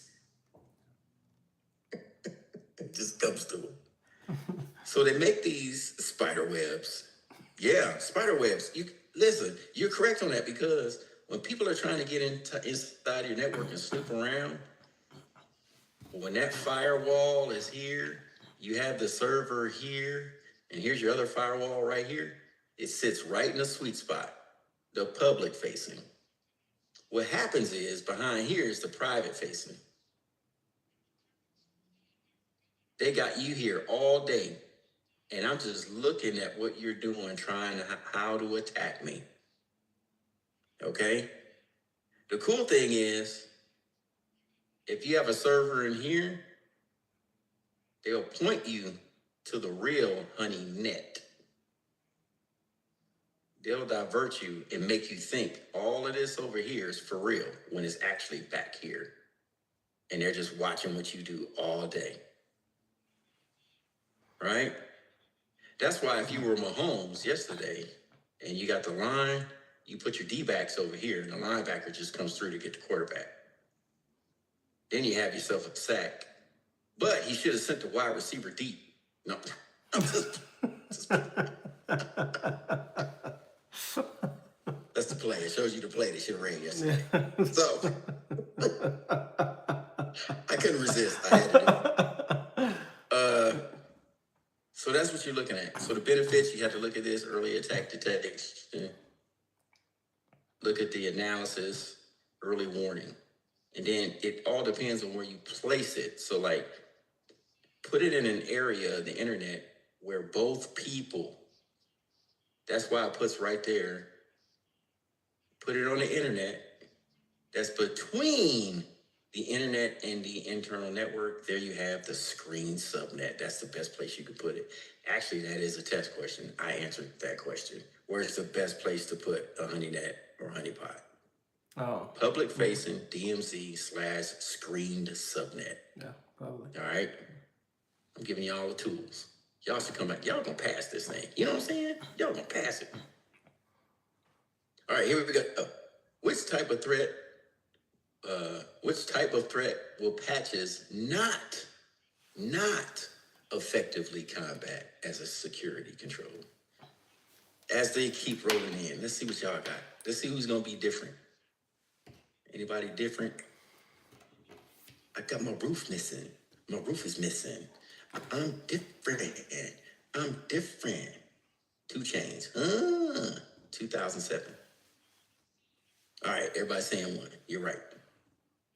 Next, which of the following standards sets requirements for handling credit card data? Dang it, y'all fast. I didn't get done reading the question.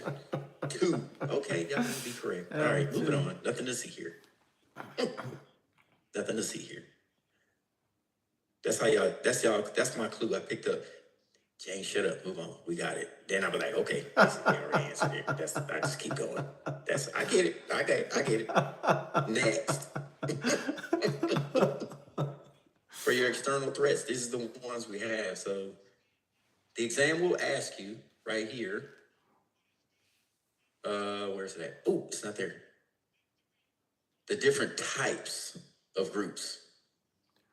So the external threats, we got that origin. Here's some examples. The hacker, cyber criminal, they want it for espionage. You guys said this morning, the espionage was this nations pitting against each other with cyber criminals.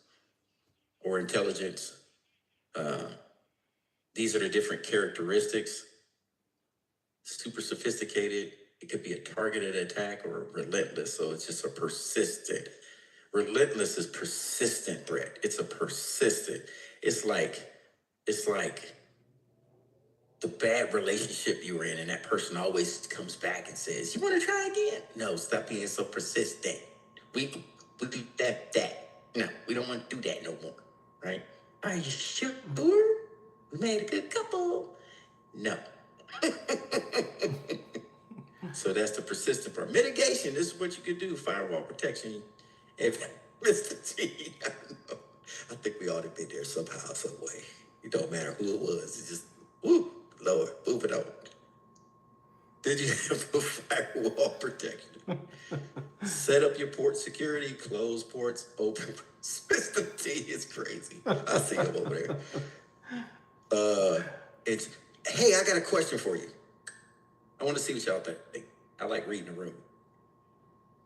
Is it good to kind of like write down like your internal frameworks for like how you set certain ports, permissions and stuff through group policy, templates? Is that a good thing to do? I'm just trying to see what y'all would say. Charles says I have an answer. Document everything. T says yes. Jesus says yes. Aaliyah says yes. Bingo. Right there, Elaine. You put the bird on it. Confidential. So need to know. So who would you leave that with? So there's the dummy version that's on the desk, right? The watered down version, right? The real version, who gets that?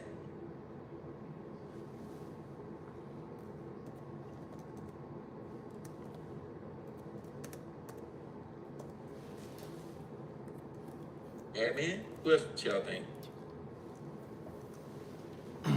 Management, user and management. You know what the answer to that question is? That's why I asked to see. It's whatever type of environment you're in. Because it could all be different. What if you're the only IT person and the only management you have there is the branch manager? Like, there's nobody else. Yeah. So you have to trust that person to lock it up if something's really going on, so at least they have a copy, right? If you're in an IT team, You know what I'm saying? You could have somebody who's actually in charge of data management and security. You actually have a team of folks you could push that up to, right? So now it's at the highest level in IT, and then that manager shares it with some. So it's all you have to figure it out when you get there. There's no blueprint. You know, I've been on IT teams where I work with 3-4 people, and then it was just be myself and I. That's it, right? So you got to figure it out. Good answers though. As we go back over these different threat types, you have the internal threat. They know everything about the organization. They know everything what's going on with the contractors and business partners. But the internal threat can accidentally have a leak. Accidental leaks. What's some ways that accidentally give out information, y'all? What y'all think, Jesus, Brian? What's some ways in an organization you can accidentally give it? Like the person really didn't have any clue. Yeah, that's a good one. Reply all. I've seen that. Yep, social media, forward to the wrong email. What if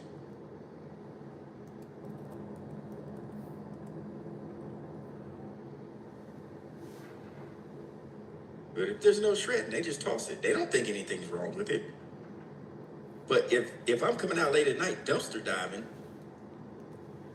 but if you just so happen to write down some passwords on a menu, right? On a Popeyes menu, right? Because you picked up a quick phone call and you're like, oh, new server password. Log in, admin. Right. Hey, you didn't mean to do that. You just weren't paying attention. OPSEC, operational security. That's why they have a clean desk policy.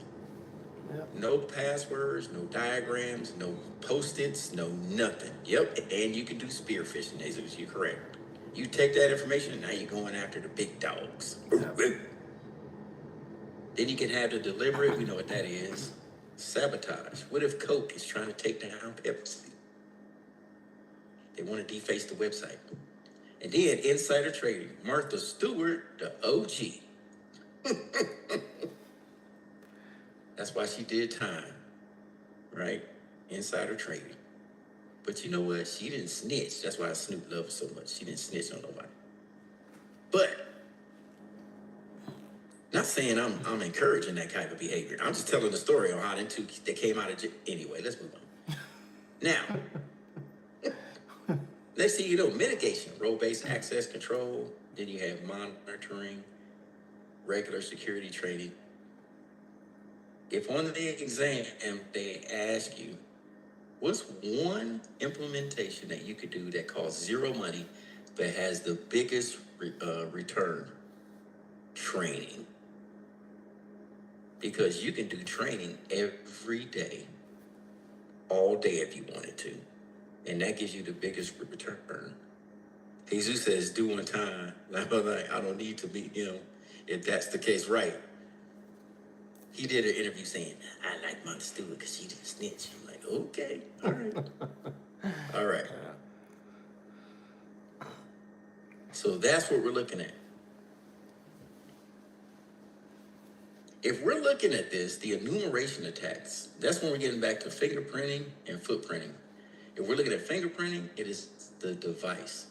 If we're looking at footprinting, you're looking at the whole network in its entirety. Is Angry IP footprinting or fingerprinting?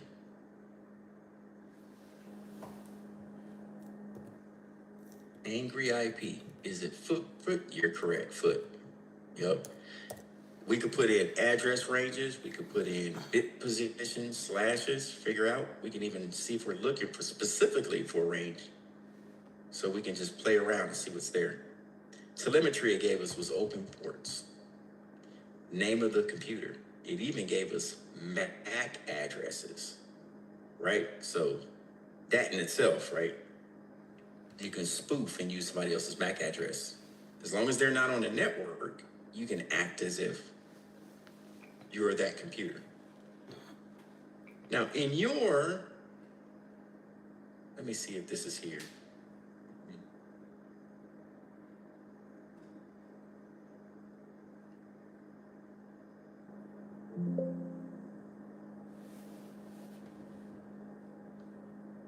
in Device Manager, they moved it around in Windows 11, so I apologize if it seems like I'm searching, but there's some things you could do here. So network adapters, Ethernet connection, where's it at? Intel Wi-Fi. This is the one I want.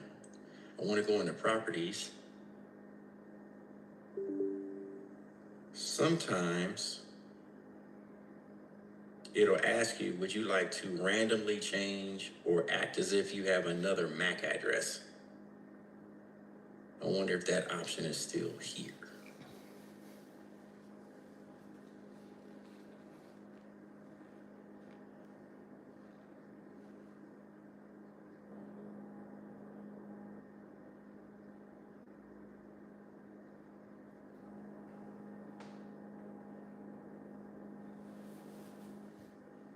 Okay, it's probably on a network.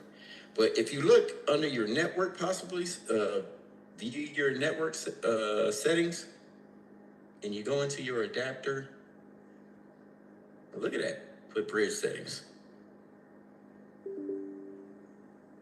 It asks, do you want to randomly change your IP or spoof your MAC? So have another different MAC address. Here we go, let's see here. That's the VirtualBox adapter. Let's go into IPv4. Let's see if it's here. Advanced. It is not here. Wait a minute.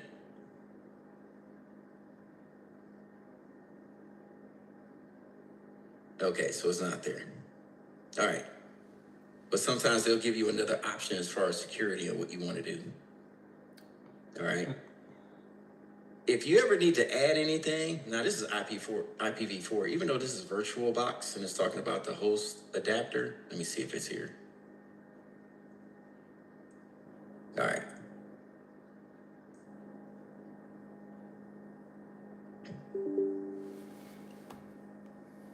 A lot of these tips and tricks you find out just by doing it. All right, if we go in here, TCP IP, go into properties.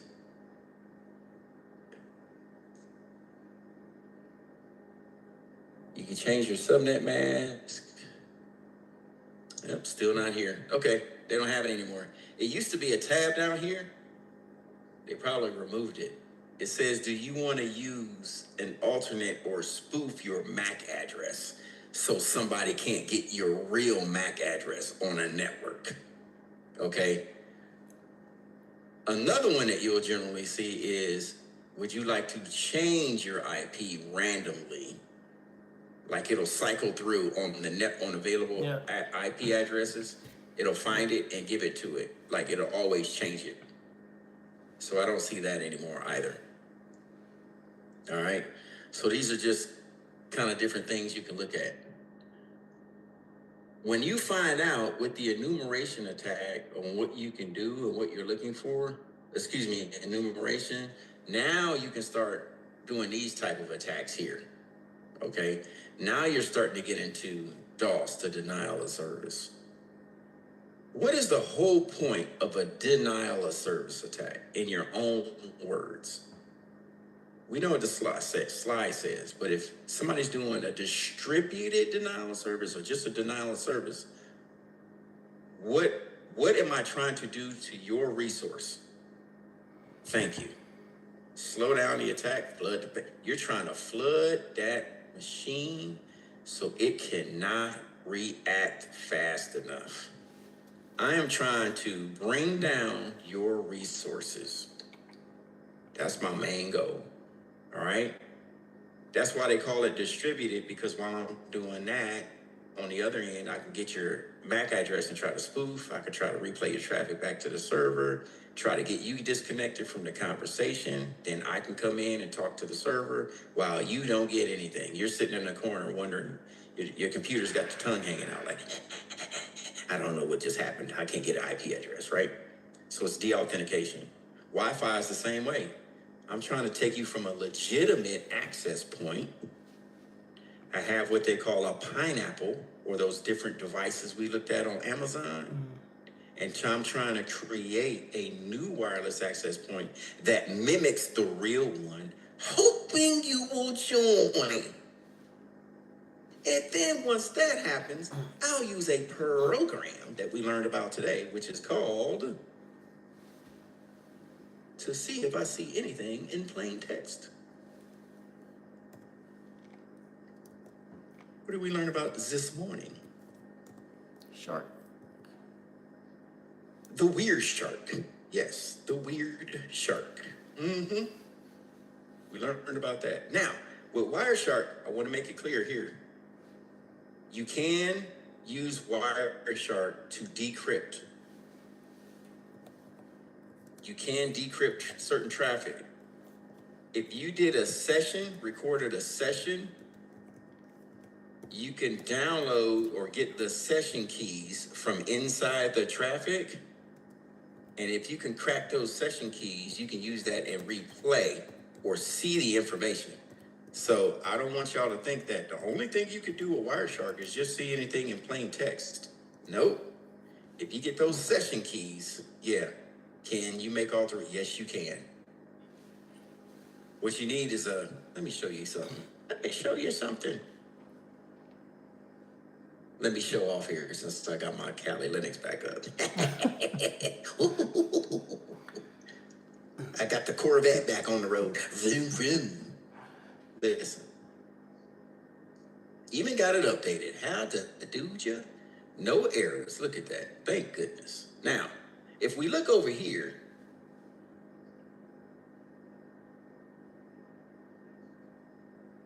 I can use, there's something in here where I can rework the packet.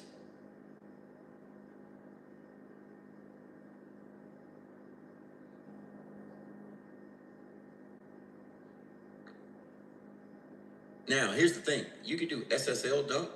SSL dump is one of those, or EtterPack, packet capture execution. You can use those for data collection. And then what you have to do is, which one is it?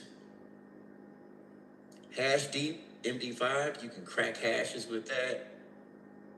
Where is it at? Here's a command and control, so you can set up your own botnet here. Star Killer is a big one right there. Oh my God. And you'll use the Metasploit framework. Hash to hash, you can capture hashes. I'm looking for, there's a map. You can map an entire network.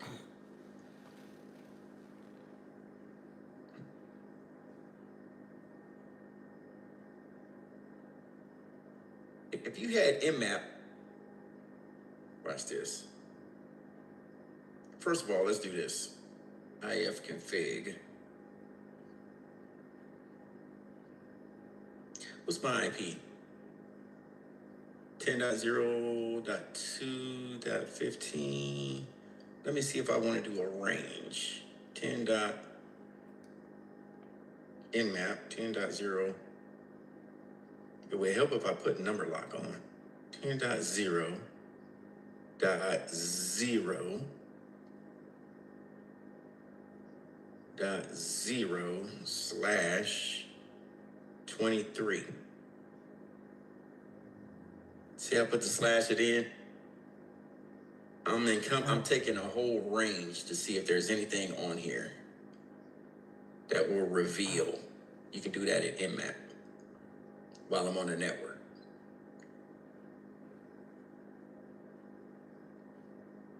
It's starting. We're just waiting to see if something comes back. Or you can do nmap at nmap.org. Or you can mmap Google. I would not advise that.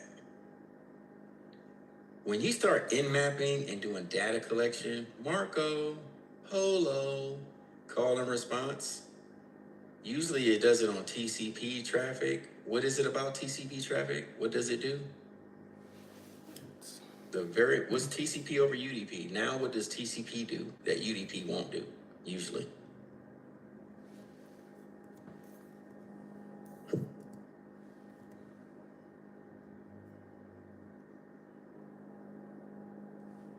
It accounts for you.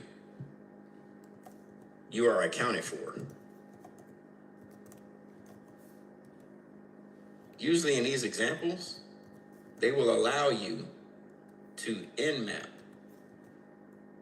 the organization to see what you come up with. You can use their Nmap will allow you to use their web page to test attacks. Okay? So if you use any of these tools in here, usually at the top of it, in the help, they will tell you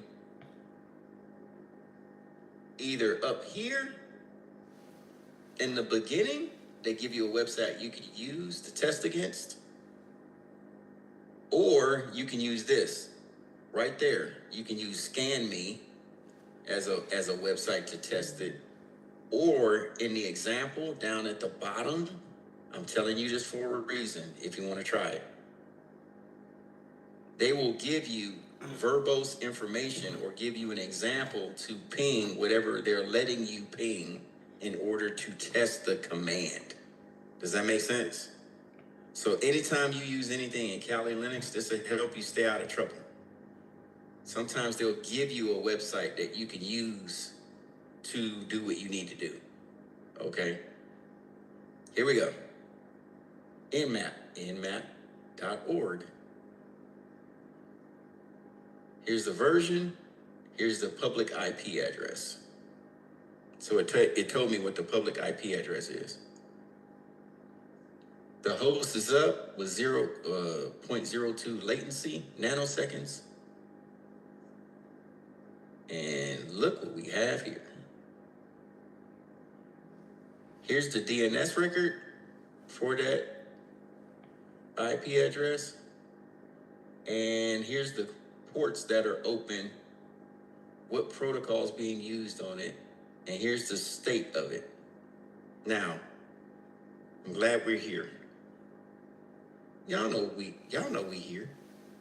Here's the port states. There's 4.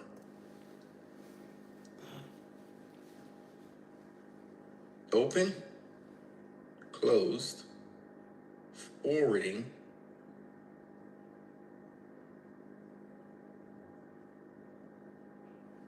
open, close, ports are always, oh, here it is. Here's the other one.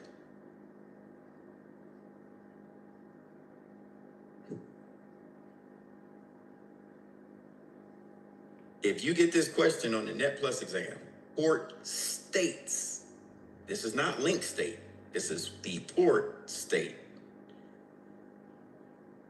That port is either going to be open, closed. Closed could be administratively closed, right? Whatever. Or you could look at it this. Here's another word for open and closed. If you see it in network terms, enabled or disabled. Enabled, it's open. Disabled, it is closed. Or you will see it will forward. When will you have the port has a forwarding situation? I know. Yeah. This is going to help you on the exam. We're chair flying right now. Like the Thunderbirds and the Blue Angels, we're chair flying. I'm walking through the network in my mind. When would port forwarding happen? Let's follow it. Elaine wants to, when you want it to run through a secure port, yes, it could forward then. Another way, what if Elaine is searching for cats? Yes, Leah just said it. Miss Leah just said it too. He's looking for cats when you want to access a website. Yes, it's forwarding it out. What if B is sending an email? It's going to another organization. Goes to the DNS through the MX, mail exchange, forwards it out, right? So that's forwarding. When is it learning? Woo, I'm hitting y'all hard today. It's Monday. Let's get to it. Charles says, always. You know what? I can't say that's not wrong. That actually it is. It's using packets to build what? A routing table? Okay. But look at it this way. Let me rephrase the question. That's a good way you said that though. Let me rephrase the question. What IP routing protocols use the learning state? Ooh, I got you now. Oh, it's almost like Told you I gotta catch y'all right after lunch or early in the morning, because y'all too smart for me.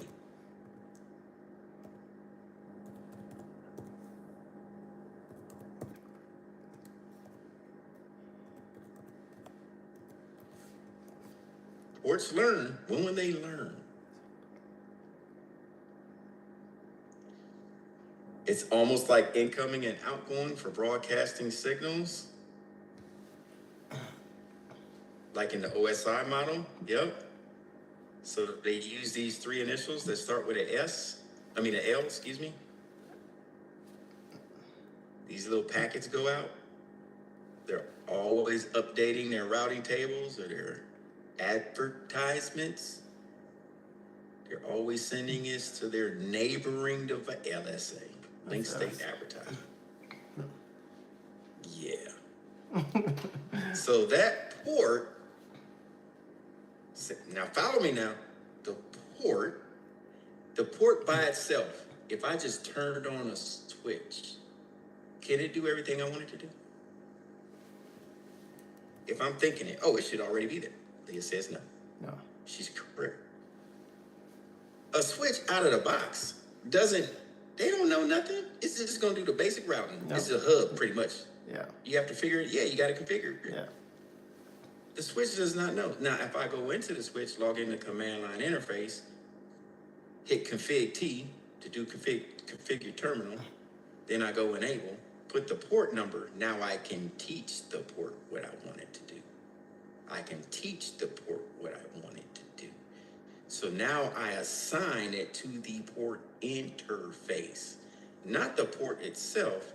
You want to assign it to the interface so it knows how to treat the traffic that comes in the port and leaves the port.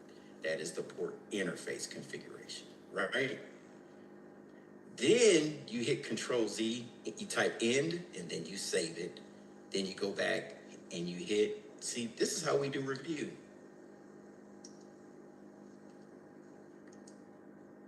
Show interface. Show config. Show route. Show routing table, right? So now, after we configure all this different stuff, we can see what we put on the interface. Did we put it in the port? Or did we configure the interface? Configure the interface. That you have to know the difference, because that's how they will pose these questions on the Net Plus exam. Okay. No IP address belongs to one port. I can always change it. Yeah. Now the MAC address, does that belong to the device forever? Yeah. Correct. It is the physical address. It's not going to change. IP addresses can change. That's why they put them on the interface. All right. So if we're looking at this here, where was I at? Count at 1, 2, 3. Now here it says for this port 22, nmap.org is open on the DNS. It's showing this here, the address, that's open. SMTP, Simple Mail Transport Protocol, so it can send mail. Port 80 is open. What? Port 80 is open.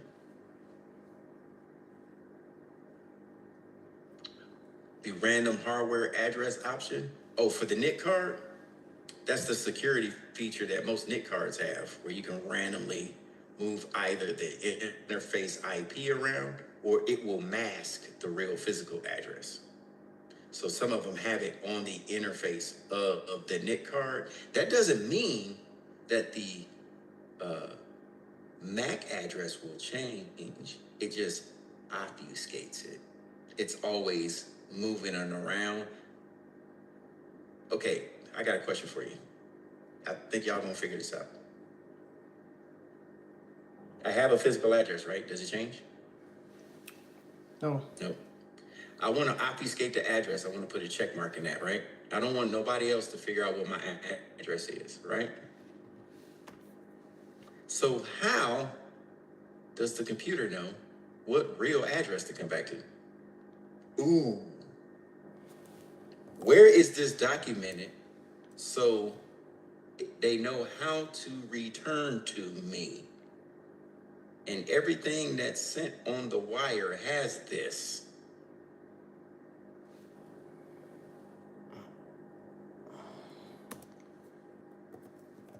It is in the cam table, the header. Yeah. If the MAC address changes, as for obfuscation, it knows still to return to the real MAC address behind it. It just whoop, pushes it back a second. Okay, you go to me first, then you go to you. Man, this is the real address back here. Who's been around for the early days of the internet where you had your bank card, but everybody was getting ripped off on PayPal, and then the banks came out like in the 2000s and said, here's an internet card for you. It links to your real bank card, but it's a fake number. Who's used that before? I'll never use that. You used that before? Yeah. For shopping online, right? All it was is, yep, Visa had that. You had your real debit card, but to protect your real number, they linked you to a phony number. It obfuscated the real number, but behind the scenes at the bank, they knew the real account to route it to. You put a preset amount of money on it. So if somebody stole that card, they're only getting what money you had on the front end, but they can never get to your real card. That's the same thing when you're obfuscating a MAC address. It's the same thing. It's a level of security that they put in the middle between you and the public. Word up. Hey, Charles, we're old, man. You're the only one that remember that. Gosh, we're getting old. Yeah. Whew, I remember when the internet was just dust. No, I'm just...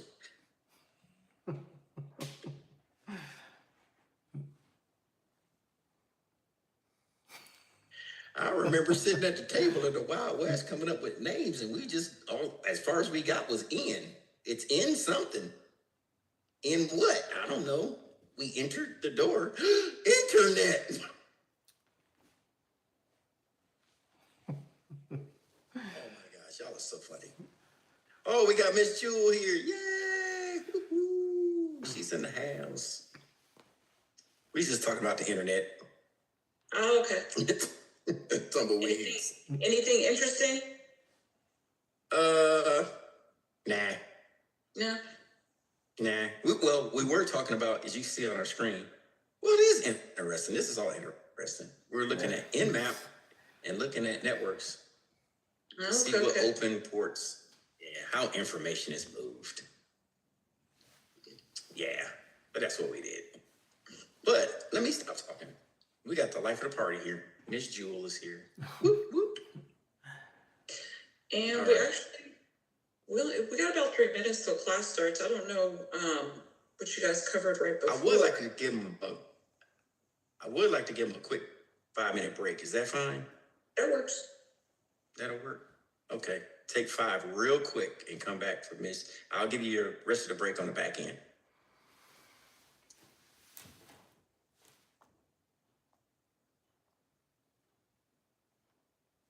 We got into a deep conversation about firewalls and all the other stuff. Sometimes it'll get it away from me. Oh, yeah, no, I understand completely. I apologize. No problem. Let me make you co-host just to make sure. It came in handy last week because I got booted off the call because my computer kept updating. So good thing I had you in here as co-host.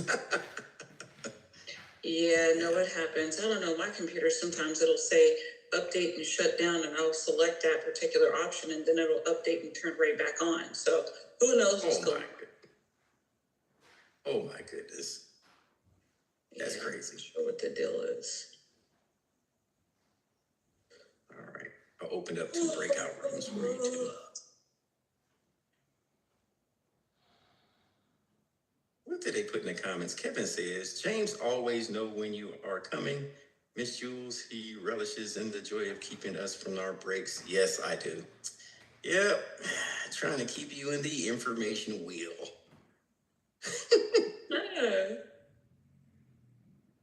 All right. Kind of funny, actually.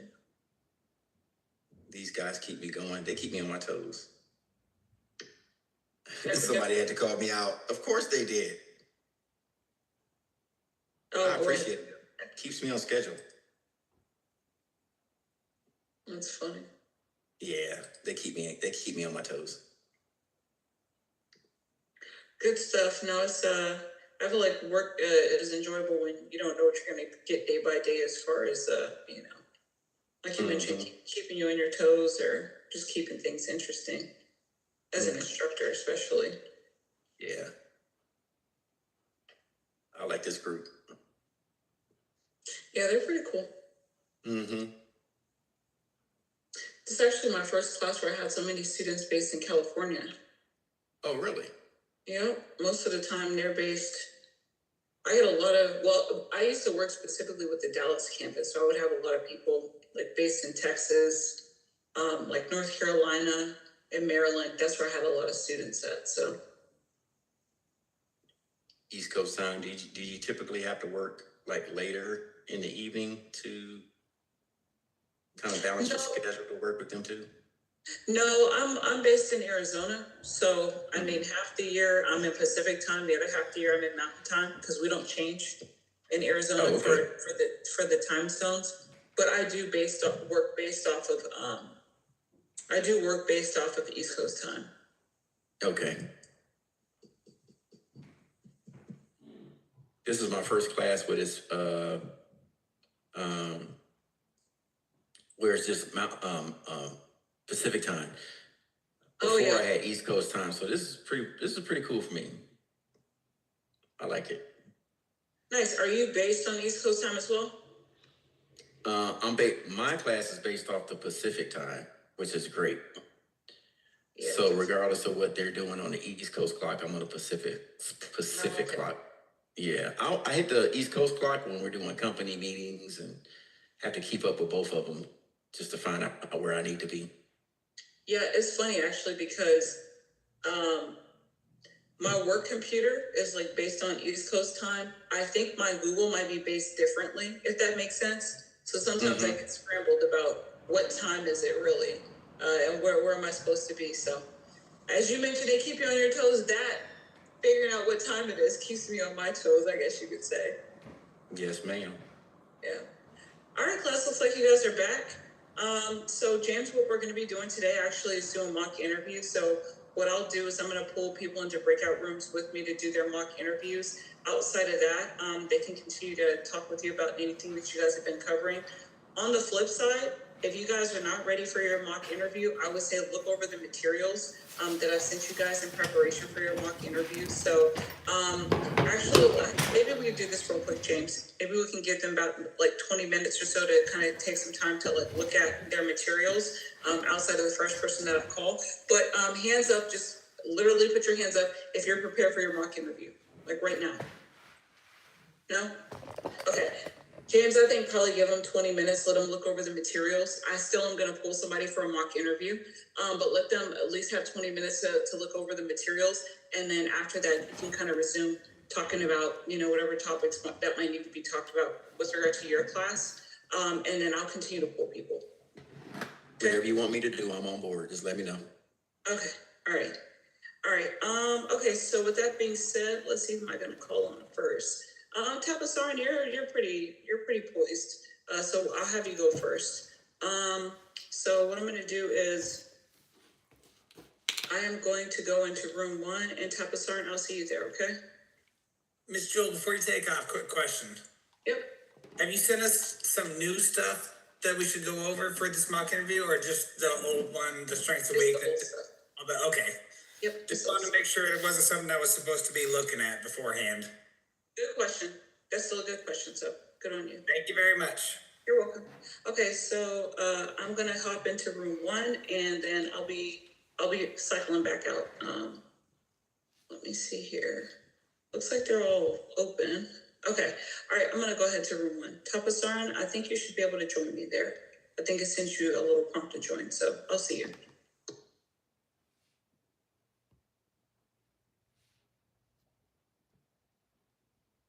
This is Miss Jules Hour, so I'm gonna let her run the show, give her time and what she needs with you guys. Whatever she has y'all doing, just go ahead and follow that lead. I don't want to interrupt or step on any toes. So this is very important. So, yep.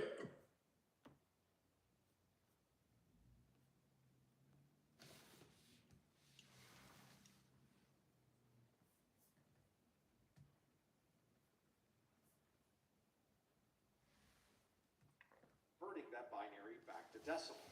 But that process tends to take time, and one of the faster ways to perform these calculations is to look at a list of the powers of 2. For example, you can look at 2 to the first power is 2, 2 to the second power is 4, 2 to the third power is 8, and so on. If you want to calculate the number of subnets and the number of hosts, you can calculate the number of subnets as 2 to the number of subnet bits, and the number of hosts per subnet would be 2 to the number of host bits minus 2. That subtraction for the 2 means that we are subtracting the number that we would use for our network address and the number that we would use for our broadcast address. Everything in the middle would be our host addresses. So let's now use this chart with our powers of 2 to calculate the number of subnets and the number of hosts per subnet. Let's take the IP address of 10.1.1.0/24. If we perform our calculation in binary, we would write out all 24 of those bits as 1s, and the last 8 bits would be 0. The default for a class A address such as this one, though, would normally have our network address as the first 8 bits. But we are moving that line another 16 bits over so that we are borrowing an additional 16 bits for the subnet. That leaves us with 8 bits left over for the host. If we were to calculate the number of subnets using these powers of 2, we would take 2 to the number of subnet bits. And since we have 16 subnet bits, 2 to the power of 16 is 65,536. If we were to calculate number of hosts per subnet, it's 2 to the number of host bits minus 2. We have 8 host bits, which means 2 to the 8 minus 2 is 256 minus 2, or 254. So for this IP address of 10.1.1.0/24, we can have a maximum number of subnets of 65,536, and on each of those subnets, we can have a maximum of 254 devices. Let's calculate another one. We'll look at an IP address of 192.168.11.0/26.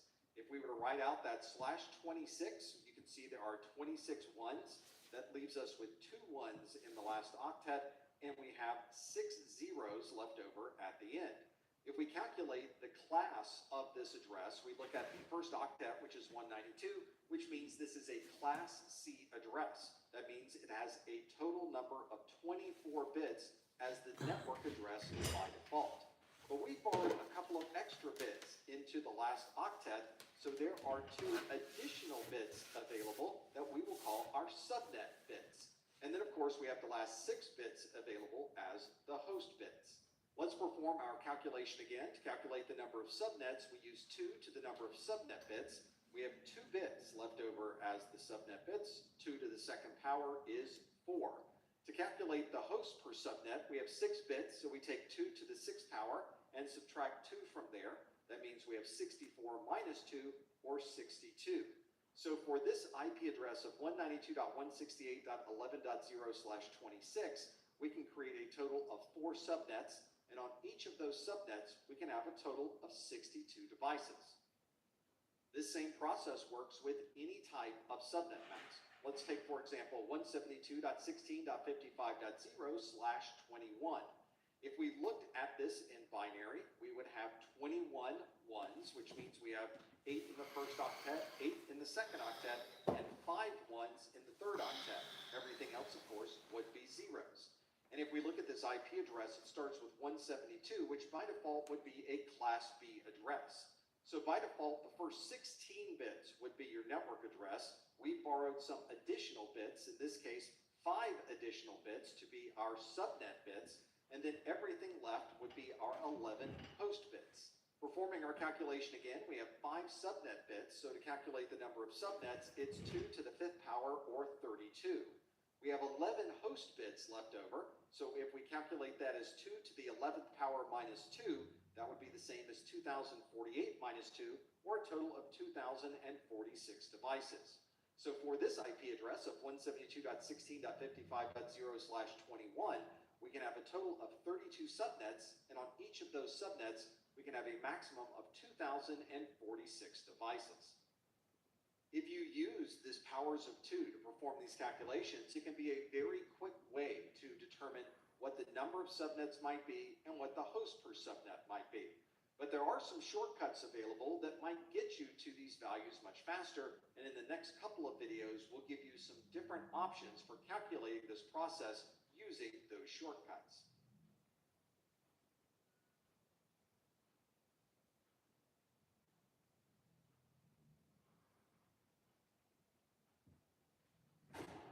Dr. Lazarus. I'm here so you can speak. What thoughts would you like to discuss? If you've been with us with the videos just prior to this one, then you've learned a lot about subnetting, masks, CIDR block notation, and other important fundamentals when it comes to subnetting via IP version 4. All of that work has brought us to this point where we can start to answer questions like this one. Here's a network layout, and it says, here's your IP address assignment. We've been given the IP address of 192.168.1.0/24. And this says we need an IP addressing scheme with more than one network address that can support 40 devices per subnet. That is the optimal number we're looking for, and we need to determine how to subnet this network address to be able to get 40 devices per subnet. Now, you could, of course, write out all of the possibilities in decimal and binary and be able to calculate what the differences are with the number of networks and the number of hosts per network. For example, if you look at the default subnet mask that we were given, which is 255.255.255.0, you can see this is the binary representation of that subnet mask and the CIDR notation, which is a /24. That gives us one single network with 254 hosts per network.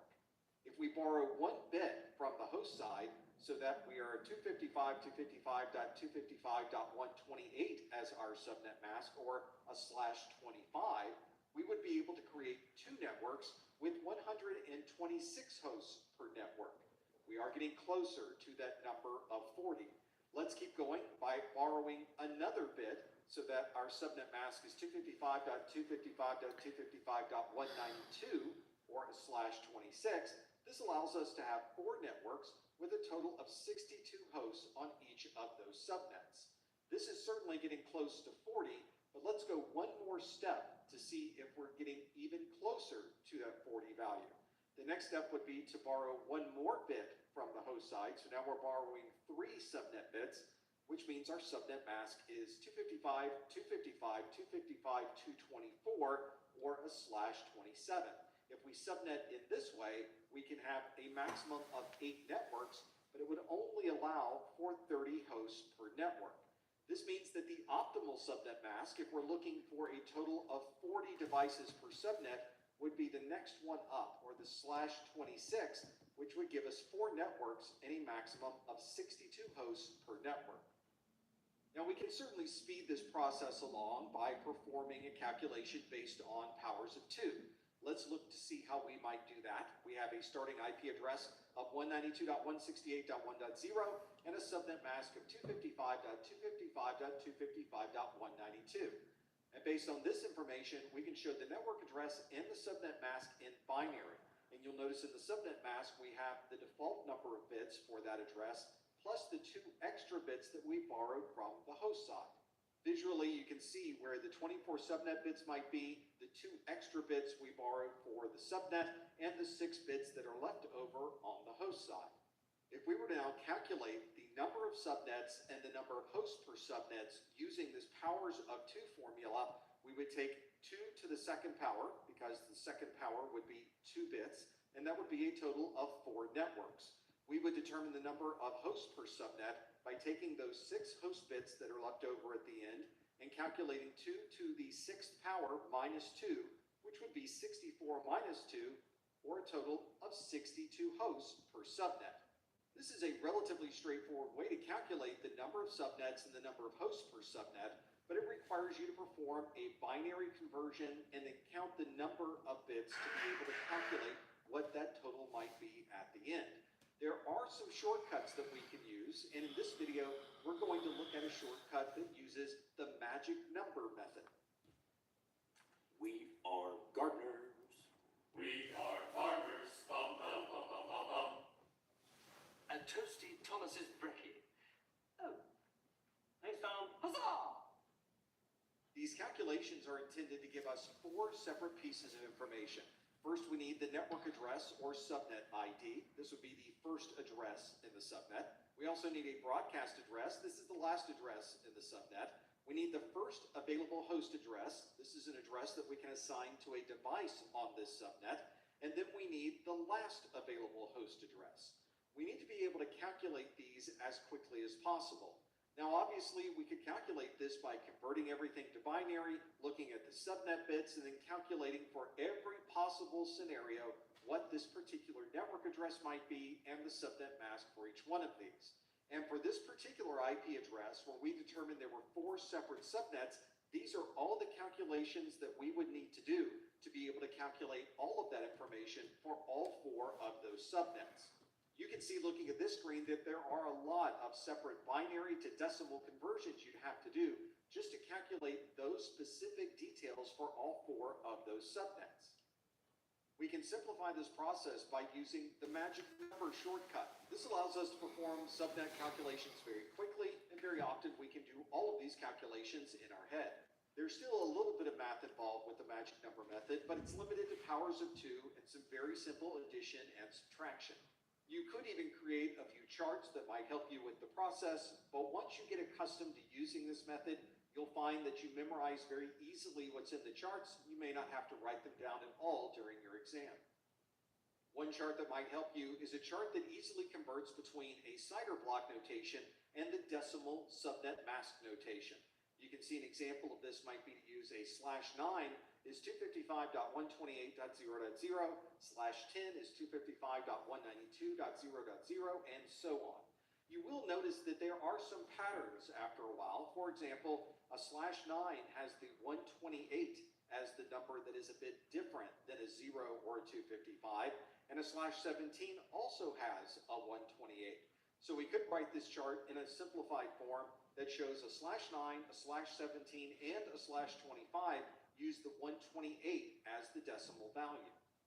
In the magic number method, we have a number of different tasks that we perform based on the octet that we're working with.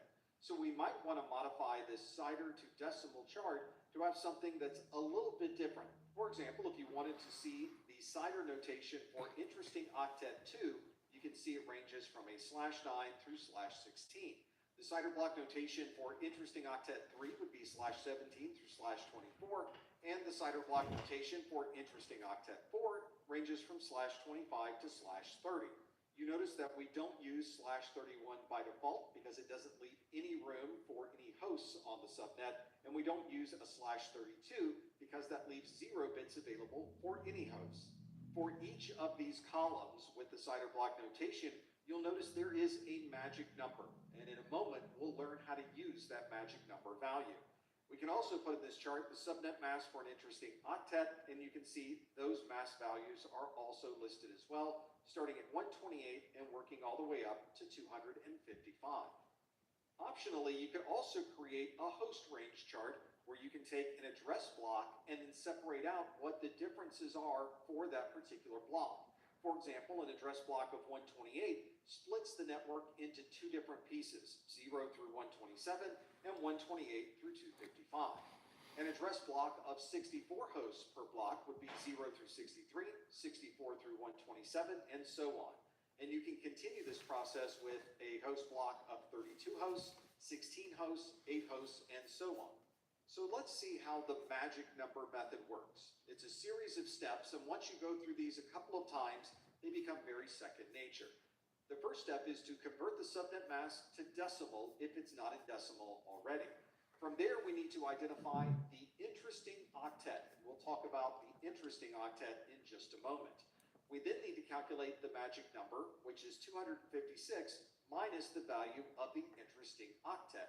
We could then calculate the host range based on that, identify the network address, which would be the first address in that range, and then identify the broadcast address, which would be the last address in that range.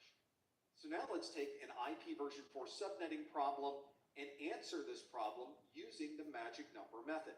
We'll start with this IP address of 165.245.77.14, and we've been given a subnet mask of 255.255.240.0.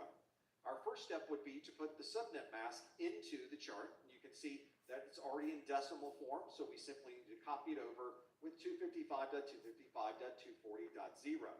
We can then also fill in the IP address that we've been given, which is 165.245.77.14. From here, we can start to make some decisions about what to put into this chart. For example, if the mask is 255, you simply copy the IP address down.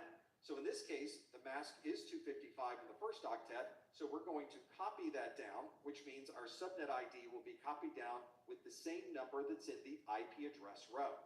Let's perform that same task again with the second octet. It is also 255, so we're going to copy that through. This 245 then will be brought down into the subnet ID row.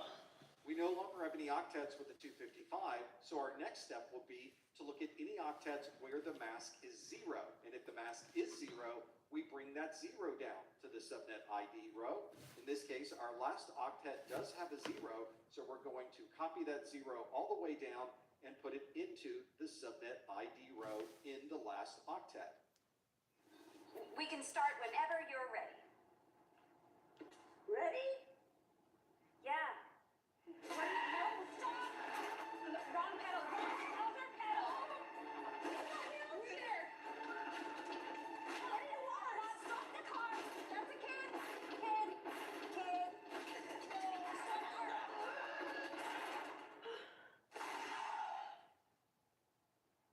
Did I pass? Hello, the MVP? Hi there, mister. Oh. In our example, the subnet mask in the third octet is a 240. That is obviously not 0 and not 255, so that octet is our interesting octet. Now that we know the interesting octet, we can use that to calculate the subnet ID value for that particular octet. To be able to do that, we need to subtract the interesting octet subnet mask from 256. In our interesting octet, the subnet mask is 240. So if we subtract 240 from 256, we have the value of 16. This means our magic number is 16, and there would be 16 hosts available on that particular subnet.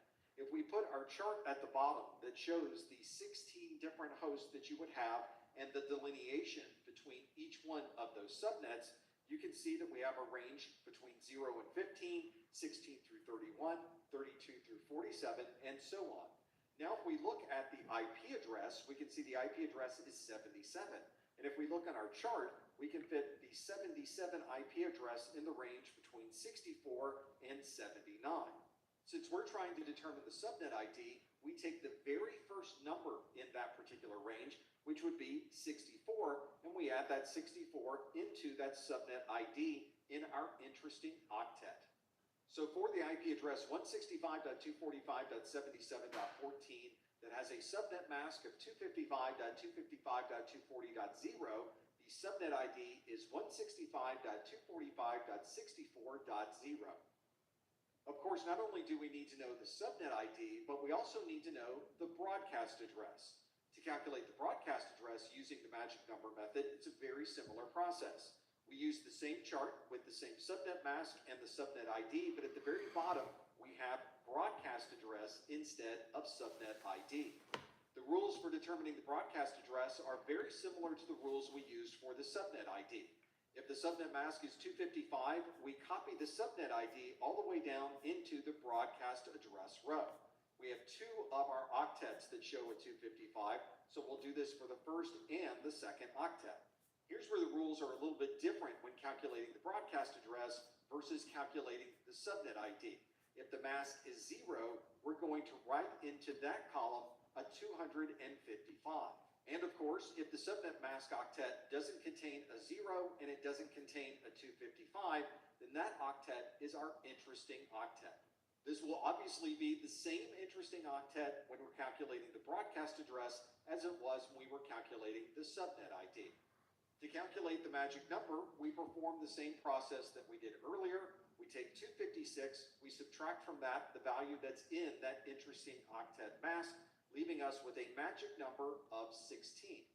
To calculate the broadcast address for that interesting octet, we take the subnet ID and we add the magic number and subtract 1. So in this example, we use 64 because that is the number in our subnet ID. We add 16, which is our magic number. We subtract 1, and that leaves us with 79. So in this example, the broadcast address is 165.245.79.255. Now that we know the subnet ID and we know the broadcast address, calculating the first available IP address and the last available IP address is relatively straightforward. To calculate the first host, we would take the subnet ID and add 1. So the first address on the subnet is 165.245.64.1.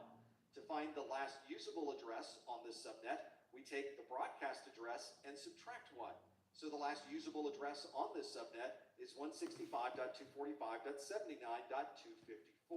And that is the magic number process. Without doing any type of conversions between binary and decimal, we were able to calculate the subnet ID, the broadcast address, the first available IP address, and the last available IP address. Let's see how well we can use this magic number method with another example. We'll use the IP address of 10.180.122.244, and the subnet mask is 255.248.0.0. We will first fill in our chart, so we'll put our subnet mask in that mask row, and we'll put our IP address in the IP address row. We'll now look at our subnet mask, and everywhere there's a 255, we will use that to copy down the IP address. So in this case, in the first octet, we'll copy down that value of 10.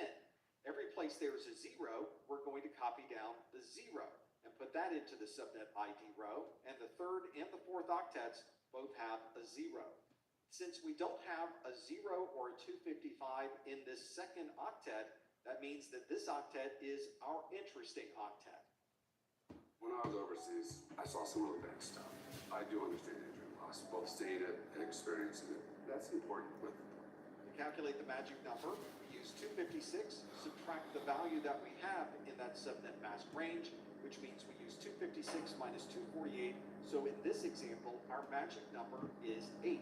This means that each subnet has a total of 8 IP addresses that can be assigned, including our subnet ID and our broadcast ID. And we've put the chart at the bottom that separates this into those multiples of 8. Now we need to find the IP address that is the starting for this particular block. If we look at our interesting octet, we know that the IP address is 180. So if we look at our chart, we can find that 180, which is in the block starting with 176. Since that starts with 176, we can simply fill that in, which means the subnet ID for this example will be 10.176.0.0. Now we need to find the broadcast address for this example. We'll use a similar process we did before, where if we had a 255 in the list, we're going to copy and bring down that subnet ID. So the first octet will simply copy down the number 10. Anywhere that we have a 0, we're going to copy down and put a 255, and we have zeros in both our third octet and our fourth octet.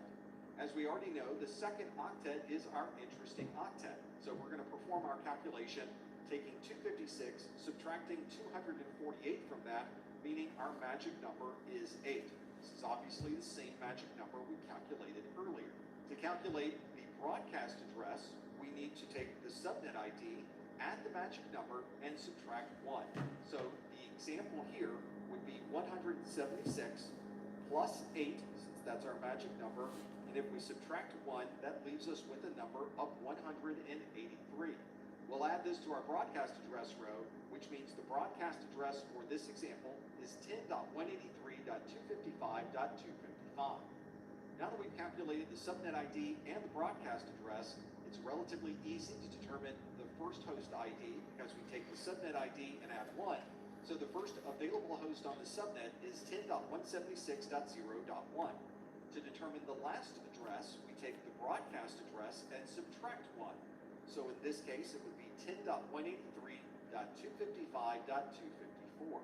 Hopefully now you can see that the magic number method is a bit faster than going through the steps of converting to binary and then back to decimal again. But there are some ways to make this process even more efficient. If you've already created a chart that shows all of the possibilities of an interesting octet cider block notation and has the magic number predefined along with the subnet mask for the interesting octet, you can perform this entire process in one single chart. Let's take the example of 172.16.242.133/27. If we look at our predefined chart, we know that /27 falls into the cider block notation for interesting octet 4. This means that octet 4 will have a decimal value up to 24, so if we wanted to write out the entire subnet mask, it would be 255.255.255.224, because 224 is in that interesting octet number 4. The process for calculating the magic number is exactly the same as it was before. We take 256, we subtract that subnet mask in the interesting octet, which in this case is 224, which means our magic number is 32. There are 32 available addresses on each subnet of this particular IP address and subnet mask combination. Here's our chart, which is written out with 32 numbers in each of those sections. And if we look at our IP address that has a 133, we can move forward to where the 133 would be, and it is in the block that starts with a 128. Since we know it starts with a 128, that means that we can now change our fourth interesting octet to be that value as the subnet ID. So the subnet ID in this example would be 172.16.242.128.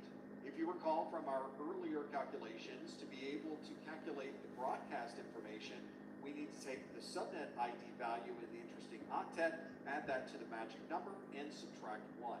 So we'll take 128, we'll add 32 to make 160, we'll subtract 1, and that makes 159.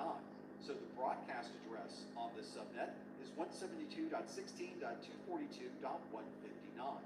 Now that we know the subnet ID and the broadcast, we can calculate the first available IP address and the last available IP address.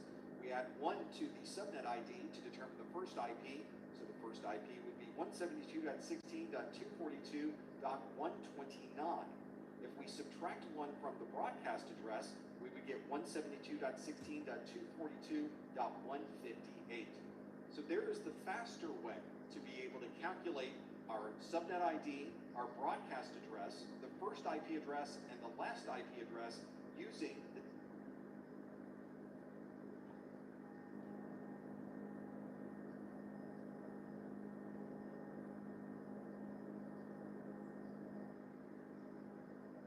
Now's the time to upgrade to the new Dell AI PC.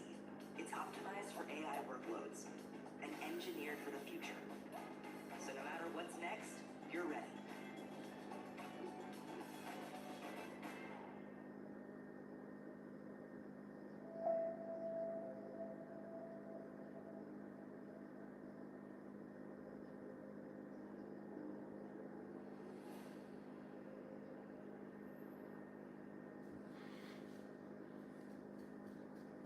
previous videos, we've gone through the process of manually converting an IP address and subnet mask to binary, performing the proper calculations, and converting it back to decimal. We also looked at a shortcut called the magic number method that allows us to very quickly calculate the same information without performing that binary to decimal conversion. This shortcut is the 7-second subnetting shortcut, and this is the process that I use in calculating subnetting on an exam. This is a process very similar in structure to the magic number method, and indeed most of the shortcuts you find will have some variation of this within them. The part that's very different to the 7-second subnetting is that there is no math involved. You don't have to perform any calculations to determine a magic number, and everything you need will be predefined in the chart that we create at the very beginning. You'll find that the only math you end up doing is adding and subtracting the value of 1 to be able to calculate the first IP address and the last IP address. This is one of many available shortcuts to help you with the subnetting process, and I highly recommend you look at a number of different ones to find one that works for you. This 7-second subnetting process works equally well whether you are online taking this exam and using the online whiteboard, or if you have a physical whiteboard in front of you at a testing center. The process of calculating the subnet is really about splitting the network into smaller pieces.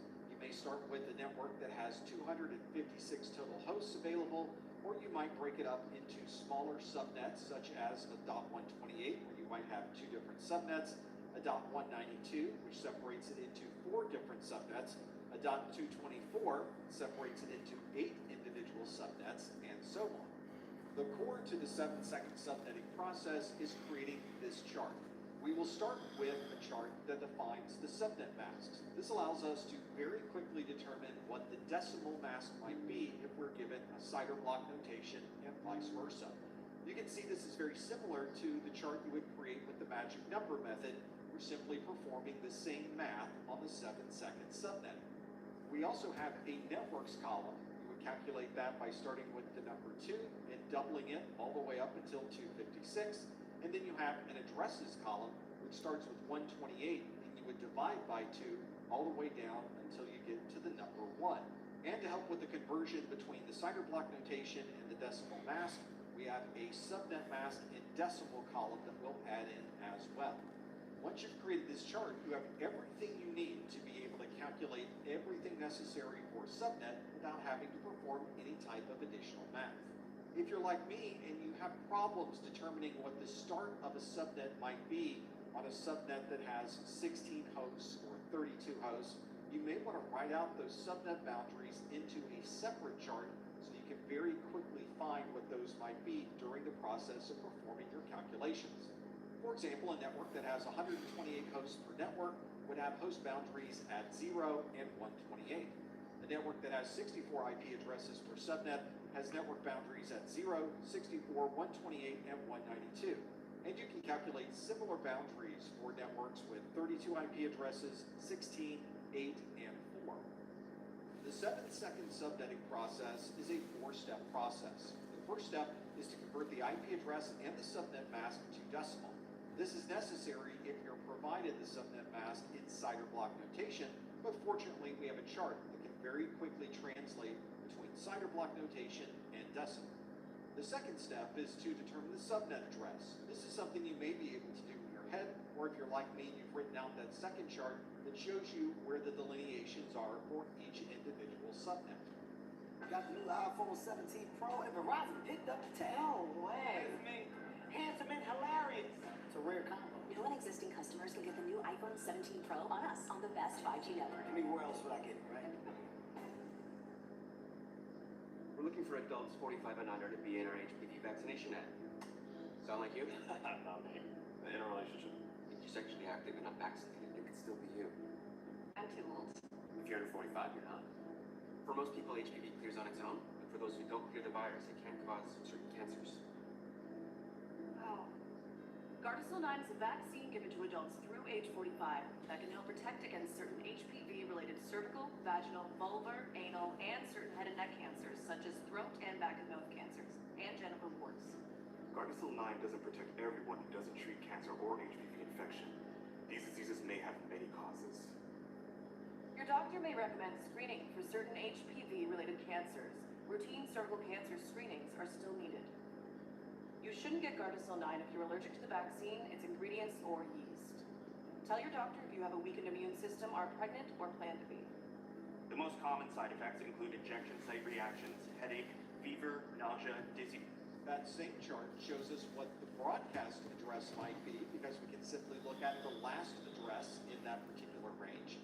And from there, it's very easy to determine what the first and last usable IP addresses might be by adding 1 to our subnet address and subtracting 1 from our broadcast address. Let's use this process to subnet 165.245.12.88/24.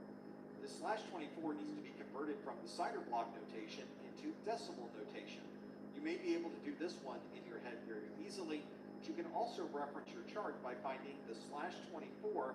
You can see that our chart shows the /24 as part of that third octet, and it shows that that third octet will have a mask of 255. Everything after that will have a mask of 0. So performing that calculation means that our subnet mask is 255.255.255.0. Now we need to calculate the network or subnet address. If the mask is 255, we need to bring that address down.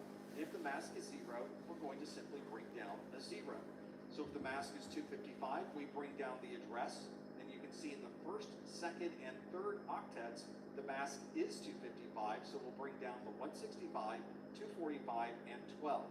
And if the mask is 0, we bring down a 0. So in this example, our network address is 165.245.12.0. To calculate the broadcast address, we look at the subnet mask again, and if it's 255, we bring down the address number. If the mask is 0, we use 255. In this example, the first, second, and third octets all have 255, so we will bring down our address numbers as 165.245.12. And if the mask is 0, we bring down 255. So in this case, the last octet does have a mask of 0, and we'll put a 255 in that last octet for the broadcast address. Now that we have our network address and our broadcast address, it's relatively easy to calculate the first available IP address and the last available IP address. To calculate the first IP, we take the network address and we add 1. So that would be 165.245.12.1. And the last IP would be the broadcast address minus 1. So that would be 165.245.12.254. There is the 7-second subnetting process using our chart and using those simple rules to be able to define the network address, the broadcast address, the first available IP, and the last available IP. Let's do another example that doesn't fall on those simple 8-bit ranges of the subnet mask. We're going to use the same IP address, but with a different subnet mask. In this case, it will be 165.245.12.88/26. The first step will be to take the /26 CIDR block notation and convert that mask to decimal. If we look at our chart, we can find the /26. We can see that it is the 1, 2, 3, 4th octet. And in that 4th octet, we want to put a 192 decimal. That means that our subnet mask is 255.255.255.192, which is the conversion from the /26. If we look at our chart where it has the /26 or the 192, you can see the number of addresses is 64. And since our IP address has an 88, we can look at the different blocks in those 64 ranges to determine where the 88 might be. And in this case, it's in the range that starts with the block of 64. We'll follow the same rules we had before. If the mask is 255, we're going to bring down that address. And if the mask is 0, we're going to bring down a 0. In this example, we have 3 masks that are 255, so we'll simply bring down the address values for each of those octets. In this last octet, the mask is 192. If we refer to our chart... You're ready to go, Mike. Don't forget to clock in for me so you get your time. Look at our IP address Thank you, sir. 88 and determine in which one of those 64 address blocks 88 might be, and it's in the range that has 64 as its starting point. This is what we're going to bring down into the 4th octet, is that value of 64. To calculate the broadcast address, we look at the subnet mask again, and if it's 255, we bring down the address values. If it's a 0, we use 255. In this particular case, our subnet mask does not have any zeros, so we need to refer to our chart. Again, we know that this is the range with 64 addresses per subnet, and we know the .88 fits into that second block. We know looking at the chart that the next block starts with a 128, which means that the broadcast address must be the one prior to that number, so that would be 127. So the broadcast address is 165.245.12.127. And of course, to calculate the first usable IP address, we add 1 to our network address, so our first IP is 165.245.12.65. The last IP address is determined by taking the broadcast address and subtracting 1, so that would be 165.245.12.126. If you've been injured, we get to know you. We get to know your case. We will fight for you. We know who to call. We know the experts. We know the doctors. We can perform this same shortcut with any IP address and subnet range. Let's take the example of 165.245.12.88/20. If we look at this address, we take the /20 and convert it to a decimal subnet mask. We can determine this by finding the /20 in our chart. It is in the third octet, and that third octet will be a 240. So everything to the left of that will be 255s, and everything to the right will be zeros. So our subnet mask of a /20 is the same as a 255.255.240.0. You also notice in this chart that the number of addresses in each of these subnets will be 16 addresses. And if we look at our chart, we know that we have an address that has 165.245.12.88. So we need to determine where the .12 might be in our list. That .12 fits between the 0 and 16, so it's this very first subnet that we're going to look at in this particular range.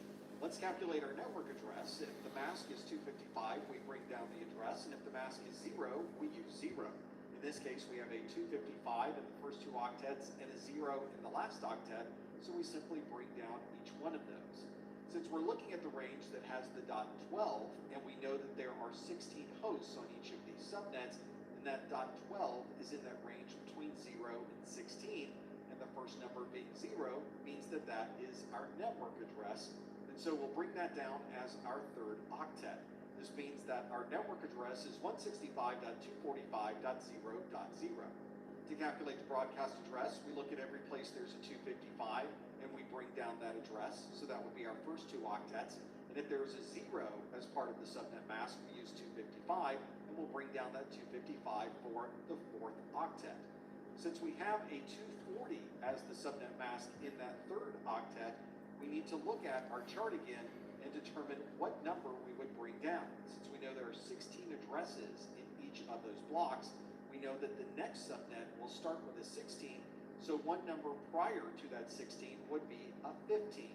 And the broadcast address for this subnet is 165.245.15.255.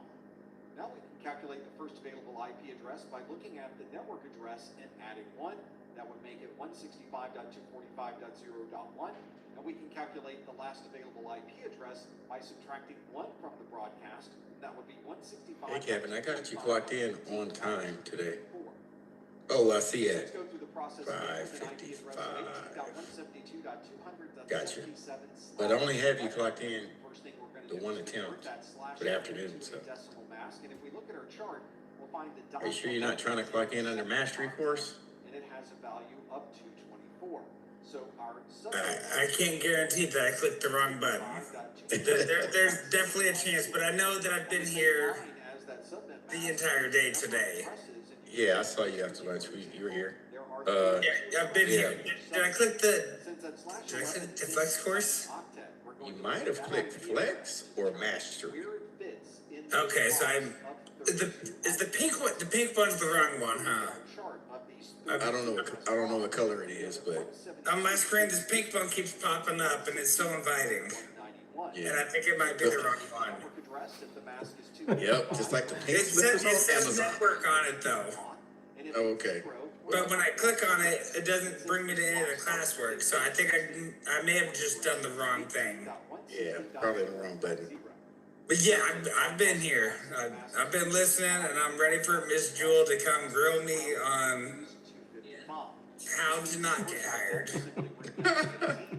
Yeah, she should be popping in trying to get with me. How to not get? I just caught what he said. I figure, I'm gonna practice that part first, get that out of my system, That way, down the road, I'm ready to get hired. Yep. But she should be here momentarily. Yeah, I thought she'd pop in with all of us. Yeah, she's taking everybody one by one in the rooms. Okay. Oh, excuse me? So just we can hear be you, on Mike. standby for her. Yeah, just stand by for her because she'll probably she's got like at least 15 minutes left. Yeah, you got it. I'll be here for you. All right. Question. Cute baby, Mike. Cuter than the cat, dude. Crazy though. Yeah, more work. I'm sure. Does my time count when I was logged in on my phone? It does not. Does not? Does not. Unless I had it officially clocked in. There's only so much I can do for my phone. Yeah, you're good. As long as you can still listen. Like if you were in, it's just the time wouldn't count. Unless it was pre-approved for some other reason. Okay. With higher ups, yeah. But yeah, I got no other appointments other than that then. Yeah, that's the only time you missed out of like what? Almost 7 weeks, 6 weeks? Not bad. Yep. If the mask is 0, we will use 0. To calculate the broadcast address, we look at the subnet mask, and if it's 255, we bring down the address. And if the mask is Oh, look at that. Kevin wants to stay to give you his hours. Oh, the hours fun. Down those address values. We have a 0 in the 4th octet, so we'll use 255. In this example, that value of 200 is in that 3rd octet, which puts us in the 2nd block, starting with 128 and ending with 255. So in this case, the broadcast address would be the last address in that block, which is 255, meaning your broadcast address is 18.172.255.255. And of course, to calculate the first IP address, we add 1 to the network address, making it 18.172.128.1. And we calculate the last IP by subtracting 1 from the broadcast address, making the last IP 18.172.255.254. As you can probably tell, the key to this 7-second subnetting process is being able to reference that chart. So you might want to try writing this down in a chart if you're going to be in a testing center, or you may want to try typing it into a notepad or WordPad to see how quickly you can type it in if you're going to be taking the exam online. If you go to a testing center, you may find that the dry erase pens that they use may not allow you to make a very easily readable chart. So you may want to bring your own pen. Make sure you check with the testing center that it's okay to bring your own fine tip dry erase pen into the test itself. And whether your shortcut is the 7-second subnetting process, the magic number process, or any other process, make sure you find the shortcut that works best for you and decide to use that for your exam.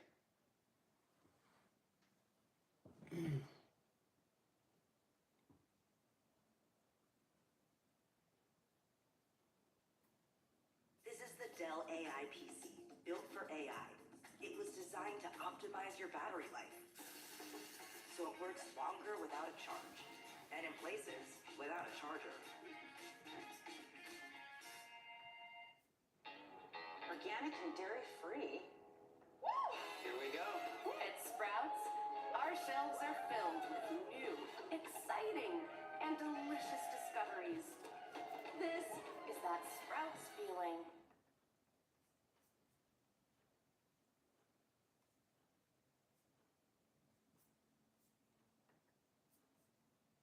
One of the challenges with the virtual world is we have to somehow take the functions that we would normally use in our physical devices and move it into a more virtualized environment. This challenge exists for our servers and operating systems, but it also exists for our routers, switches, and other networking devices. If we were to break out the different functions of these networking components, we would see there was a data plane, a control plane, and a management plane. If we could take those individual functions that are handled in hardware and create virtualized software versions of each of those, we would be able to deploy this nearly anywhere in a virtual environment. This would not only provide us with a way to create these virtualized systems, but it would also give us additional functionality on the network. If we were to take a switch or a router and look at how that device functions and how it forwards data, we would categorize that particular capability into the infrastructure layer or the data plane. This is the part of the device that does the heavy lifting. It does the forwarding of traffic, it transfers information from one interface to another, and it provides forwarding, trunking, encrypting, and network address translation. These networking devices also need to reference other data to determine how to perform this function in the data plane. This ability to control where the data may be going is part of the control layer or the control plane. So if you look at routing tables, switching tables, network address translation tables, or anything else that determines how this device functions, it's probably located in the control plane. And ultimately, you as the network administrator will need to manage this device. We do this through the application layer or the management plane. Anytime you SSH it to a console or control a device from a web-based front end, you're using this management plane. So let's take a physical networking device and turn it into this software-defined networking device. Let's start with a physical firewall. Firewall generally has functionality within it to be able to connect different networks together. We have logic inside that is able to determine how information is forwarded from one interface to another, and we have ways to manage the device on the front console or through a web-based front end. We'll start with all of the interfaces on the front of the firewall where we will connect all of our networks. This is the data plane or the infrastructure layer, and this is where all of the data is forwarded from one interface to another. Inside of the firewall itself, we have tables that allow us to control what traffic is forwarded and what traffic is not forwarded. We might also keep routing tables or switching tables inside of this control plane. And anytime we're managing the device, either by connecting directly to the console or through a web-based management front end, we are using the management plane. One of the ways that we're able to take advantage of this software-based networking functionality is through the use of an SD-WAN. This stands for Software-Defined Networking in a Wide Area Network. This is a wide area network that was specifically built to manage the complexities of a cloud-based environment. We've created this SD-WAN because we've changed where we manage and connect to all of the different resources on our network. We used to have everything in one data center, and anytime we needed to access our email or perform a query on a database, we simply access those resources in our existing data center. But now we've taken those email services and we put them into the cloud. We've taken our applications and we've also moved those to the cloud. It's now not quite as simple as connecting to a central data center to gain access to all of our resources, because our emails, databases, and other applications might exist anywhere in the cloud, and that location may change at any time. Here's a view of what we had before the cloud, where all of our services were in one centralized data center. If we had remote locations, we would simply have wide area network links from that remote site to our centralized data center. This made it very easy to set up wide area network connections. That connection was always connected between the remote site and the data center, and that provided everyone with access to the data that they needed. But now we've moved much of that data from our data center into the cloud. So the cloud may have databases, it might have web services, it might have our email access, and these cloud-based services may be located in multiple cloud providers anywhere in the world. SD-WAN was created because we needed some type of wide area network that was application aware. It would know if we were using email, and it would be able to immediately send our data to the closest email service specific to us. An important characteristic. All right, class, I have another class that I'm exiting too. Hi, Michael Ramey's little baby, looking very cute tonight. All that being said, I have another class that I'm getting to, so we'll resume the mock interviews in our next class. I think I got through 4 of you, and I think I might have about, let's see here, 1, 2, 3, 4. Looks like I have maybe about 6 or so at least people to still get through. So mock interviews will continue this week. I will see you guys on Wednesday. Sounds good. We'll see you then, Miss Jewel. I see Michael's baby's even saying bye. Very cute. She's in IT class right now too. There you go. Okay, see you all. The network or anything changes with the location of these services, our SD-WAN routers will She getting straight A's just by being here. Look at that. any type of user intervention. Dead ringer. We also need to keep in mind that the connectivity to these sites may be All right, everybody. So with that being said, looks like she's making her way around. We will. Let's break. I owe y'all 10 minutes too. So for that reason, SD-WAN let's is do designed to be agnostic to the See you back at 20 after. Well, 15 after. 15 after. See you back at 15 after. Connect to that remote location.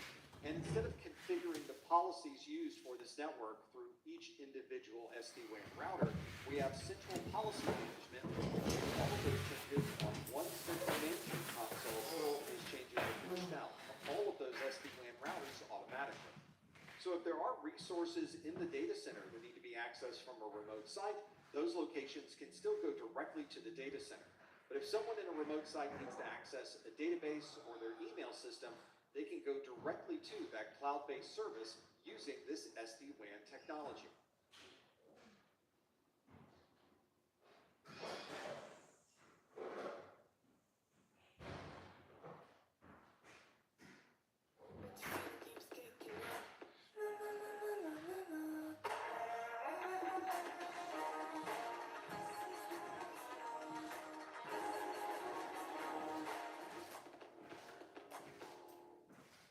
Undo your flu symptoms with Dayquil Intense Flu.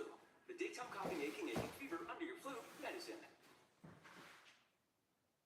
Many organizations will distribute their applications, servers, and other devices across many different data centers. Instead of treating each of these data centers as an individual entity, it would be useful if we could have a data center interconnection, or DCI, a way to connect these different data centers seamlessly with each other. If you're a service provider, you may have hundreds or even thousands of customers using resources that span across multiple data centers located anywhere in the world. And of course, we use the cloud to distribute our applications to multiple data centers that may be located in many different locations, and those applications may move at any time to any of these cloud-based data centers. When you have devices located in different data centers, however, you may run into situations where IP addressing is very different across those different data centers. There might be one IP addressing scheme for data center A and a completely different IP addressing scheme for data center B. The connectivity to these data centers may also be very different. Some data centers may be in a large metropolitan area with lots of fiber connectivity and large amounts of bandwidth. Other data centers might connect through Metro Ethernet or other types of copper-based connectivity. The applications that are residing in these data centers shouldn't have to worry about connectivity types, IP address schemes, or anything else that's unique to that data center. We should be able to put an application in any location, and that application should work without any type of issue. We need a way to seamlessly connect these data centers together without a concern about IP address schemes or the underlying network infrastructure. The solution to this problem is a virtual extensible LAN, or VXLAN. This technology was designed to support thousands of different customers, all using the same data centers located across the world. You may already be familiar with VLANs, or virtual local area networks. VLANs are designed to span across multiple switches at layer 2 so that you can have different areas of the network supporting the same IP subnets. Unfortunately, VLANs have a limited scope because they can only support around 4,000 different virtual networks, and they are limited to layer 2, which makes them non-routable. With VXLAN, we can support up to 16 million virtual networks, and those virtual networks can be connected to each other over a layer 3 network, which makes it very easy to route over the existing public internet. This is designed for the large virtual environments that we've created and allows us to support our applications wherever they might be.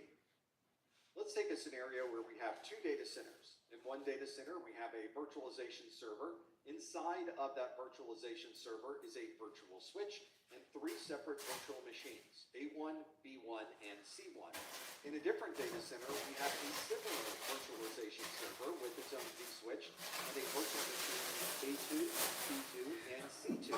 And in this example, virtual machine A1 is associated with virtual machine A2, virtual machine B1 is associated with B2, and virtual machine C1 is associated with virtual machine C2.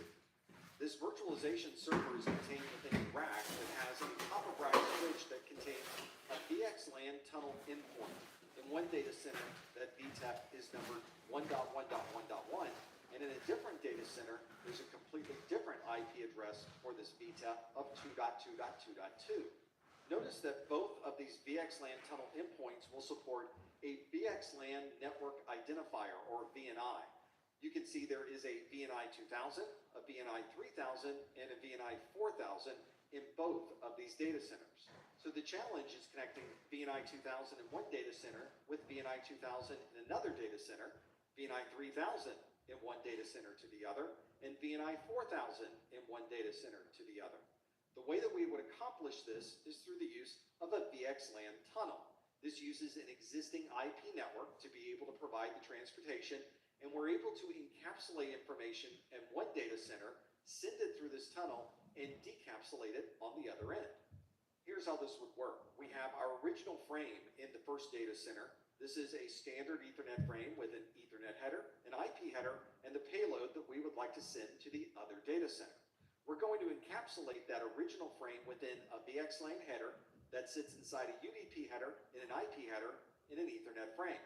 This information is routed across a VXLAN tunnel, where on the other side it is decapsulated from the tunnel, and the original Ethernet frame is then in the second data center and added to the existing virtualization server.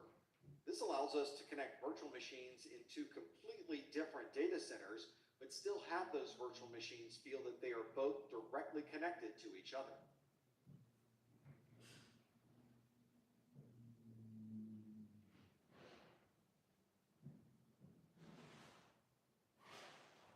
Got the new iPhone 17 Pro and Verizon picked up the tab. No way. That's me.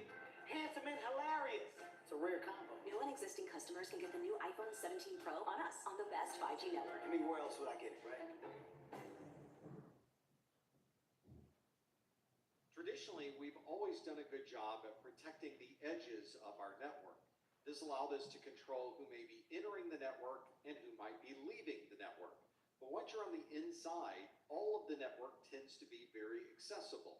This obviously creates security concerns if you want to be sure that you have the highest level security on your network. In recent years, many companies have transitioned to more of a zero trust approach. This is a holistic approach to security that affects every user and every application being used on the network. With zero trust, every user, every device, and every application is inherently untrusted. We want to check and verify any type of traffic going over our network to ensure that only the right users are accessing the right type of data. This means that we'll be implementing technologies inside of our network such as authentication, encryption, additional firewalls, monitoring of this network, and many other security controls. When you connect to a resource, there's generally an authentication process that occurs. There's usually a username and a password that you have to enter, and there may be additional authentication factors as well. Many organizations may also create a policy-based authentication, and one of the characteristics of that is an adaptive identity. With an adaptive identity, every authentication process considers who's trying to authenticate to the network. Is this an individual who's been employed with the company for 10 years, or is this a vendor who just started working with the company only a few months ago? We might also consider where this person may be authenticating from. Are they located in our local geographic area, or are they trying to authenticate from a different country? We might also evaluate the IP address that's in use and the type of connection that's being used during this authentication, and we might want to combine all of those together to determine how risky this authentication process might be. If a user's inside of the building, they may only need to use a username and password. But if they're coming from an unknown IP address in a different country using a VPN connection, we might want to require additional authentication factors. We might also want to add additional rules and processes based on the information we're gathering during this authentication process. If someone is using the correct username and password, but they're connecting at an unusual time of the day from an unusual location, we may still choose to deny that particular authentication. If this same person was trying to authenticate from inside of the corporate headquarters during normal working hours, then instead we may want to allow that authentication. Once the authentication process has completed and is successful, we can trust that that person really is who they say they are. Now that that trust has been created, we need to understand what type of access that user should have. This may depend on the user who's provided the authentication. If they're part of the help desk, they may be able to view the hardware database for the entire company. If they're the manager of the help desk, they may be able to make modifications to to that database. And if they're not part of the help desk or managing the help desk, they may have no access at all to that data. We might also want to consider someone's location. If they happen to be in a different country, they might have a completely set of rights and permissions than if they were inside of the corporate headquarters. And if the user is accessing the systems using a laptop that has been provided by the company and we can verify the certificate on that laptop, then we may give them additional rights and permissions. A good best practice for IT security is to only provide rights and permissions to a user that match the requirements for their job. If your job requires that you have read access to a database, then we shouldn't provide that user with any ability to change that database. This means that we would not arbitrarily provide someone with administrator rights just to be able to access a certain type of data. All users should be accessing these applications with a limited set of rights and permissions. One of the reasons we don't want to provide administrative access to everyone on the network is that administrators have full access to all data on all systems. And if a device is infected with malware and the user on that device has administrative access, then effectively the malware now has administrative access to all of our systems. One of the challenges with providing the right type of authentication and authorization is that users can be located anywhere. Some users may be located in the corporate office, others may work from home, and others may have a field service position which takes them across the world.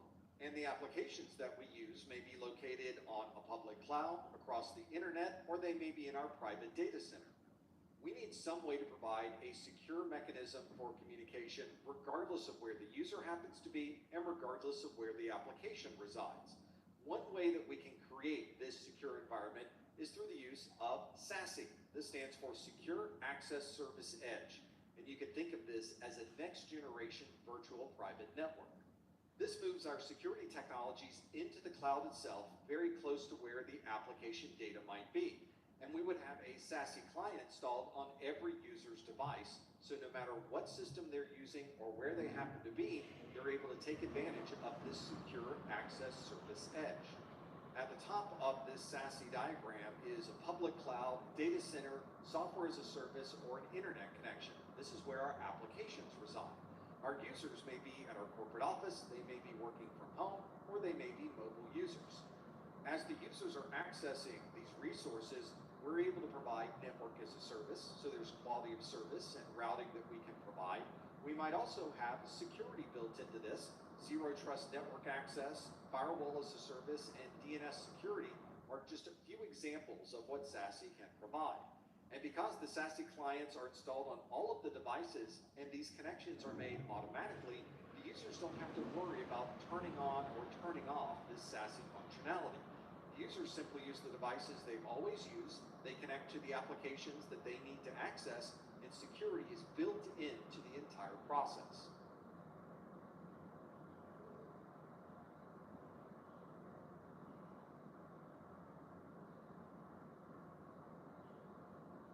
Your boss asks what's wrong with the help desk, and you actually have a framework for answering. Picture this: drowning in tickets, team is stressed, users are mad. I thought I needed more hands. Turns out, process.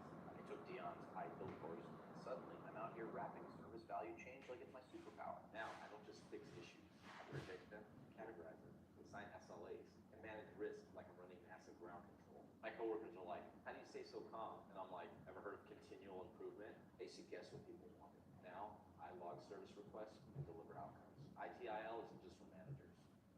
It's for anyone tired of fixing the same mess. Beyond training made it make sense. It's not just jargon, it's actively survival the framework. Songwriting's a funny thing. I don't need to be perfect. It just needs to feel right.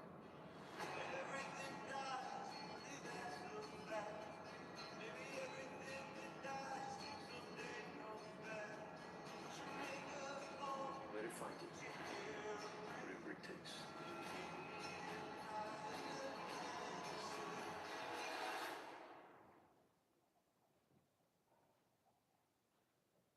Infrastructure as code, or IAC, is a concept where we can take a piece of networking technology and describe it in terms that are best described as code.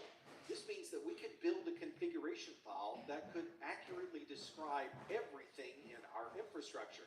Every server, all of the network devices, firewalls, switches, routers, and all of our applications can be configured as this code. This means instead of manually building, installing, and then configuring all of these devices, we can do all of that work inside of this code and then simply tell the cloud to build out all of these systems to our specification. We could even use this to create versions of this infrastructure, so we can build out infrastructure as code configurations, deploy that configuration, and then make minor changes and redeploy the configuration, and all of those changes will take effect. This also means that if we need to build another exact duplicate of this configuration in a separate data center, we simply take our code, we move it to the other data center, and we apply that infrastructure as code to build out a completely new application instance that is identical to the original. This is obviously one of the most powerful features of cloud-based technologies, and it allows us to have flexibility where and how we build these systems. This is a very simplified version of an infrastructure as code configuration file. You can see all of the definitions are in here to create a host called mail.example.com. This infrastructure as code also includes children devices such as web servers and database servers, and you can see the host names are included in there as well. Inside of this same configuration file, we might want to include other details such as the type of CPU, how much network configurations, IP addressing, the applications that need to be installed, and everything else we need to get these systems up and running. If we can automate the process of building out a series of devices, then we can also automate the process of responding to issues. This is done through a process known as a playbook. A playbook is a series of steps you would follow in order to be able to resolve or address a particular issue. For example, if you needed to investigate a data breach, you could create a playbook that would step through that process. Or if you needed to recover from ransomware, there may be a set of very well-defined steps, and those steps would be contained within a playbook. This is obviously things that we do manually when we're addressing issues one by one. But putting it into a playbook allows us to automate this process. Perhaps you have a system that identifies the malware. It then references the playbook to know to remove that device from the network, delete everything on the storage drive, re-image the system, and then redeploy that system into your infrastructure. This can obviously be reused over and over again. So anytime you run into that particular issue, you simply apply the appropriate playbook. Playbooks are commonly implemented in. All right, we're gonna go ahead and work on some assignments until about 5. That stands for security orchestration. Y'all hadn't had a good chance to do that this afternoon yet, so we'll go ahead and do that. Allows you to centralize the operations of everything you're doing with security in your environment. And if you want to implement playbooks, this would be a perfect console for a centralized deployment and monitoring of those playbooks. This automation with playbooks and with infrastructure as code become very handy when you run into particular situations. For example, you may want to avoid instances of configuration drift where there are minor changes to configurations between different application instances. Or perhaps you want to be sure that all of your systems remain in compliance with a set of standards. We can do that using infrastructure as code. We can make sure that every single one of those systems is created using the same infrastructure as code definitions, and therefore you would have identical systems wherever you deploy them. Or perhaps you're configuring a testing environment and you want to be sure that that testing environment is identical when you deploy it into production. Infrastructure as code would be a perfect choice to be able to completely document what you have in the test environment and deploy that identically into your production environment. And if you want to be able to duplicate this same configuration across all of your data centers wherever they might be in the world, you would obviously use infrastructure as code. This is the newly redesigned Dell AI PC with Intel inside. It's not just an AI computer, it's a computer built for AI. So you can do the stuff that slows you down way, way faster. Like that. And that. And yeah, that too. It's a U multiplier. So you can get more done quicker, which means you get to be done sooner.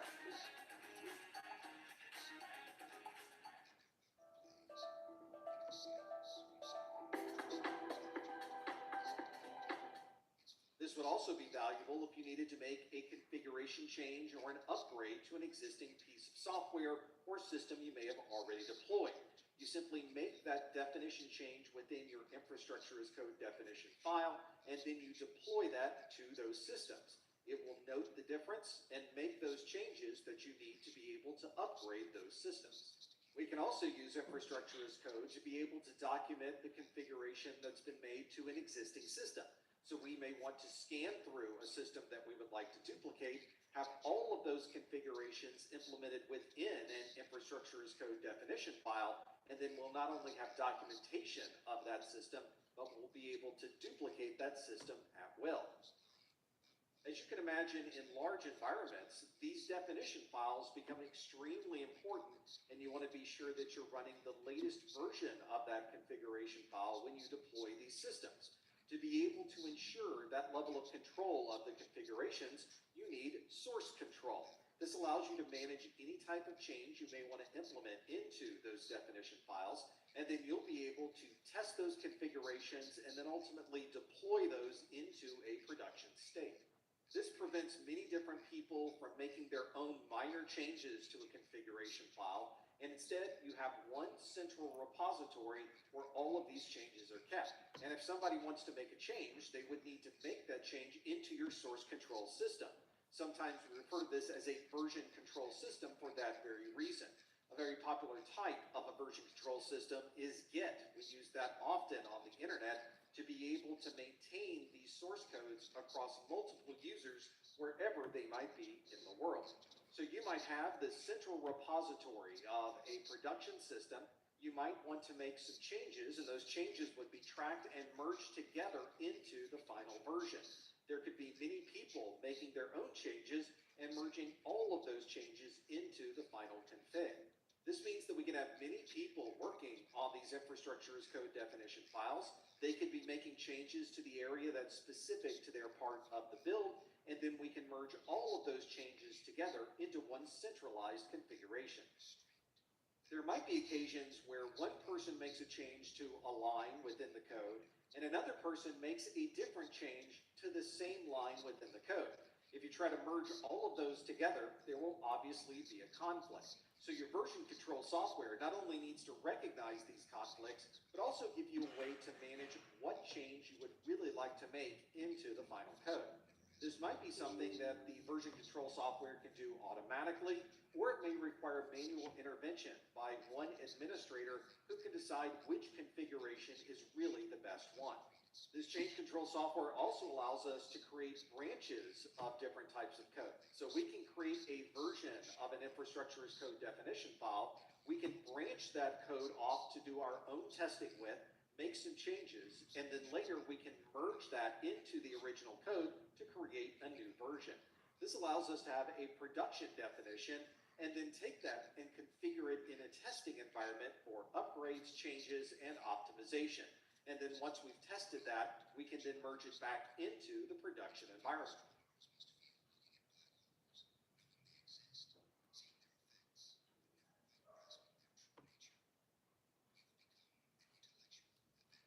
Got the new iPhone 17 Pro and Verizon picked up the tab. No way.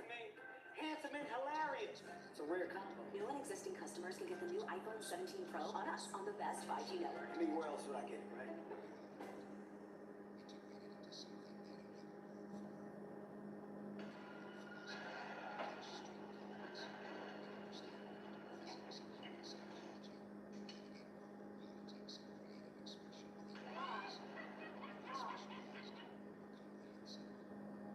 Our current estimates put the total number of devices connected to the internet somewhere around 20 billion with a B. One of our ongoing challenges associated with this huge rise in number of devices is that IP version 4 can only support 4.29 billion of those addresses. The rest of this we very commonly use network address translation or other methods to be able to communicate with all of these devices with such a limited number of addresses. And as you may already be aware, there are no more IPv4 addresses to be assigned. We have hit the limit to the number of IP version 4 addresses that we're able to use. We've been able to provide ongoing support for IP version 4 using network address translation. And the internet configuration that you use at home and at your office uses network address translation to be able to connect hundreds or even thousands of devices to the internet using a minimal number of IP version 4 addresses. Although this works with most of the applications that we use, there are certain apps that would prefer not to use network address translation. And this simply creates more complexities and difficulties for those of us that need to communicate over these IPv4 networks. Fortunately, we have a solution to this limited number of addresses, and that solution is a new version of IP referred to as IP version 6. IP version 4 addresses are 32 bits in length. IP version 6 addresses have a 128-bit address, which gives us a much larger address space to use when we're assigning these addresses to all of those many devices on the internet. Another way to visualize this would be to say that every grain of sand on Earth could have 45 quintillion unique IP version 6 addresses. You can see that this larger address space with IP version 6 resolves that IP address constraint that we have with IP version 4. There are a number of differences between an IP version 4 address and an IP version 6 address. This is an IP version 6 address, FE80:5D18:652:6FFD:8F52. You can see that is a very different style of addressing than IP version 4, where we were only dealing with decimal numbers and periods. In IP version 6, we are using hexadecimal values, and we're separating those with a colon. If we were to write out that entire address into its entire 128-bit form, you can see that it is completely listed here, and that is a much larger address than we deal with IP version 4. If you wanted to view this in a binary form, you can see that we have the representation of that same address listed in binary. You can see here that each section of an IP version 6 address that we separate with colons is 16 bits in length. You can see the 16 ones and zeros listed in each one of those sections. This also means that each section is 2 bytes in length. You may also see it represented as 2 octets in length. So in total, the IP version 6 address is a total of 128 bits or 16 bytes in total. You might see an IP version 6 address written out with all 128 bits being shown on the screen. But you might also see these addresses listed in a compressed form, which makes it much easier to be able to read. When we're using this compressed form of an IPv6 address, there are a number of rules to keep in mind. One of those rules, if there are groups of zeros that are together, we can abbreviate that entire group by simply replacing those zeros with a double colon. We can only do this one time in an address. Usually that's all we need to make this address much easier to read. We also can remove leading zeros from each group within the IP version 6 address. Let's take an IPv6 address and perform this compression to see what that would look like. The IPv6 address we'll work with is 2600:delta:1111:1111. Michael's Fall Haul is on. Get up to 60% off fall and Halloween decor, florals, and more. Only at Michael's. Well, would you look at that? Those phones. They can tell you what you're looking at. Those are cirrus clouds. They often appear before a change in the weather.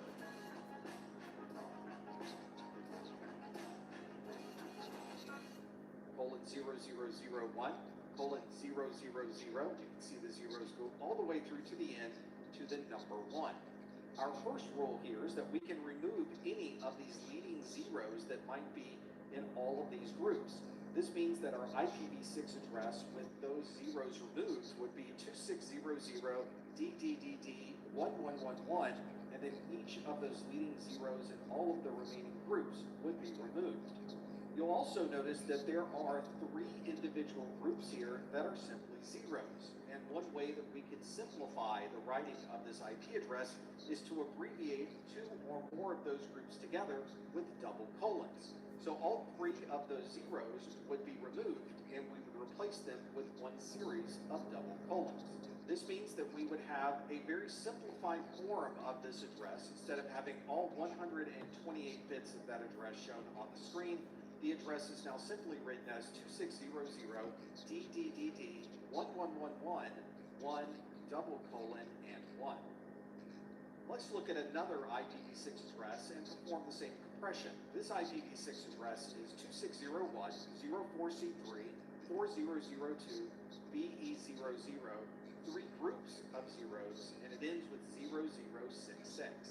Our first step would be to remove the leading zeros in all of this. We have our second group has 1 0 in front of it, and there are a number of groups at the end that have leading zeros that we can simply get rid of. You'll notice in this example that there are 3 different groups of zeros that are combined together, so we can remove all 3 of those zeros and replace it with a double colon. This greatly simplifies this much longer address into 2601.4002.BE00::66.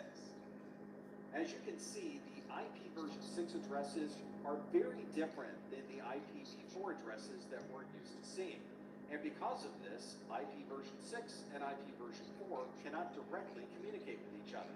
Therefore, we need some method to be able to have these older legacy systems that only understand IP version 4 be able to communicate on our more modern IP version 6 networks.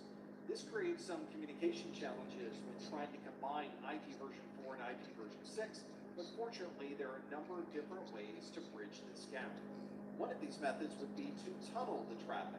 We would either tunnel IP version 4 within IP version 6, or tunnel IP version 6 within IP version 4. This would give us a way to communicate even across networks that were very different than the protocol that we were using.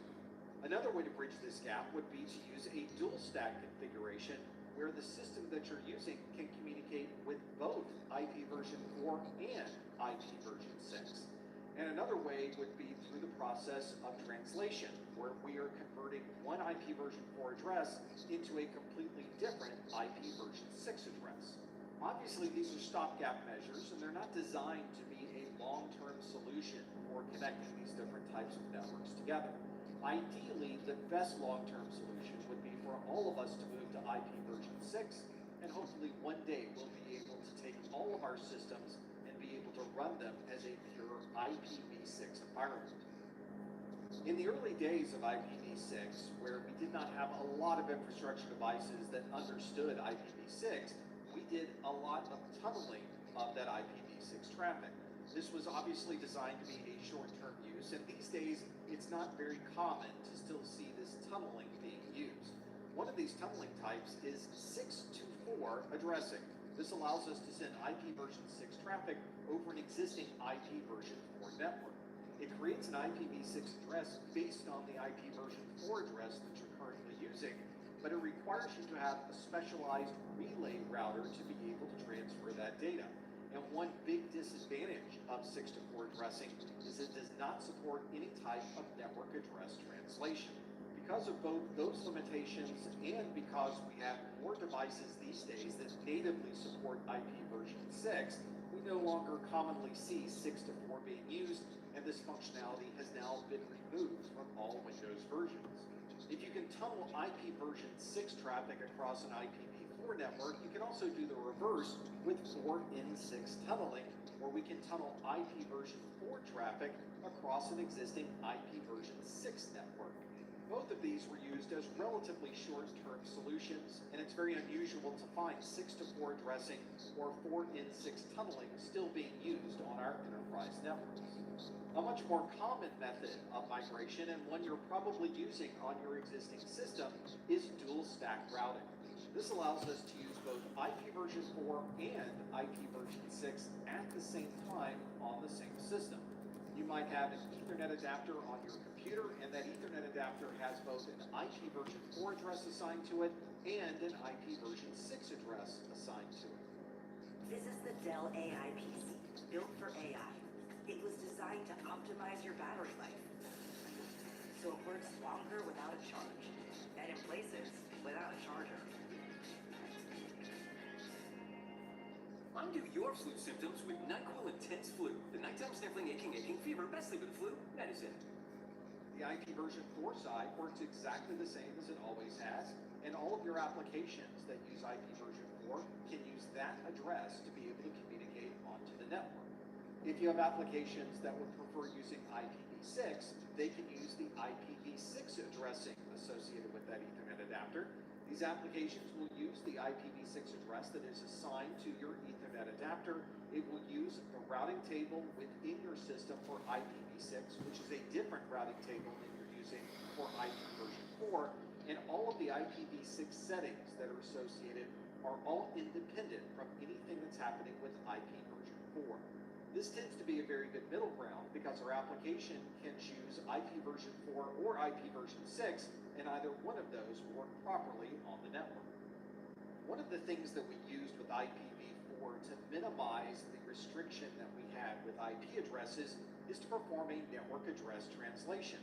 We would take our existing internal IPv4 address and translate that into an IPv4 address that can be routed across the internet. We can perform a similar translation to move between IPv4 and IPv6. This translation is called NAT64 and allows us to seamlessly translate IPv4 and IPv6. Just as we need a specialized network address translation router when we're using IPv4, we also need a specialized router when we're using NAT64. This allows us to take a device that communicates via IPv6 but still allow it to communicate with devices that only communicate using IP version 4.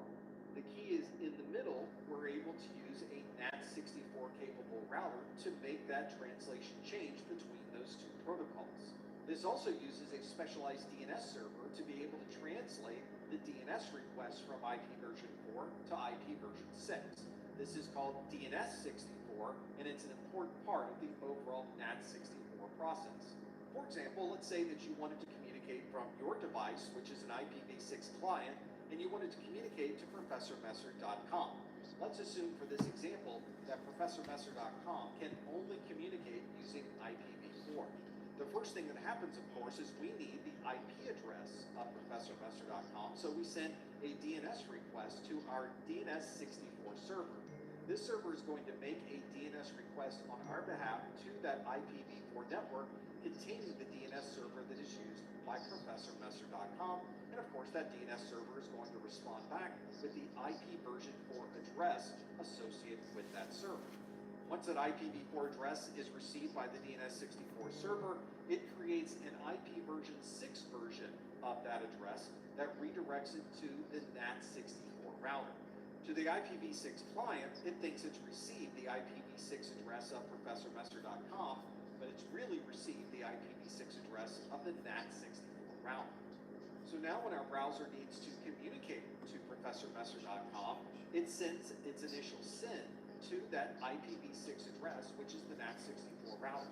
That router is responsible for performing the network address translation, where it is able to take the IPv6 address that we use and translate that into an IPv4 address that the web server understands. This process is obviously reversed when the response is sent back, allowing these two devices to communicate to each other, even though one device only understands IPv6 and the other device only understands IP version 4.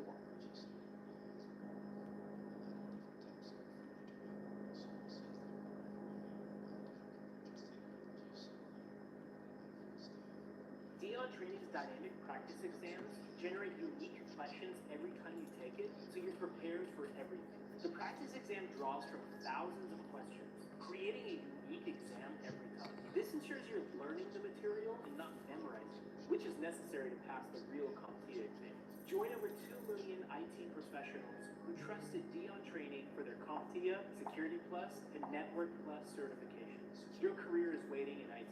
Visit DionTraining.com to find out more. It's Subway's new Fresh Fit menu, featuring the grilled chicken and avocado, 35 grams of protein, a full serving of veggies, and our Baja Chipotle sauce, all under 500 calories. Keep moving with Subway's new Fresh Fit menu. Subway, eat fresh, feel good. Routers that we use in our homes and our offices have an important job of forwarding traffic between one IP subnet and another. It's a relatively straightforward process, although there is a lot of technology under the surface that makes this happen. But if we were to look at this in a very simplified form, we could see that the router is performing a series of relatively simple steps. The first step is to identify what the destination IP address might be for incoming traffic into the router. It looks into the packet, identifies what the destination IP address is, and makes a note of where it should be sending this traffic. The router then examines tables to determine what the best route will be for this particular packet. If the destination IP address of this particular packet is associated with a subnet that is directly connected to this router, then the router simply sends the packet onto that local subnet. But in many cases, the destination IP address is on a subnet that is not locally connected to this router. The router will examine that routing table, determine what the best next hop might be, and then send the traffic out that particular interface. This next hop is the IP address of the next router down the line. And when that router receives this packet, it performs the same process again until the packet finally makes its way to its final destination. As you can imagine, that routing table becomes very important. When we're troubleshooting routers, we refer often to the routing table, what the next hop might be, and determining where these packets should be going once they leave our router. If a router refers to its table and does not find a next hop for that destination IP address, it will simply discard that traffic. So you can see why having a valid routing table becomes very important. Let's look at this network diagram. There are 3 separate routers in this network diagram and 3 individuals that would like to communicate with each other. In this case, let's focus on router 1. You can see router 1 is connected to 3 different subnets. We have a subnet 10.10.10.0/24. There's another subnet between router 1 and router 2 that is the 10.10.40 network. And then another subnet between router 1 and router 3, that's the 10.10.50 subnet. Those 3 subnets are directly connected to router 1, so if we were to look at the routing table for router 1, it would see the route for 10.10.10.0/24, 10.10.40.0/24, and 10.10.50.0/24, and all of those networks are locally connected to this router. The problem occurs if Sam would like to communicate to Jack. Although router 1 knows about the local networks, it has no idea that there are more networks on the other side of router 2 and of router 3. And those particular networks of 10.10.20.0/24 and 10.10.30.0/24 are nowhere in this routing table. This means if Sam wants to send traffic to Jack, Sam will put this packet out on the network. It gets to router 1. Router 1 examines the destination IP address of 10.10.20.2 and then looks through its table and realizes there is no 10.10.20 network in the routing table, and the packet is discarded and never makes its way down the network. One way that we could create a more complete routing table is to build it ourselves.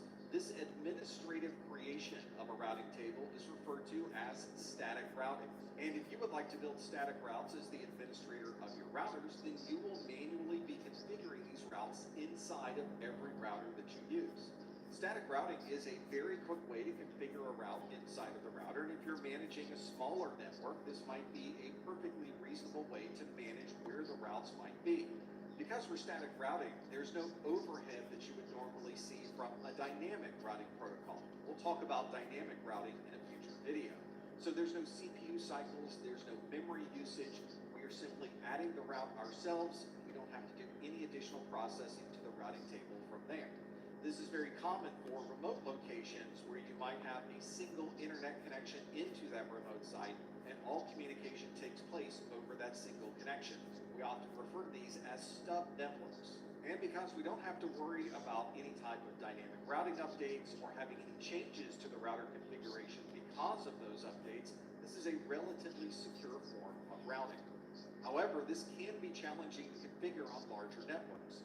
Configuring a handful of routers with their own static routes is relatively straightforward. But if you're managing hundreds or thousands of routers, manually configuring a static route in each of those routers can take quite a bit of time. This also relies on you adding the correct routes to every router. There have been times when I've configured static routes and I've set up my own routing loop within my network because of a misconfiguration. And as the name implies, these routes are static. They don't change once you've configured them. So if there are changes to your network, you'll need to manually log into your routers and make those configuration updates to the routing table that match the changes to your network. This also means that there is no automatic rerouting if something happens on your network. You will need to manually configure these routes if anything needs to be routed in a different direction. So let's configure some static routes for router 1. We know that we have our 3 locally connected routes, but we also have these additional 2 routes, one that's behind router 2 and one that's behind router 3. This would be the 10.10.20 network and the 10.10.30 network. So we might SSH router 1 at the command line, we would begin to add additional static routes. For example, we might tell router 1 that if it receives any packet coming through with a destination IP address that matches the range of 10.10.20.0/24, then send that particular packet to 10.10.40.2. So if the packet does come through with that destination that needs to go to the local network that Jack is connected to, it will send all of that traffic to the IP address 10.10.40.2, which is located on router 2. At that point, router 2 will examine its own routing table and know that the 10.10.20 network is locally connected and send that packet on its way. We can do the same thing with the 10.10.30.0 network, so we will manually configure a static route that if any destination traffic is going to 10.10.30.0/24, then send all of that traffic to 10.10.50.2, which means all of that traffic will go to router 3. Now that we configure those static routes in router 1, anytime those additional networks are seen as a destination IP address, router 1 will know exactly where to send that traffic.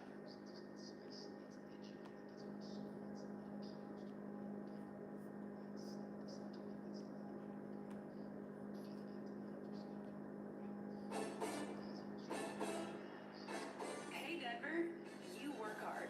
So how about a bank that lets you know when you can afford to play? Let's get more from Honey. Huntington Bank. Teeth sensitivity is so common. It immediately feels like, somebody's poking directly on their nerve. I recommend Sensodyne. Sensodyne toothpaste goes inside the tooth and calms the nerve down. And my patients say, doc, it really works. Static routing requires the network administrator manually configure every route on every router in the organization. If you have 3 or 4 routers, that might not be a big problem.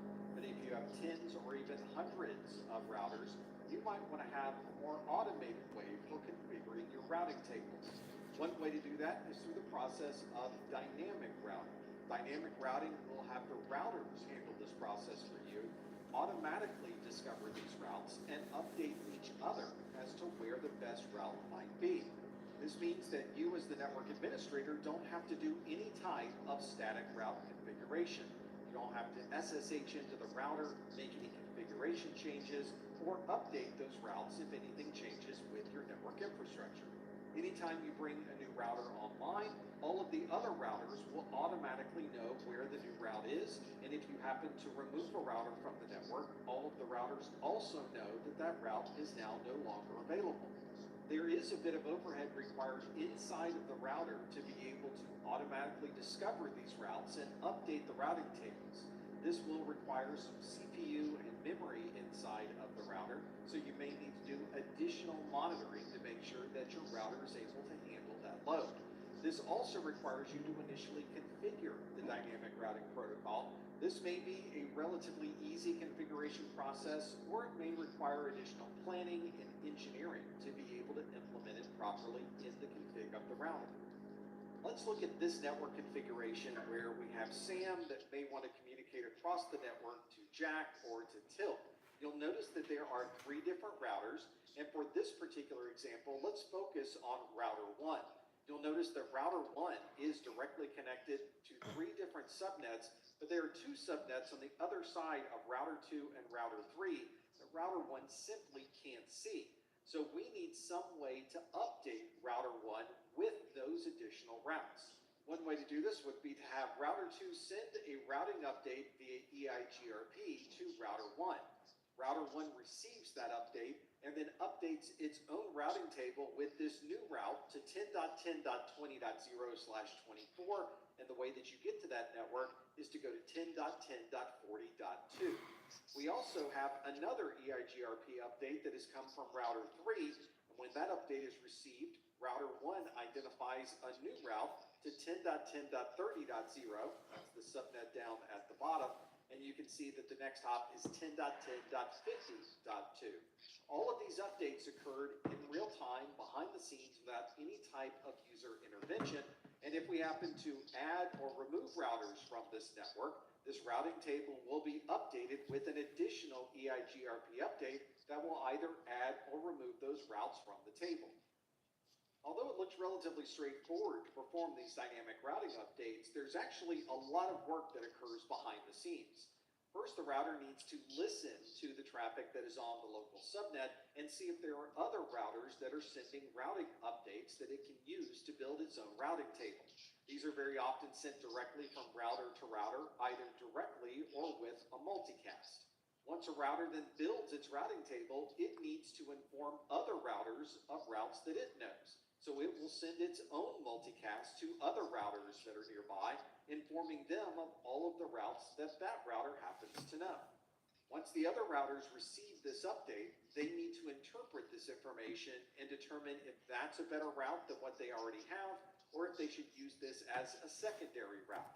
Different routing tables use different methods to make these decisions, and they will update their routing tables differently depending on the protocol you happen to be using. And of course, if there is any change to the network infrastructure, these routers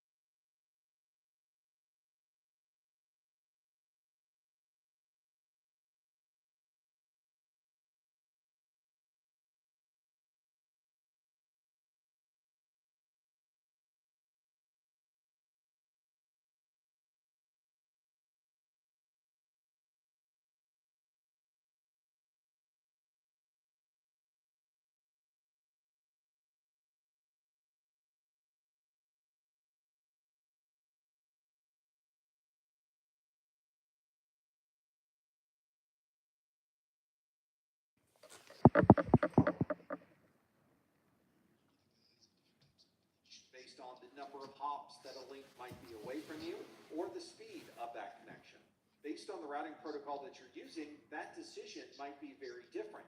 Some routing protocols will use a different criteria to determine the best way to get to a remote location. You might also find that some routing protocols are able to make changes very quickly if anything happens to the underlying infrastructure. So if you add a new router to the network, it might take a number of seconds or it might take a minute depending on the type of dynamic routing protocol that you're using. And in some cases, we need to take into account the type of router that we're using. Some routing protocols such as BGP and OSPF are very common and can be used across many manufacturers' devices. Some routing protocols such as EIGRP may work best in a Cisco-centric environment. So if you have a lot of Cisco routers, that might be a better routing protocol for you. Although EIGRP tends to be very Cisco-centric, you may find EIGRP is also available on other manufacturers' routers. But there are some aspects of EIGRP that are proprietary to Cisco, so you tend to see it mostly in Cisco-related configurations. But one advantage of EIGRP is that it is relatively easy to set up. You would turn on EIGRP in your Cisco router, give a few minor configuration options, and it's now up and running with the EIGRP protocol. When there are changes, EIGRP tends to converge relatively quickly, and it's also able to identify any loops and prevent those from occurring on your routed network. EIGRP is also very good at identifying other EIGRP-enabled routers and sending updates over a minimum of network traffic. This keeps your network more efficient and leaves your bandwidth available for other applications. If you want a more generic dynamic routing protocol that can be used across different manufacturers' routers, then you might want to try OSPF. This is the Open Shortest Path First Routing Protocol, and it's one that you'll find available on a number of different manufacturers' devices. This is often implemented in a network where you have complete control of those systems. We often refer to this as an AS, or an autonomous system. For example, if you're running a wide area network that has 50 different routers, those 50 routers would be part of your single autonomous system. Another advantage of OSPF is that it's available on many different manufacturers' devices. This is a common standard, and you can download the standard from the internet and read through every aspect of OSPF. We refer to OSPF as a link state protocol, which means it determines what the best route is based on uptime and availability between the different OSPF routers. OSPFs can be used to assign costs to an individual link, so certain links may have a higher cost than another. This allows OSPF to make routing decisions based on what the least cost might be. This cost is often associated with how much throughput may be available on a particular link, if that link is up or down, and how long it takes to traverse that particular connection. With OSPF, the lowest cost and the fastest path is going to be the best route to a remote location, and if there are identical costs on OSPF, many implementations will allow you to load balance across both of those links. If you need to route traffic outside of your autonomous system to other organizations, then you might want to use an external gateway protocol such as BGP. BGP is the Border Gateway Protocol, and it's commonly used on our wide area networks and internet connections. Connecting the internet together and being able to dynamically update the routes on the entire internet is a daunting task, and this particular routing protocol was designed with this specific task in mind. Sometimes you'll hear BGP referred to as the 3 napkins protocol because it was sketched out on napkins initially to solve this particular type of problem. If your organization has one or more connections to the internet and you want to be able to dynamically route to those internet sites, then you'll want to use a protocol such as BGP.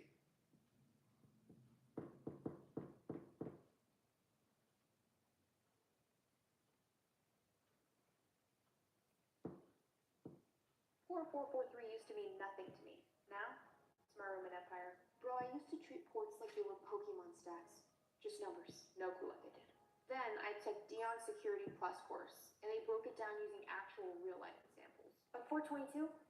It's your secure hallway to another system.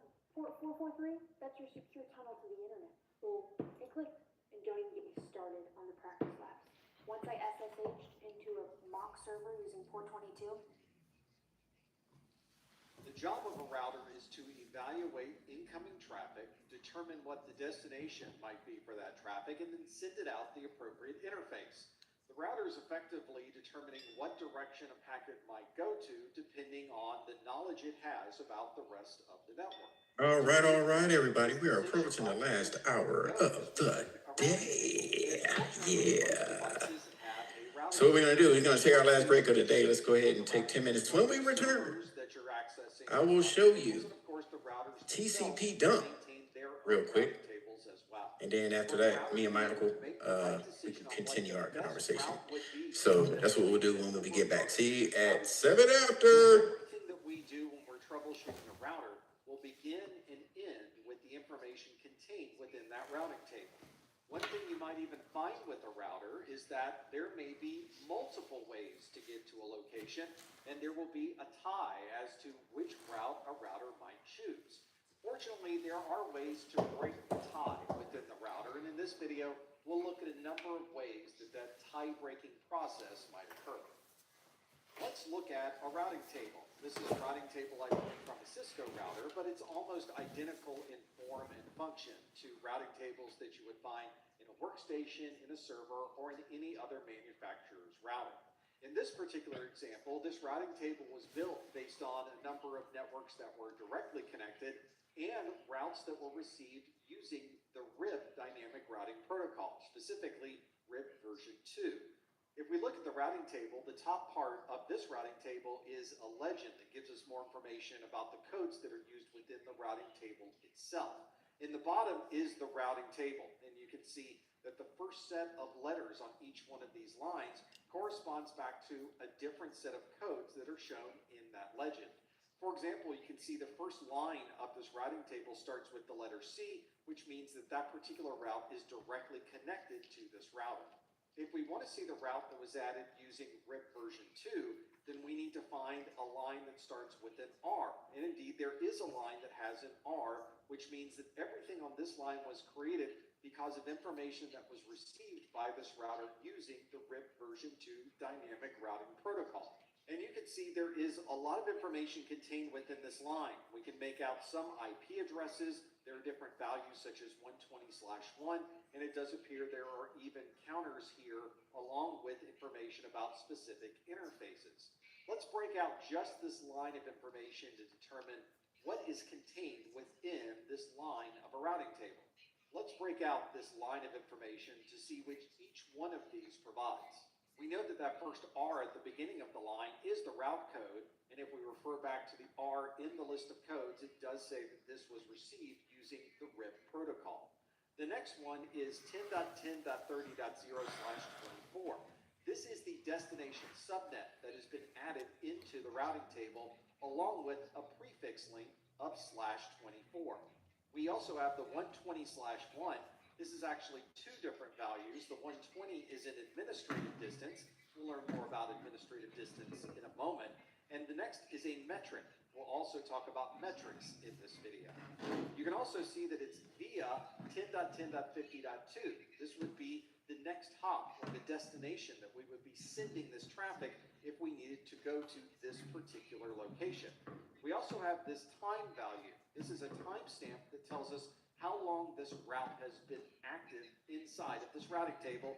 And in this case, this route has only been active for 14 seconds. And lastly, you can see the outgoing interface that would be used. Sometimes this interface is included, sometimes it's optional depending on the routing protocol or the router that you're using. But it's sometimes nice to see that this particular next hop is one that we would reach by going out a specific physical interface in that router. So when the router is making its routing decision on where traffic should go, it's evaluating everything in this routing table to determine if this would be the best possible route to use to forward this traffic along to the next hop. One of the first things that a router is going to evaluate is where this particular traffic is destined. We need to be able to look at the destination IP address and compare that to the subnet IDs and prefix links that are contained within the routing table. If there's a match, then we'll know where to forward this traffic. This is LinkedIn Recruiter, a hiring tool that helps you hire smarter and faster with over 1 billion global professionals. These profiles are verified so we know who exactly we are hiring. Hire smarter and faster with LinkedIn Recruiter today. Dupixent helps people with asthma breathe better. And when you can breathe better, what isn't better? This is better. That's better. That too. Dupixent's an add-on treatment for specific types of moderate to severe asthma. Some people felt their asthma symptoms improve in as little as 3 days. Dupixent's not for sudden breathing problems. It helps prevent asthma attacks. It can reduce or even eliminate oral steroids. Doesn't that make things better? Severe allergic reactions, including skin reactions, can occur. Get help right away for face, mouth, tongue, or throat swelling, wheezing, or trouble breathing. Tell your doctor right away of signs of inflamed blood vessels like rash, chest pain, worsening shortness of breath, brown or dark colored urine, tingling or numbness in limbs. Tell your doctor of new or worsening skin symptoms, joint aches and pain, or a parasitic infection. Don't change or stop other treatments without talking to your doctor. If you can get more out of your lungs, you can do more with less asthma. Ask your doctor about Dupixent, the most prescribed biologic in asthma. This means that this IP address range and prefix link becomes an important consideration when we begin to forward traffic. We need to look at both of those together to determine if this is the best possible route for this traffic. And if you were to look at a routing table, you may find that there are multiple routes listed to a particular subnet, but there might be different prefix links in each one of those lines. So you might need to evaluate each individual line of a routing table to determine which one is the most specific for this particular route.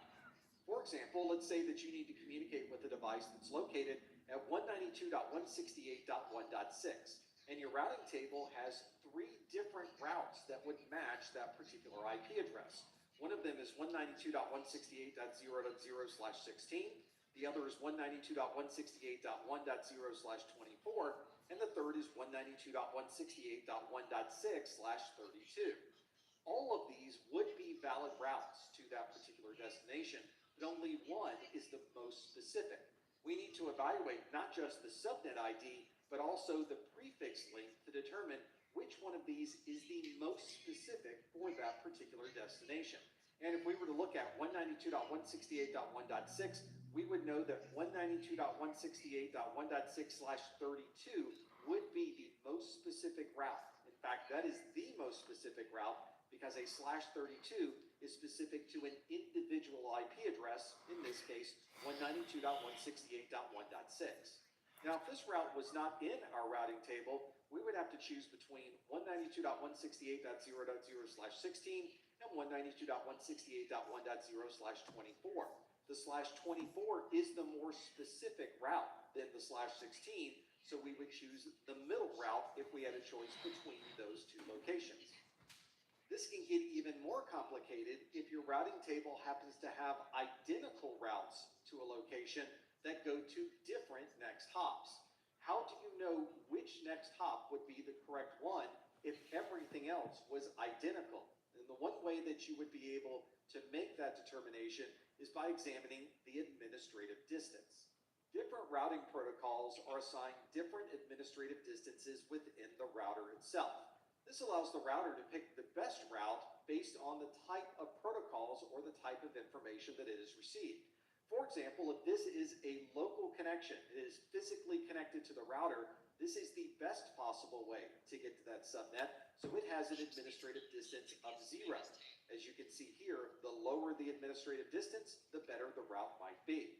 If you have manually configured a static route, the router assumes that you must be the most knowledgeable person for that particular route, so static routes have an administrative distance of 1. If this route is added to the routing table using EIGRP, the administrative distance is 90, and if you receive this route via OSPF, the administrative distance is 110. You can see that other dynamic routing protocols and methods are listed in this table with the appropriate administrative distance for a Cisco router. In some cases, the routing protocol itself may be in a position where there might be duplicate routes to a particular location, and the routing protocol has to make a decision on where the best route might be. In that case, we will want to look at the routing metric to be able to break that tie. Routing metrics are an internal value that are used by the routing protocol itself. So BGP has its own set of routing metrics, OSPF has a completely different set of routing metrics, and EIGRP uses its own set of routing metrics as well. This means that you can't compare routing metrics across different routing protocols. The routing metrics used for BGP are very different than the routing metrics used for EIGRP, and there's no way to compare or contrast those routing metrics across routing protocols. But similar to an administrative distance, BGP might create its own set of routing metrics to a particular site, and then it can determine what the best route might be based on its own internal set of routing metrics. For example, the routing metrics for BGP might be 1 or 2. It will choose the route for 1 because that is the lowest routing metric. Let's look at our routing table for RIP version 2 again. We have that one line in the routing table, the 10.10.30.0/24. It has an administrative distance of 120 because it is RIP version 2, and it has a routing metric of 1. RIP uses the number of hops to a location as its routing metric, so we know that this particular destination is 1 hop away. To be able to reach that particular network, we would go to 10.10.50.2, and we would get to that particular location by sending this traffic out serial 0/3/1 on this router. Making precise moves with your investments means asking the questions others don't. Actively managed ETFs from T. Rowe Price, designed to outperform the index. This is a team feeling zen. And these are the Dell PowerEdge servers that make them feel that way. They take care of themselves, so the team can spend less time stressing and more time growing their business. you were to use a different routing protocol, for All example, right, welcome back, everybody. Long day today. Long day today. Yeah. Here is the same routing table to the same We are back. but we've enabled EIGRP instead of RIP2. You can see this line. All right, so what we're gonna do is, with the code D, and if we refer back to our legend, looks like see that D Kevin's does narcolepsy had knocked up. EIGRP. Hey, Kevin. Everything in this line is very similar to what we saw with RIP2. Good timing, Kevin. We're back in class. Administrative distance is different. It's a 90. My man, he's struggling. Has a higher priority in its All right. administrative distance than RIP2. So what we're gonna do is we're gonna move over to Kali Linux for a minute. Is very different than the routing Show you something. we saw for RIP version 2. RIP version 2 uses the number of hops, whereas EIGRP has a complete See what we got over here. So let me go ahead and share my screen. what the best route might be. As you work more with routing tables, This is one tool that you may need to use. you'll become And this is actually, the best next hop might be for a particular packet. okay, that's the One of the cool. challenges we have All right, so what we have here, is that I think we all have the same password, Cali123. I kept it simple. configuration of your device. All right. Notice that you have a default gateway. So the graphical, what we're using graphically Gate outside of your local to watch traffic But you'll notice that there is only was one Wireshark. address available to All right. us as the default. Wireshark is what is the proper definition of Wireshark? And I'm pointing it out just in case you see it on the exam. The proper term for Wireshark is it does what? There you go. It is a packet sniffer, but the proper term for it is traffic and protocol analyzer. It is a protocol analyzer. Because you'll see stuff on it like TCP, UDP, GUIC, ARP, address resolution, all those protocols show up on there, and then the different fields of what you'll see in Wireshark will give you pretty much the OSI model on the bottom when you're seeing everything in the packet. What you see off to the right is the hexadecimal equivalent of that traffic in bits being transmitted. So you'll see each line has 0 to 16 bits on each line. This particular example, we're going to use the I wonder if it'll come up on here. It should come up on here. Since I fixed my Wireshark. All right, so the address is there. So as we do packet analysis, maybe I need to look up, there it goes, bam! All right, so that's what's going on. As you look at the equivalent over here, so you'll see the OSI model over here, okay? Over here, these lines, these are equivalent to 16 bits in hex going across over here. So the equivalent of what you see, anywhere I click on here, you'll see the equivalent over here. And this is encrypted. So if it's not encrypted, you won't be able to see anything. Now, here's the caveat to this for those that want to venture down the Wireshark rabbit hole. Now, as I search for anything over here, I can say, oh, let's go to Amazon. Let's see what's happening. So bam, as we see it over here, I got traffic, and then there's your protocols that are happening right over here. Okay? Then you have your ports, your ACK, SYNAC, ACK. But what I want to let you know is there's a couple other useful tools that you can do with Wireshark. You can download the Wireshark add-on, and you see where it says telephony right here? You can actually record people making phone calls in your house or on wireless in Wireshark and replay the phone call if they're making wireless calls on any net. Yes, you can. So be careful. There's an add-on in here, and there's a specific way you have to set this up. But you can record traffic, and when you identify and sift through SIP or session-initiated traffic and all that, you can find it and replay the voice. You can hear what they're saying. So that's why it's crucial to have wireless security on your networks. Okay. Also, what you'll see in here, there is a way you can download. Where's my tools at? You can look for specific firewall access rules on ET80 to see if they've been applied correctly for your firewall, credentials, MAC address blocks, key launcher, and there's something else here I want to see too.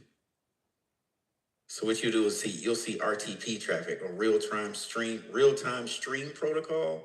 This is what you're looking for, these two, for phone calls. All right. Down here is SIP too, session initiated protocols.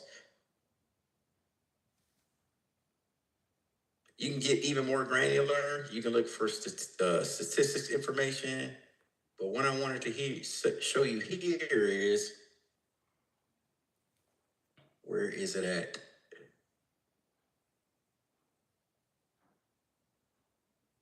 Where is the encryption packet where you can decrypt when you analyze the packet? There it is, decode. You can find out certain packets that you're looking for, add and decode if you have the session keys. So people can sniff your traffic for your session keys, take them out of here and use that to crack, if it can be, to crack the conversation. Okay. Depending on what protocols you're using, encryption protocols. Isn't that wild?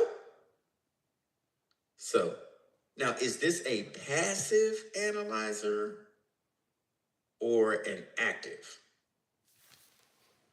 You're correct. It is passive. It is watching traffic go by.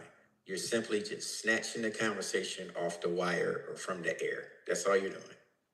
It's not interacting. Now, there's an equivalent to this. Doesn't look as appealing. But what you'll find is you can run what they call up here TCP dump. TCP dump. All right. All you do is look for it in the list of programs over here and start typing TCP, and you will see this. Now, this is just not used that's why you got to be careful at home on your home network and who has access to this too. These tools can be used anywhere to compromise anybody. All right, so you got to be careful. So what you see here, if I were to come over here and type TCP dump space or -- help, it will tell me what I could use this for. So TCP dump is a library packet capture. All right, 64-bit build. What it does is all you do is start off typing TCP dump, and these are the syntax that you can use at the end after you type TCP dump. You can file count, timestamp, nano. There's different things you can do. Now, the basic use of this, Wireshark is the Xbox version. It is GUI. It's going to make it look real purty for you. This is Atari. All right? Ain't going to get much more better than what you're seeing right now on the screen. And it's going to come by real fast. So I'll just start typing TCP dump. And here we go. I know it's wrong. What's the problem? Wouldn't let me do it.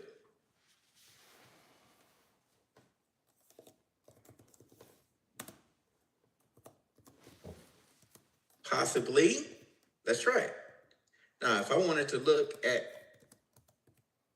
ETH0, which is Ethernet 0, in which that is a connection, let's try it. Won't let me do it. I know what the problem is. I could look at ifconfig. I say, oh, let me look. Well, there's ETH0 right there. I have access. Oh. There's something that's giving it away on the screen. Why can't I do it? It's on the screen right in front of me. The permissions. Read, write, and I'm not an admin. Look at y'all. Y'all ready for the exam tomorrow. Let's make this happen. Charles is like, oh no, I'm not doing that. Let's make this happen. So what we're going to do here for the breakout, we're going to be showing this to you as well, Michael, so you can get caught up so I can show you some different things about Wireshark if you want to ask some questions. But here, this is what we're looking at. So I need to close this. I need to go over to,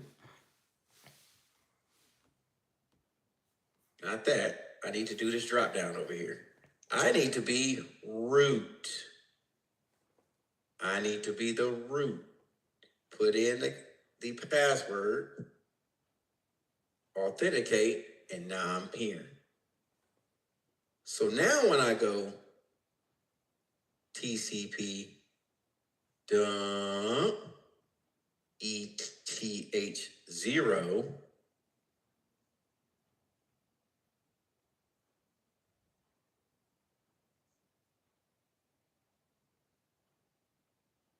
okay, so it's listening.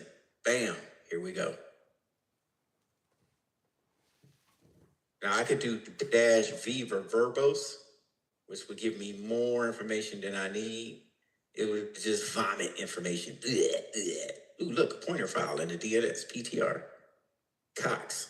There's the DNS right there when I saw pointer. Right there in the TXT file. Look at this. So as you start looking for different things, since y'all buying me a new Rolex for the class, let's shop some Rolexes.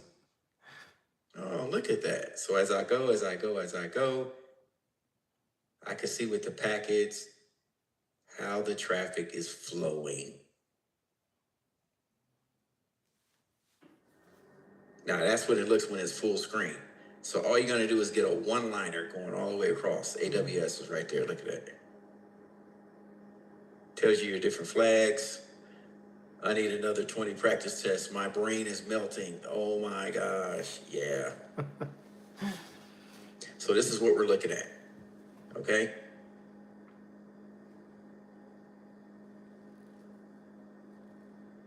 Pretty cool.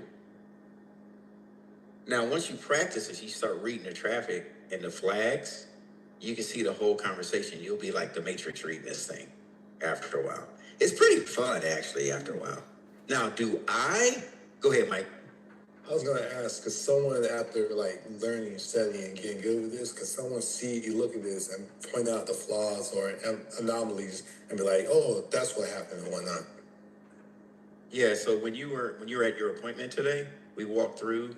That's why I got to get you this information on Wireshark, because it had the creator of Wireshark and why he did it. Elaine says, I need you to re-explain that analogy after I watch. Yes, I will do so. You have to watch The Matrix. The Matrix is all net. It's all net plus. It's all protocol. It's everything. When you watch it, you're like, oh my God, it was right in front of me the whole time. So, and then it has my man's name named Chris Greer, right? So he became the pro. Like, he mastered the software. So he works with the creator. They do a lot of stuff. And they have this thing every year. It's called Shark Fest. It's a convention. It's a small, intimate kind of convention. Now, to get back what you said, Michael, and a network admin or to analyze a network, this is what they pay you to do. They look for anomalies. Okay? Now, there's another one that you could use too for reconnaissance. Burp Suite. Put that down on the list because you might see this is another option that you can use in ZenMap. ZenMap. Yeah. ZenMap, Burp Suite, Wireshark, TCP dump. All right? And the other one we use, Angry IP Scanner, right? Those are the top ones in the industry people kind of sit with. Now, is there more?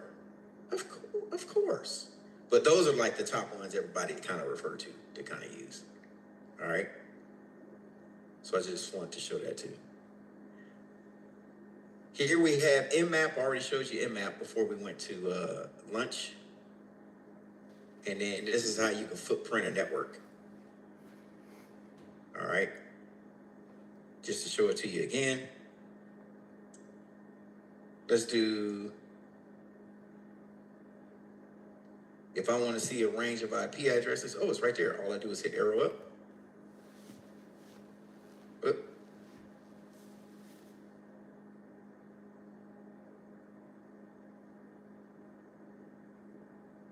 There's the matrix. It's happening. Look at this. See this? That's what it looks like. You want to see what an ICMP command looks like behind the scenes? There it is.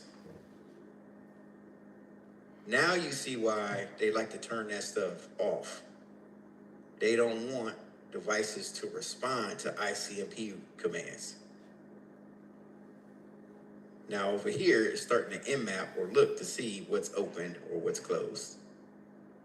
It's doing this thing behind the scenes. There's the sequence, acknowledgements, flags. It's going crazy. That's the matrix right there.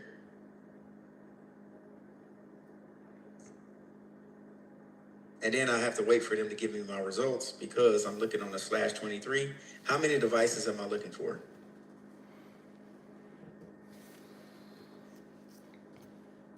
$512. That is correct. So it's trying to echo request everything. Echo, echo, echo. Let's see what it returns. But practice this stuff. Also, your 101 labs goes through this. I'm in. Mr. T says, I'm in. All right. So just get your, I'm telling you, it's mesmerizing. I see, look at Jesus right now. He can't get his eyes off the screen. It's mesmerizing. Oh, it was finally revealed the green lines come from the restaurant menu. Oh, really? Okay. Kevin in the Matrix. Let's see, Kevin in the Matrix right now. We just can't see him plugged in. Yes, indeed. Brian's controlling all this too. It is still trying to go. Now, if you want to stop it, I can hit Control C and it'll stop.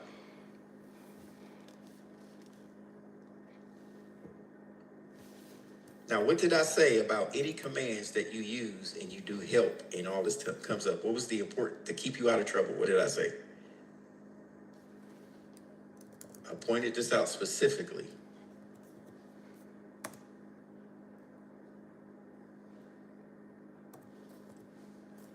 Y'all remember?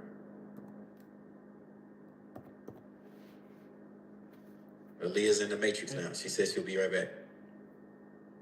It's giving out a command so that you don't mess it up. You're on your own network. Yeah, so right here, let me point it out to you.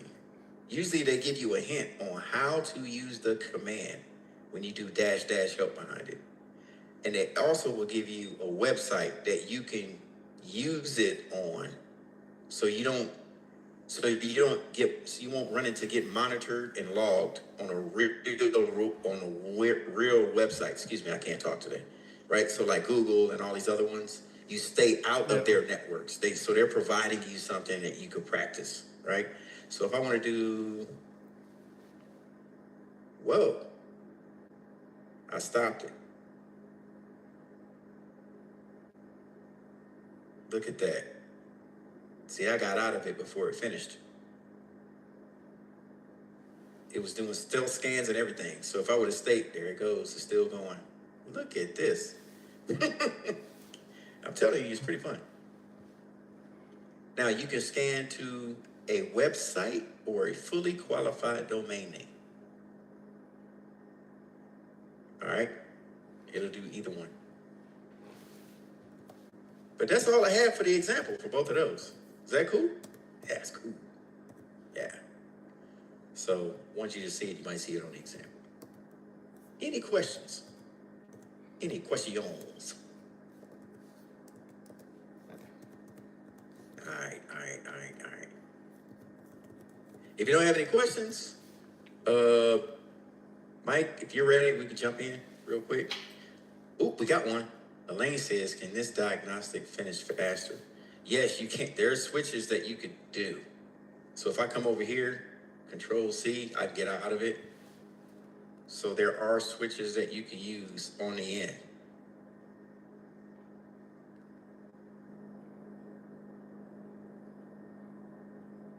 So it's like you do -- help if you need anything.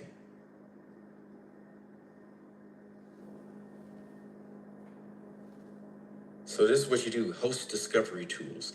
You can do a list scan, a ping scan, a disabled port scan. Now, here's the techniques. You can just do it by UDP. You can just do it by flags.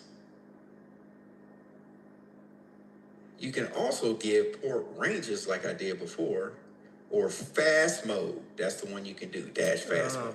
Fast mode, okay. That's when it hit your common ports, right? Okay. Now, there's also how many, right here, timing and performance. You can do how many seconds, round trip. You can play with all that stuff. You can't break this. You can't break it. Just keep putting in commands till you feel, oh, that's what that does. Oh, that's what that does. Oh, that's what that does. You're not going to break anything. Yeah. Right? Yes, the CompTIA Linux class. Like I got the LPI Linux certification. The Linux Essentials. Linux Essentials will allow you to administer a network. Like it's like you know a lot, but you don't know nothing. You get what I'm saying? You know a lot to be dangerous. But then you go to LPI 2, then they'll say, okay, let's get deeper into security. Then they say, oh, LPI 3, let's do really big sysadmin stuff. And then you have the last one. Like it's levels to it. Yeah. The one about CompTIA, the Linux Plus for CompTIA, they kind of smash it all together. You get what I'm saying? They don't like separate it and bring you up. It's all slapped together in one big hodgepodge, and you got to figure it out. So I would highly recommend go to Linux LPI, the Linux Professional Institute. The exam is only like $120. Take the exam and then build from there. And all their material on there is free. Let me show it to you. I'm sitting here talking. Why don't I just show it to you? Jeez. How rude, James. Gosh. You got a captive audience. Capture them some more. Here we go.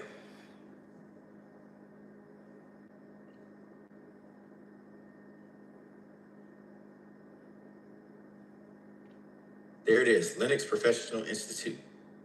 Oh, the LPI. And this is where you can get your certifications. And again, all our stuff is free. So if you look here, boom. So you have LPIC 1, 2, 3. Then you have security. Then you can do Linux for virtualization and containerization. And didn't I give y'all the Linux book? I didn't give that to you? No, I don't think we got the Linux. I got a book for y'all. Yeah, I don't think we got the Linux. Put it in the chat. Here we go. But yeah, go to lpi.org and let me give you the book. Always dropping goodies for y'all. All right, let me look at my lab.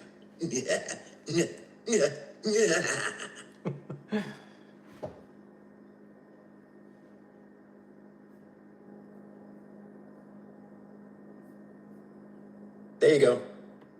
101 Labs Linux. Bam. Got something else for you too.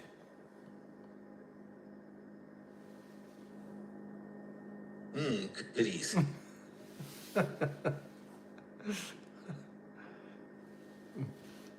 How about this?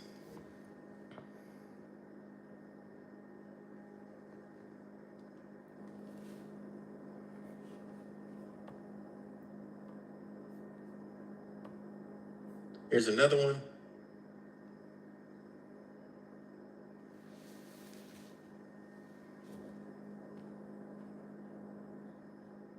Charles, you could turn your cam off if you want. Linux for Dummies. I'm uploading it right now.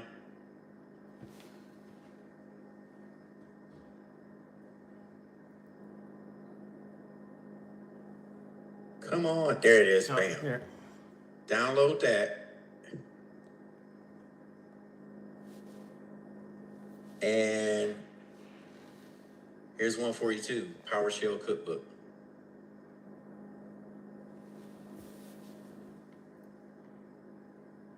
So download all those goodies.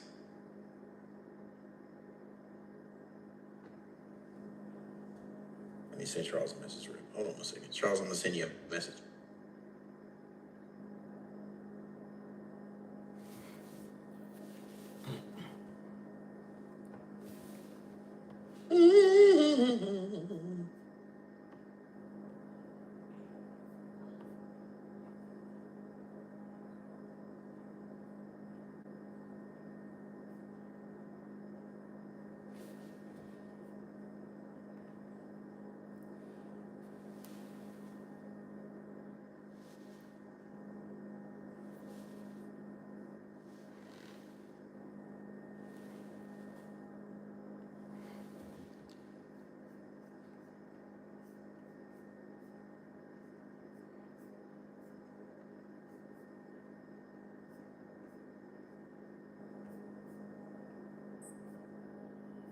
Did y'all get those books? Yep. Have fun with them. So any questions? Going once, going twice, and so there you go. All right, cool.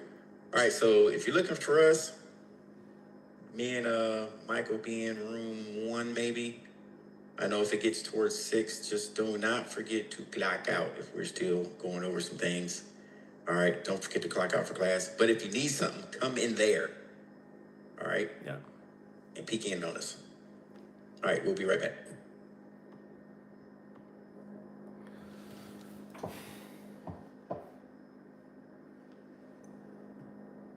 Trunking. This requires you to use a switch that will recognize that you're connecting both a phone and a computer at the same time. But once you're using the right equipment, this becomes a relatively straightforward process.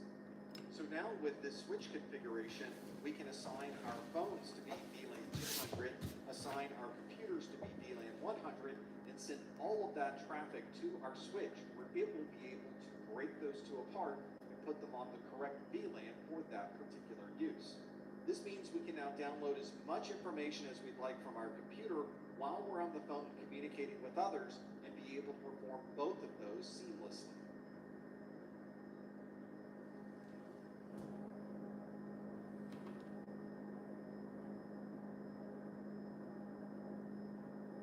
This is me before security class. Ports are like sockets? This is me now. Ports are the gatekeepers of the network. Bro, I used to treat ports like they were Pokemon stacks. Just numbers. No clue what they did. Then I took Dion's Security Plus course, and they broke it down using actual real-life examples. But port 22? It's your secure hallway to another system. Port 443? That's your secure tunnel to the internet. Cool. It clicked. And don't even get me started. When you're configuring a router interface, a switch interface, or an interface that's in your local computer, there are a number of options available. In this video, we'll look at some of those interface configurations. We can start with the basic connectivity that we have to the network. When we plug in an Ethernet cable, there are a number of Ethernet settings we need to consider, and two of the most important are the Ethernet speed and the duplex. The speed is obviously going to be how fast this connection is going to run.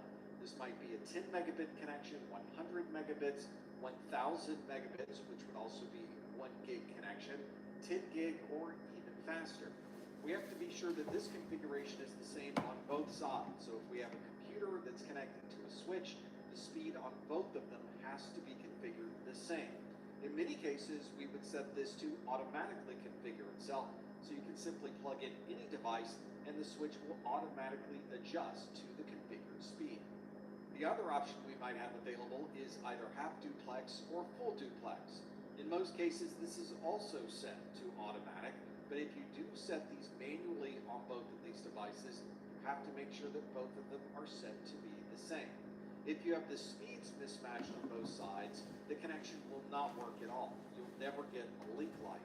But if you mix the duplex configuration, where one side is set to half duplex and the other side is set to full duplex, you'll find the connection does operate, but you'll notice that it is not quite as efficient as it should be. And in fact, you'll have very poor performance if you start putting a lot of traffic over that lane. This is why one of the initial configurations we'll look for when we're troubleshooting Ethernet is the speed of the duplex and make sure that they're the same on both sides of the connection. If those match, then we'll shift our focus to the Internet Protocol, or the IP configuration for that interface. This might be an Ethernet connection, it might be a VLAN config, we might be setting up management interfaces, and all of these will need an IP address, a subnet mask, a default gateway, and perhaps other IP configurations as well. These will usually be values that have been assigned by a network administrator. So we'll want to configure and make sure that the IP address, subnet mask, default gateway, DNS settings, and everything else matches the configuration that we've received from our admin. If this configuration doesn't match what we've been given, let's say we've used a different default gateway IP address, or we put in the incorrect subnet mask, then we may find that we're not able to connect to other IP devices on this network. Fortunately, this is a relatively easy configuration to validate. We can simply look at what we've been given and look at what we've configured in the system and make sure that both of those match. Another useful configuration, especially between switches, would be one for link aggregation. This is sometimes referred to as port bonding, or you might see it abbreviated as LAG for link aggregation. This means that we are connecting multiple interfaces together on these two devices, which normally we would not want to do because we would be creating a loop. But if you've configured all of those interfaces as link aggregation, the switch will interpret them as one very large connection rather than 4 individual connections. So if all 4 of these were gigabit Ethernet connections between the switch, we would configure those as lag, and you now have 4 gigabits of throughput to be able to communicate between those two devices. Some switches will support an automatic configuration of this link aggregation using a protocol called LACP. This is the Link Aggregation Control Protocol. This allows you to simply configure the interface as LACP, plug in the interfaces, and all of the underlying link aggregation configs will automatically configure themselves between those two devices. If you were to capture traffic between these two devices, you would see LACP traffic being transferred from one switch to the other. To be able to have the most efficient communication from one device to another, we need to be able to send packets across that will not be fragmented along the way.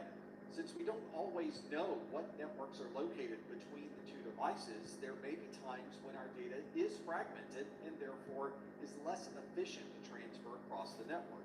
Fragmenting a packet tends to slow down the overall communication, and if we lose one of those fragments, then we have to resend the entire frame again. Normally, the determination of the most optimal MTU, or maximum transmission unit, is done automatically when you first connect to a device. But sometimes filtering and firewalls won't allow the automated process to work properly, and you may need to manually configure an MTU on your system. On some networks, we're not trying to minimize the size of our communication. Instead, we're trying to maximize the size of our frames. And one of the ways we can do that is through a method called jumbo frames. Ethernet frames by default are 1,500 bytes in length. If we're transferring large amounts of data, we may want to increase the size of those frames to make the communication that much more efficient. And with jumbo frames, you can increase the size of an Ethernet frame up to 9,216 bytes of an MTU. On many devices, you'll find that they'll use 9,000 as the accepted high end of a jumbo frame. In fact, here is the configuration from my computer. It says that I can configure frame sizes on my network to be between 1280 and 9,000 bytes. This means I can transfer a single frame that contains the same amount of information as 6 normal frames on the same network.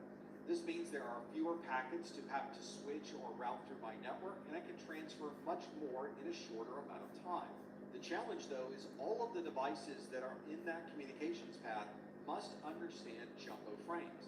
So all of your switches, all of your routers, and the other devices you're communicating to have to also be configured to use these jumbo frames. If there's any device in the middle of this communication that doesn't understand jumbo frames, they will drop these frames and you won't be able to communicate to that device at all.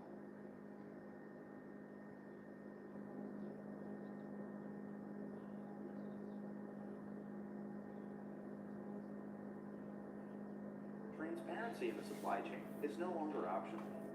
It's essential. Today's global supply chain is more complex than ever. Businesses. If you had two switches and you connected them together with an Ethernet cable, and then you connected another Ethernet cable to those switches, you would create a loop on the network. This means an Ethernet frame would loop around that particular connection until you disconnected one of those cables. There's no mechanism at the MAC address level to count how many times you've seen a frame. So as these frames are going around this loop, you're adding more and more frames to the network all the time. Those are continuing to go around this loop, and eventually you'll overwhelm the capacities of your switches. This can happen relatively quickly. Once you create a loop in a network, it might be a number of seconds until people start calling the help desk stating that the network is down. Fortunately, this is relatively easy to resolve. You simply go back to the switch where you plugged in that cable, you disconnect the cable, which removes the loop from the network, and now everything is back up and running. But of course, we're not always standing in the data center ready to plug or unplug a cable from the switch.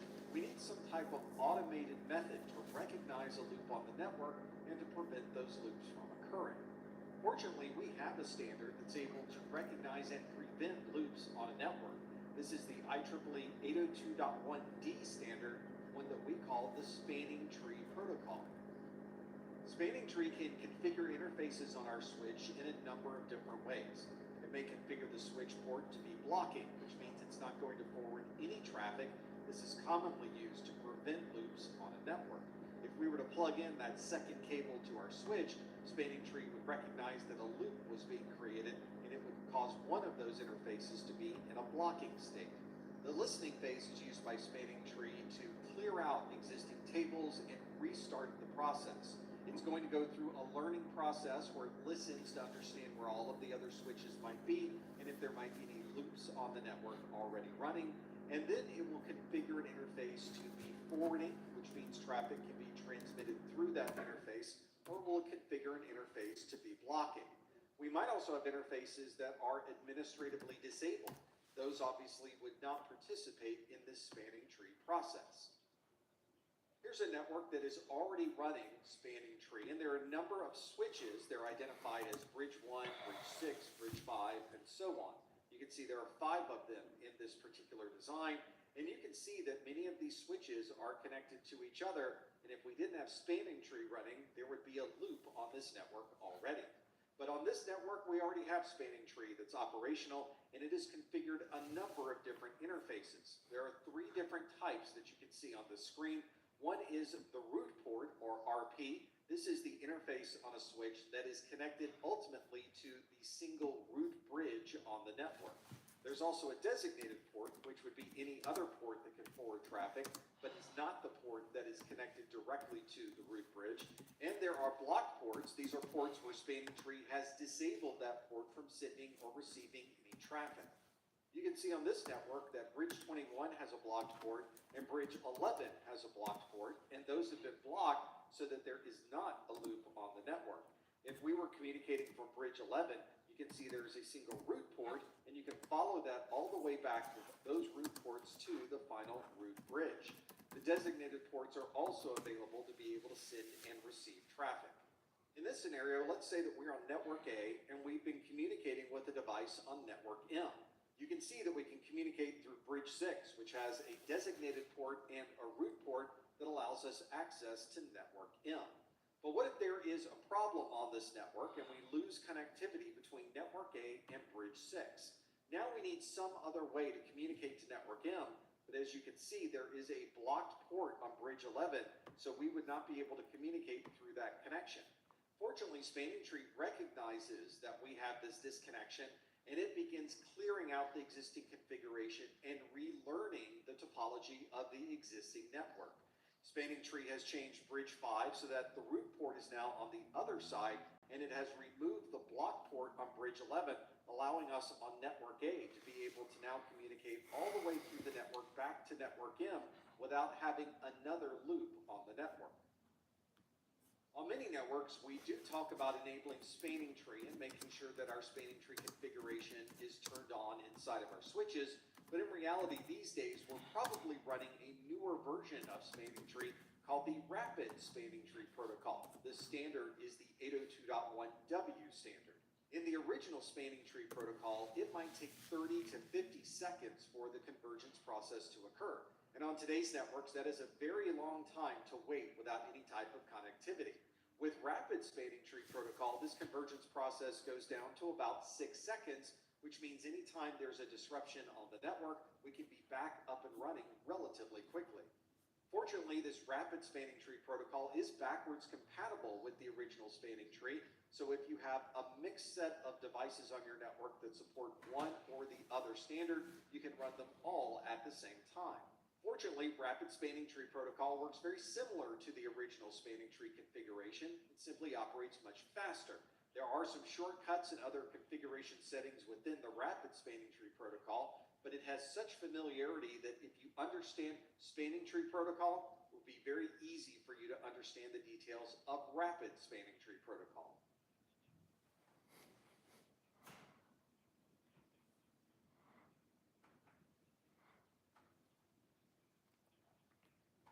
To get started in data analytics, you don't need previous experience or a degree. The Google Data Analytics Certificate will teach you to code in R, to code in SQL, data visualization, and learning how to problem solve like an analyst would. At the end of the day, being a data analyst is about communication. It's the #1 soft skill that you'll pick up. And so learning how to take the information and make it accessible to a lot of people is at the core of being a strong data analyst. Ready to get started? Enroll today.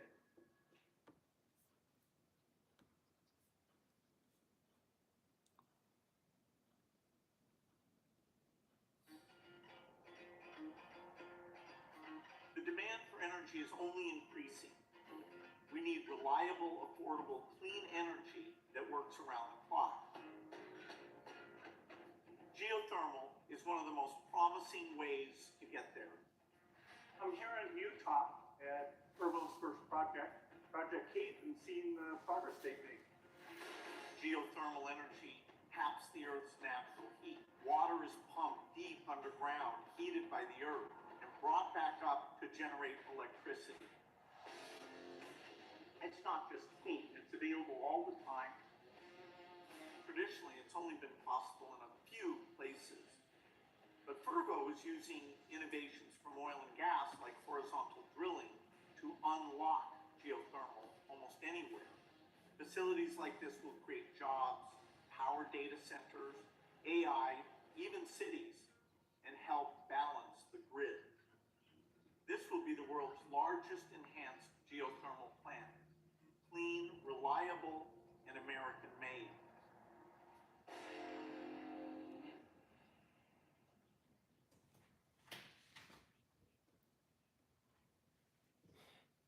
We've become so accustomed to wireless networks being available that we often forget that there's a lot of work that happens behind the scenes to create these wireless connections.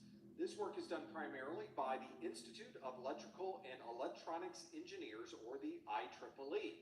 There's a committee in the IEEE called the 802.11 Committee, and that is the committee that focuses on creating worldwide standards for wireless networking. In the past, we've referred to the standards name to be able to describe the network. For example, we'll describe 802.11ac, 802.11ax, or 802.11be. The IEEE committee realized that these numbers and letters combinations weren't very appealing for most people, so they've also assigned separate names that are a little easier to keep track of. For example, 802.11ac is Wi-Fi 5. 802.11ax is Wi-Fi 6 and Wi-Fi 6E, the extended version of Wi-Fi 6, and 802.11be is also called Wi-Fi 7. As additional major releases of the 802.11 wireless standards are released, they will also increment those Wi-Fi numbers, so in the future we should see Wi-Fi 8, Wi-Fi 9, and so on. There are a number of technologies used by 802.11 wireless networking, and the first is the frequencies that are in use. 802.11 commonly uses 2.4 gigahertz, 5 gigahertz, and 6 gigahertz frequency ranges. Sometimes there's a combination of those. You may have an access point that supports both 2.4 and 5 gigahertz. Some access points may support all of those frequencies at the same time. Instead of having to memorize individual frequency numbers, the IEEE has created groupings of these frequencies known as channels. These channels help us easily understand what frequencies we may be using. For example, on this access point, we're using both the 2.4 gigahertz range and the 5 gigahertz range. The 2.4 gigahertz range is using channel 6, which is centered on 2.437 gigahertz, and the 5 gigahertz band is using channel 44, which is centered on 5.220 gigahertz. You can see that referring to this as channel 6 is much faster and more efficient than saying that this particular access point is centered on 2.437 gigahertz. The amount of frequency that we use is referred to as the wireless bandwidth. And when I say that channel 6 is centered on 2.437 gigahertz, there's actually more frequencies that we're using for that single channel.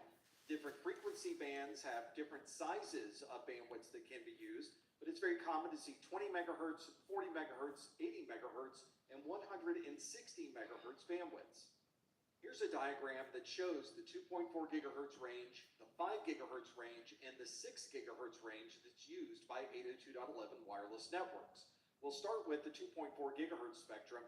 You can see there are 3 non-overlapping channels in that particular range, and it's using the 20 megahertz bandwidth to describe those 3 channels. Next is the 5 gigahertz spectrum, and you can see there are many more frequencies available in the 5 gigahertz range. You'll also notice that we might use different bandwidths depending on the access point that we're using. So we might use anywhere from 20 megahertz to 160 megahertz, and you can see the ranges that are available for those particular frequencies. And in the 6 gigahertz range, we have even more frequencies available, giving us options to be able to transmit and use these wireless networks without conflicting with other wireless networks that might be nearby. As you can tell, there are many frequencies available to choose from for your wireless networks, but not every frequency is going to be the best one to use. There may be differences in the environment where you happen to be, where one frequency might work better than the other, or there may be other access points that are already using certain frequencies. With the new IHOP value menu, $6 is all it takes to go to your happy place.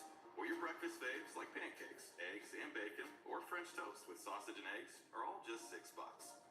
The new value menu, every day at IHOP. Aja Rewards introduces the industry's most expansive global rewards marketplace featuring millions of unique products and experiences, all delivered seamlessly through a single powerful solution. With maximum choice and unmatched flexibility, it is designed to create personalized, dynamic experiences for any audience.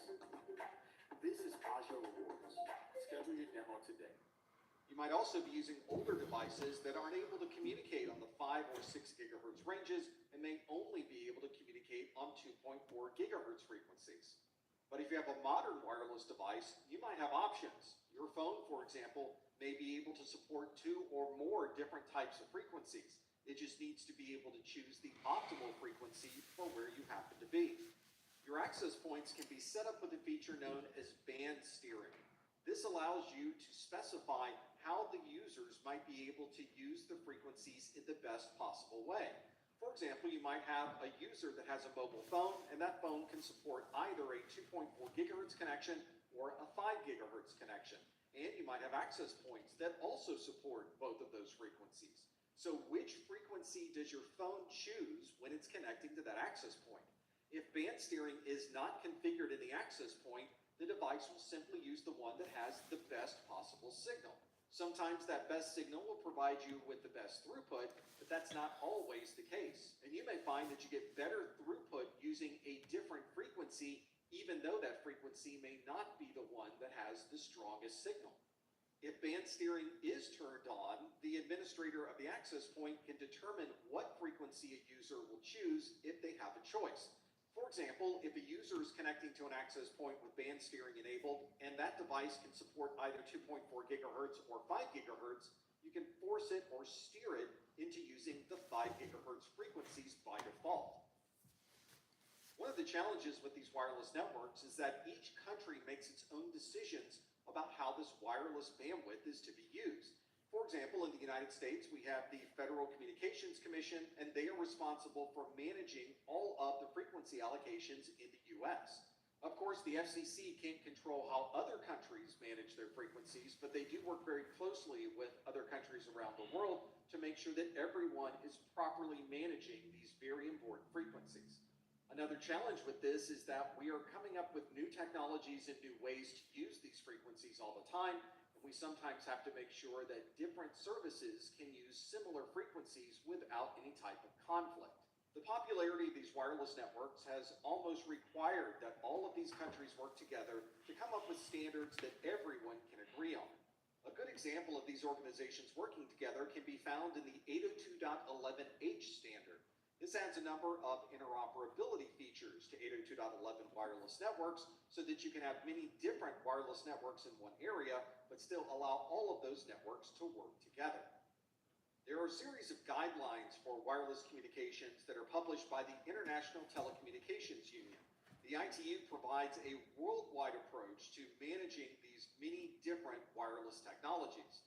One of the things that is included in these standards is called DFS. This is Dynamic Frequency Selection. This allows our wireless access points to use frequencies that are not going to conflict with other access points that may already be operated.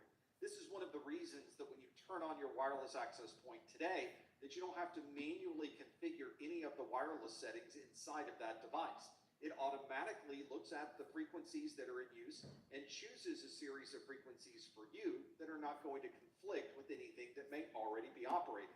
And if something does change with the wireless environment and your access point needs to change its channel, it will tell all of the devices on that network to also move along with the access point. Another interoperability. All right, everybody, it's 6 p.m. Power control. Me and Mike's still chopping it up. He's getting ready for his exam tomorrow. Please remember, I will not be here tomorrow. You will have someone. I put it in the course announcements last week.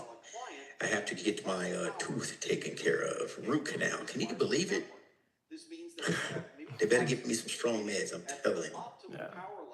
But please, if you still need me or have any questions, email me, send me a note. I will get back to you as soon as I can.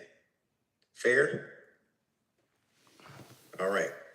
If you don't have anything, I will see you on Wednesday, or if you want to talk shop, we're in room 2. Generate unique questions every time you take it, so you're prepared for everything. The practice exam draws from thousands of questions, creating a unique exam every time. This ensures you're learning the material and not memorizing, which is necessary to pass the real CompTIA exam. Join over 2 million IT professionals who trusted Dion Training for their CompTIA, Security Plus, and Network Plus certifications. Your career is waiting in IT. Visit Dion Training.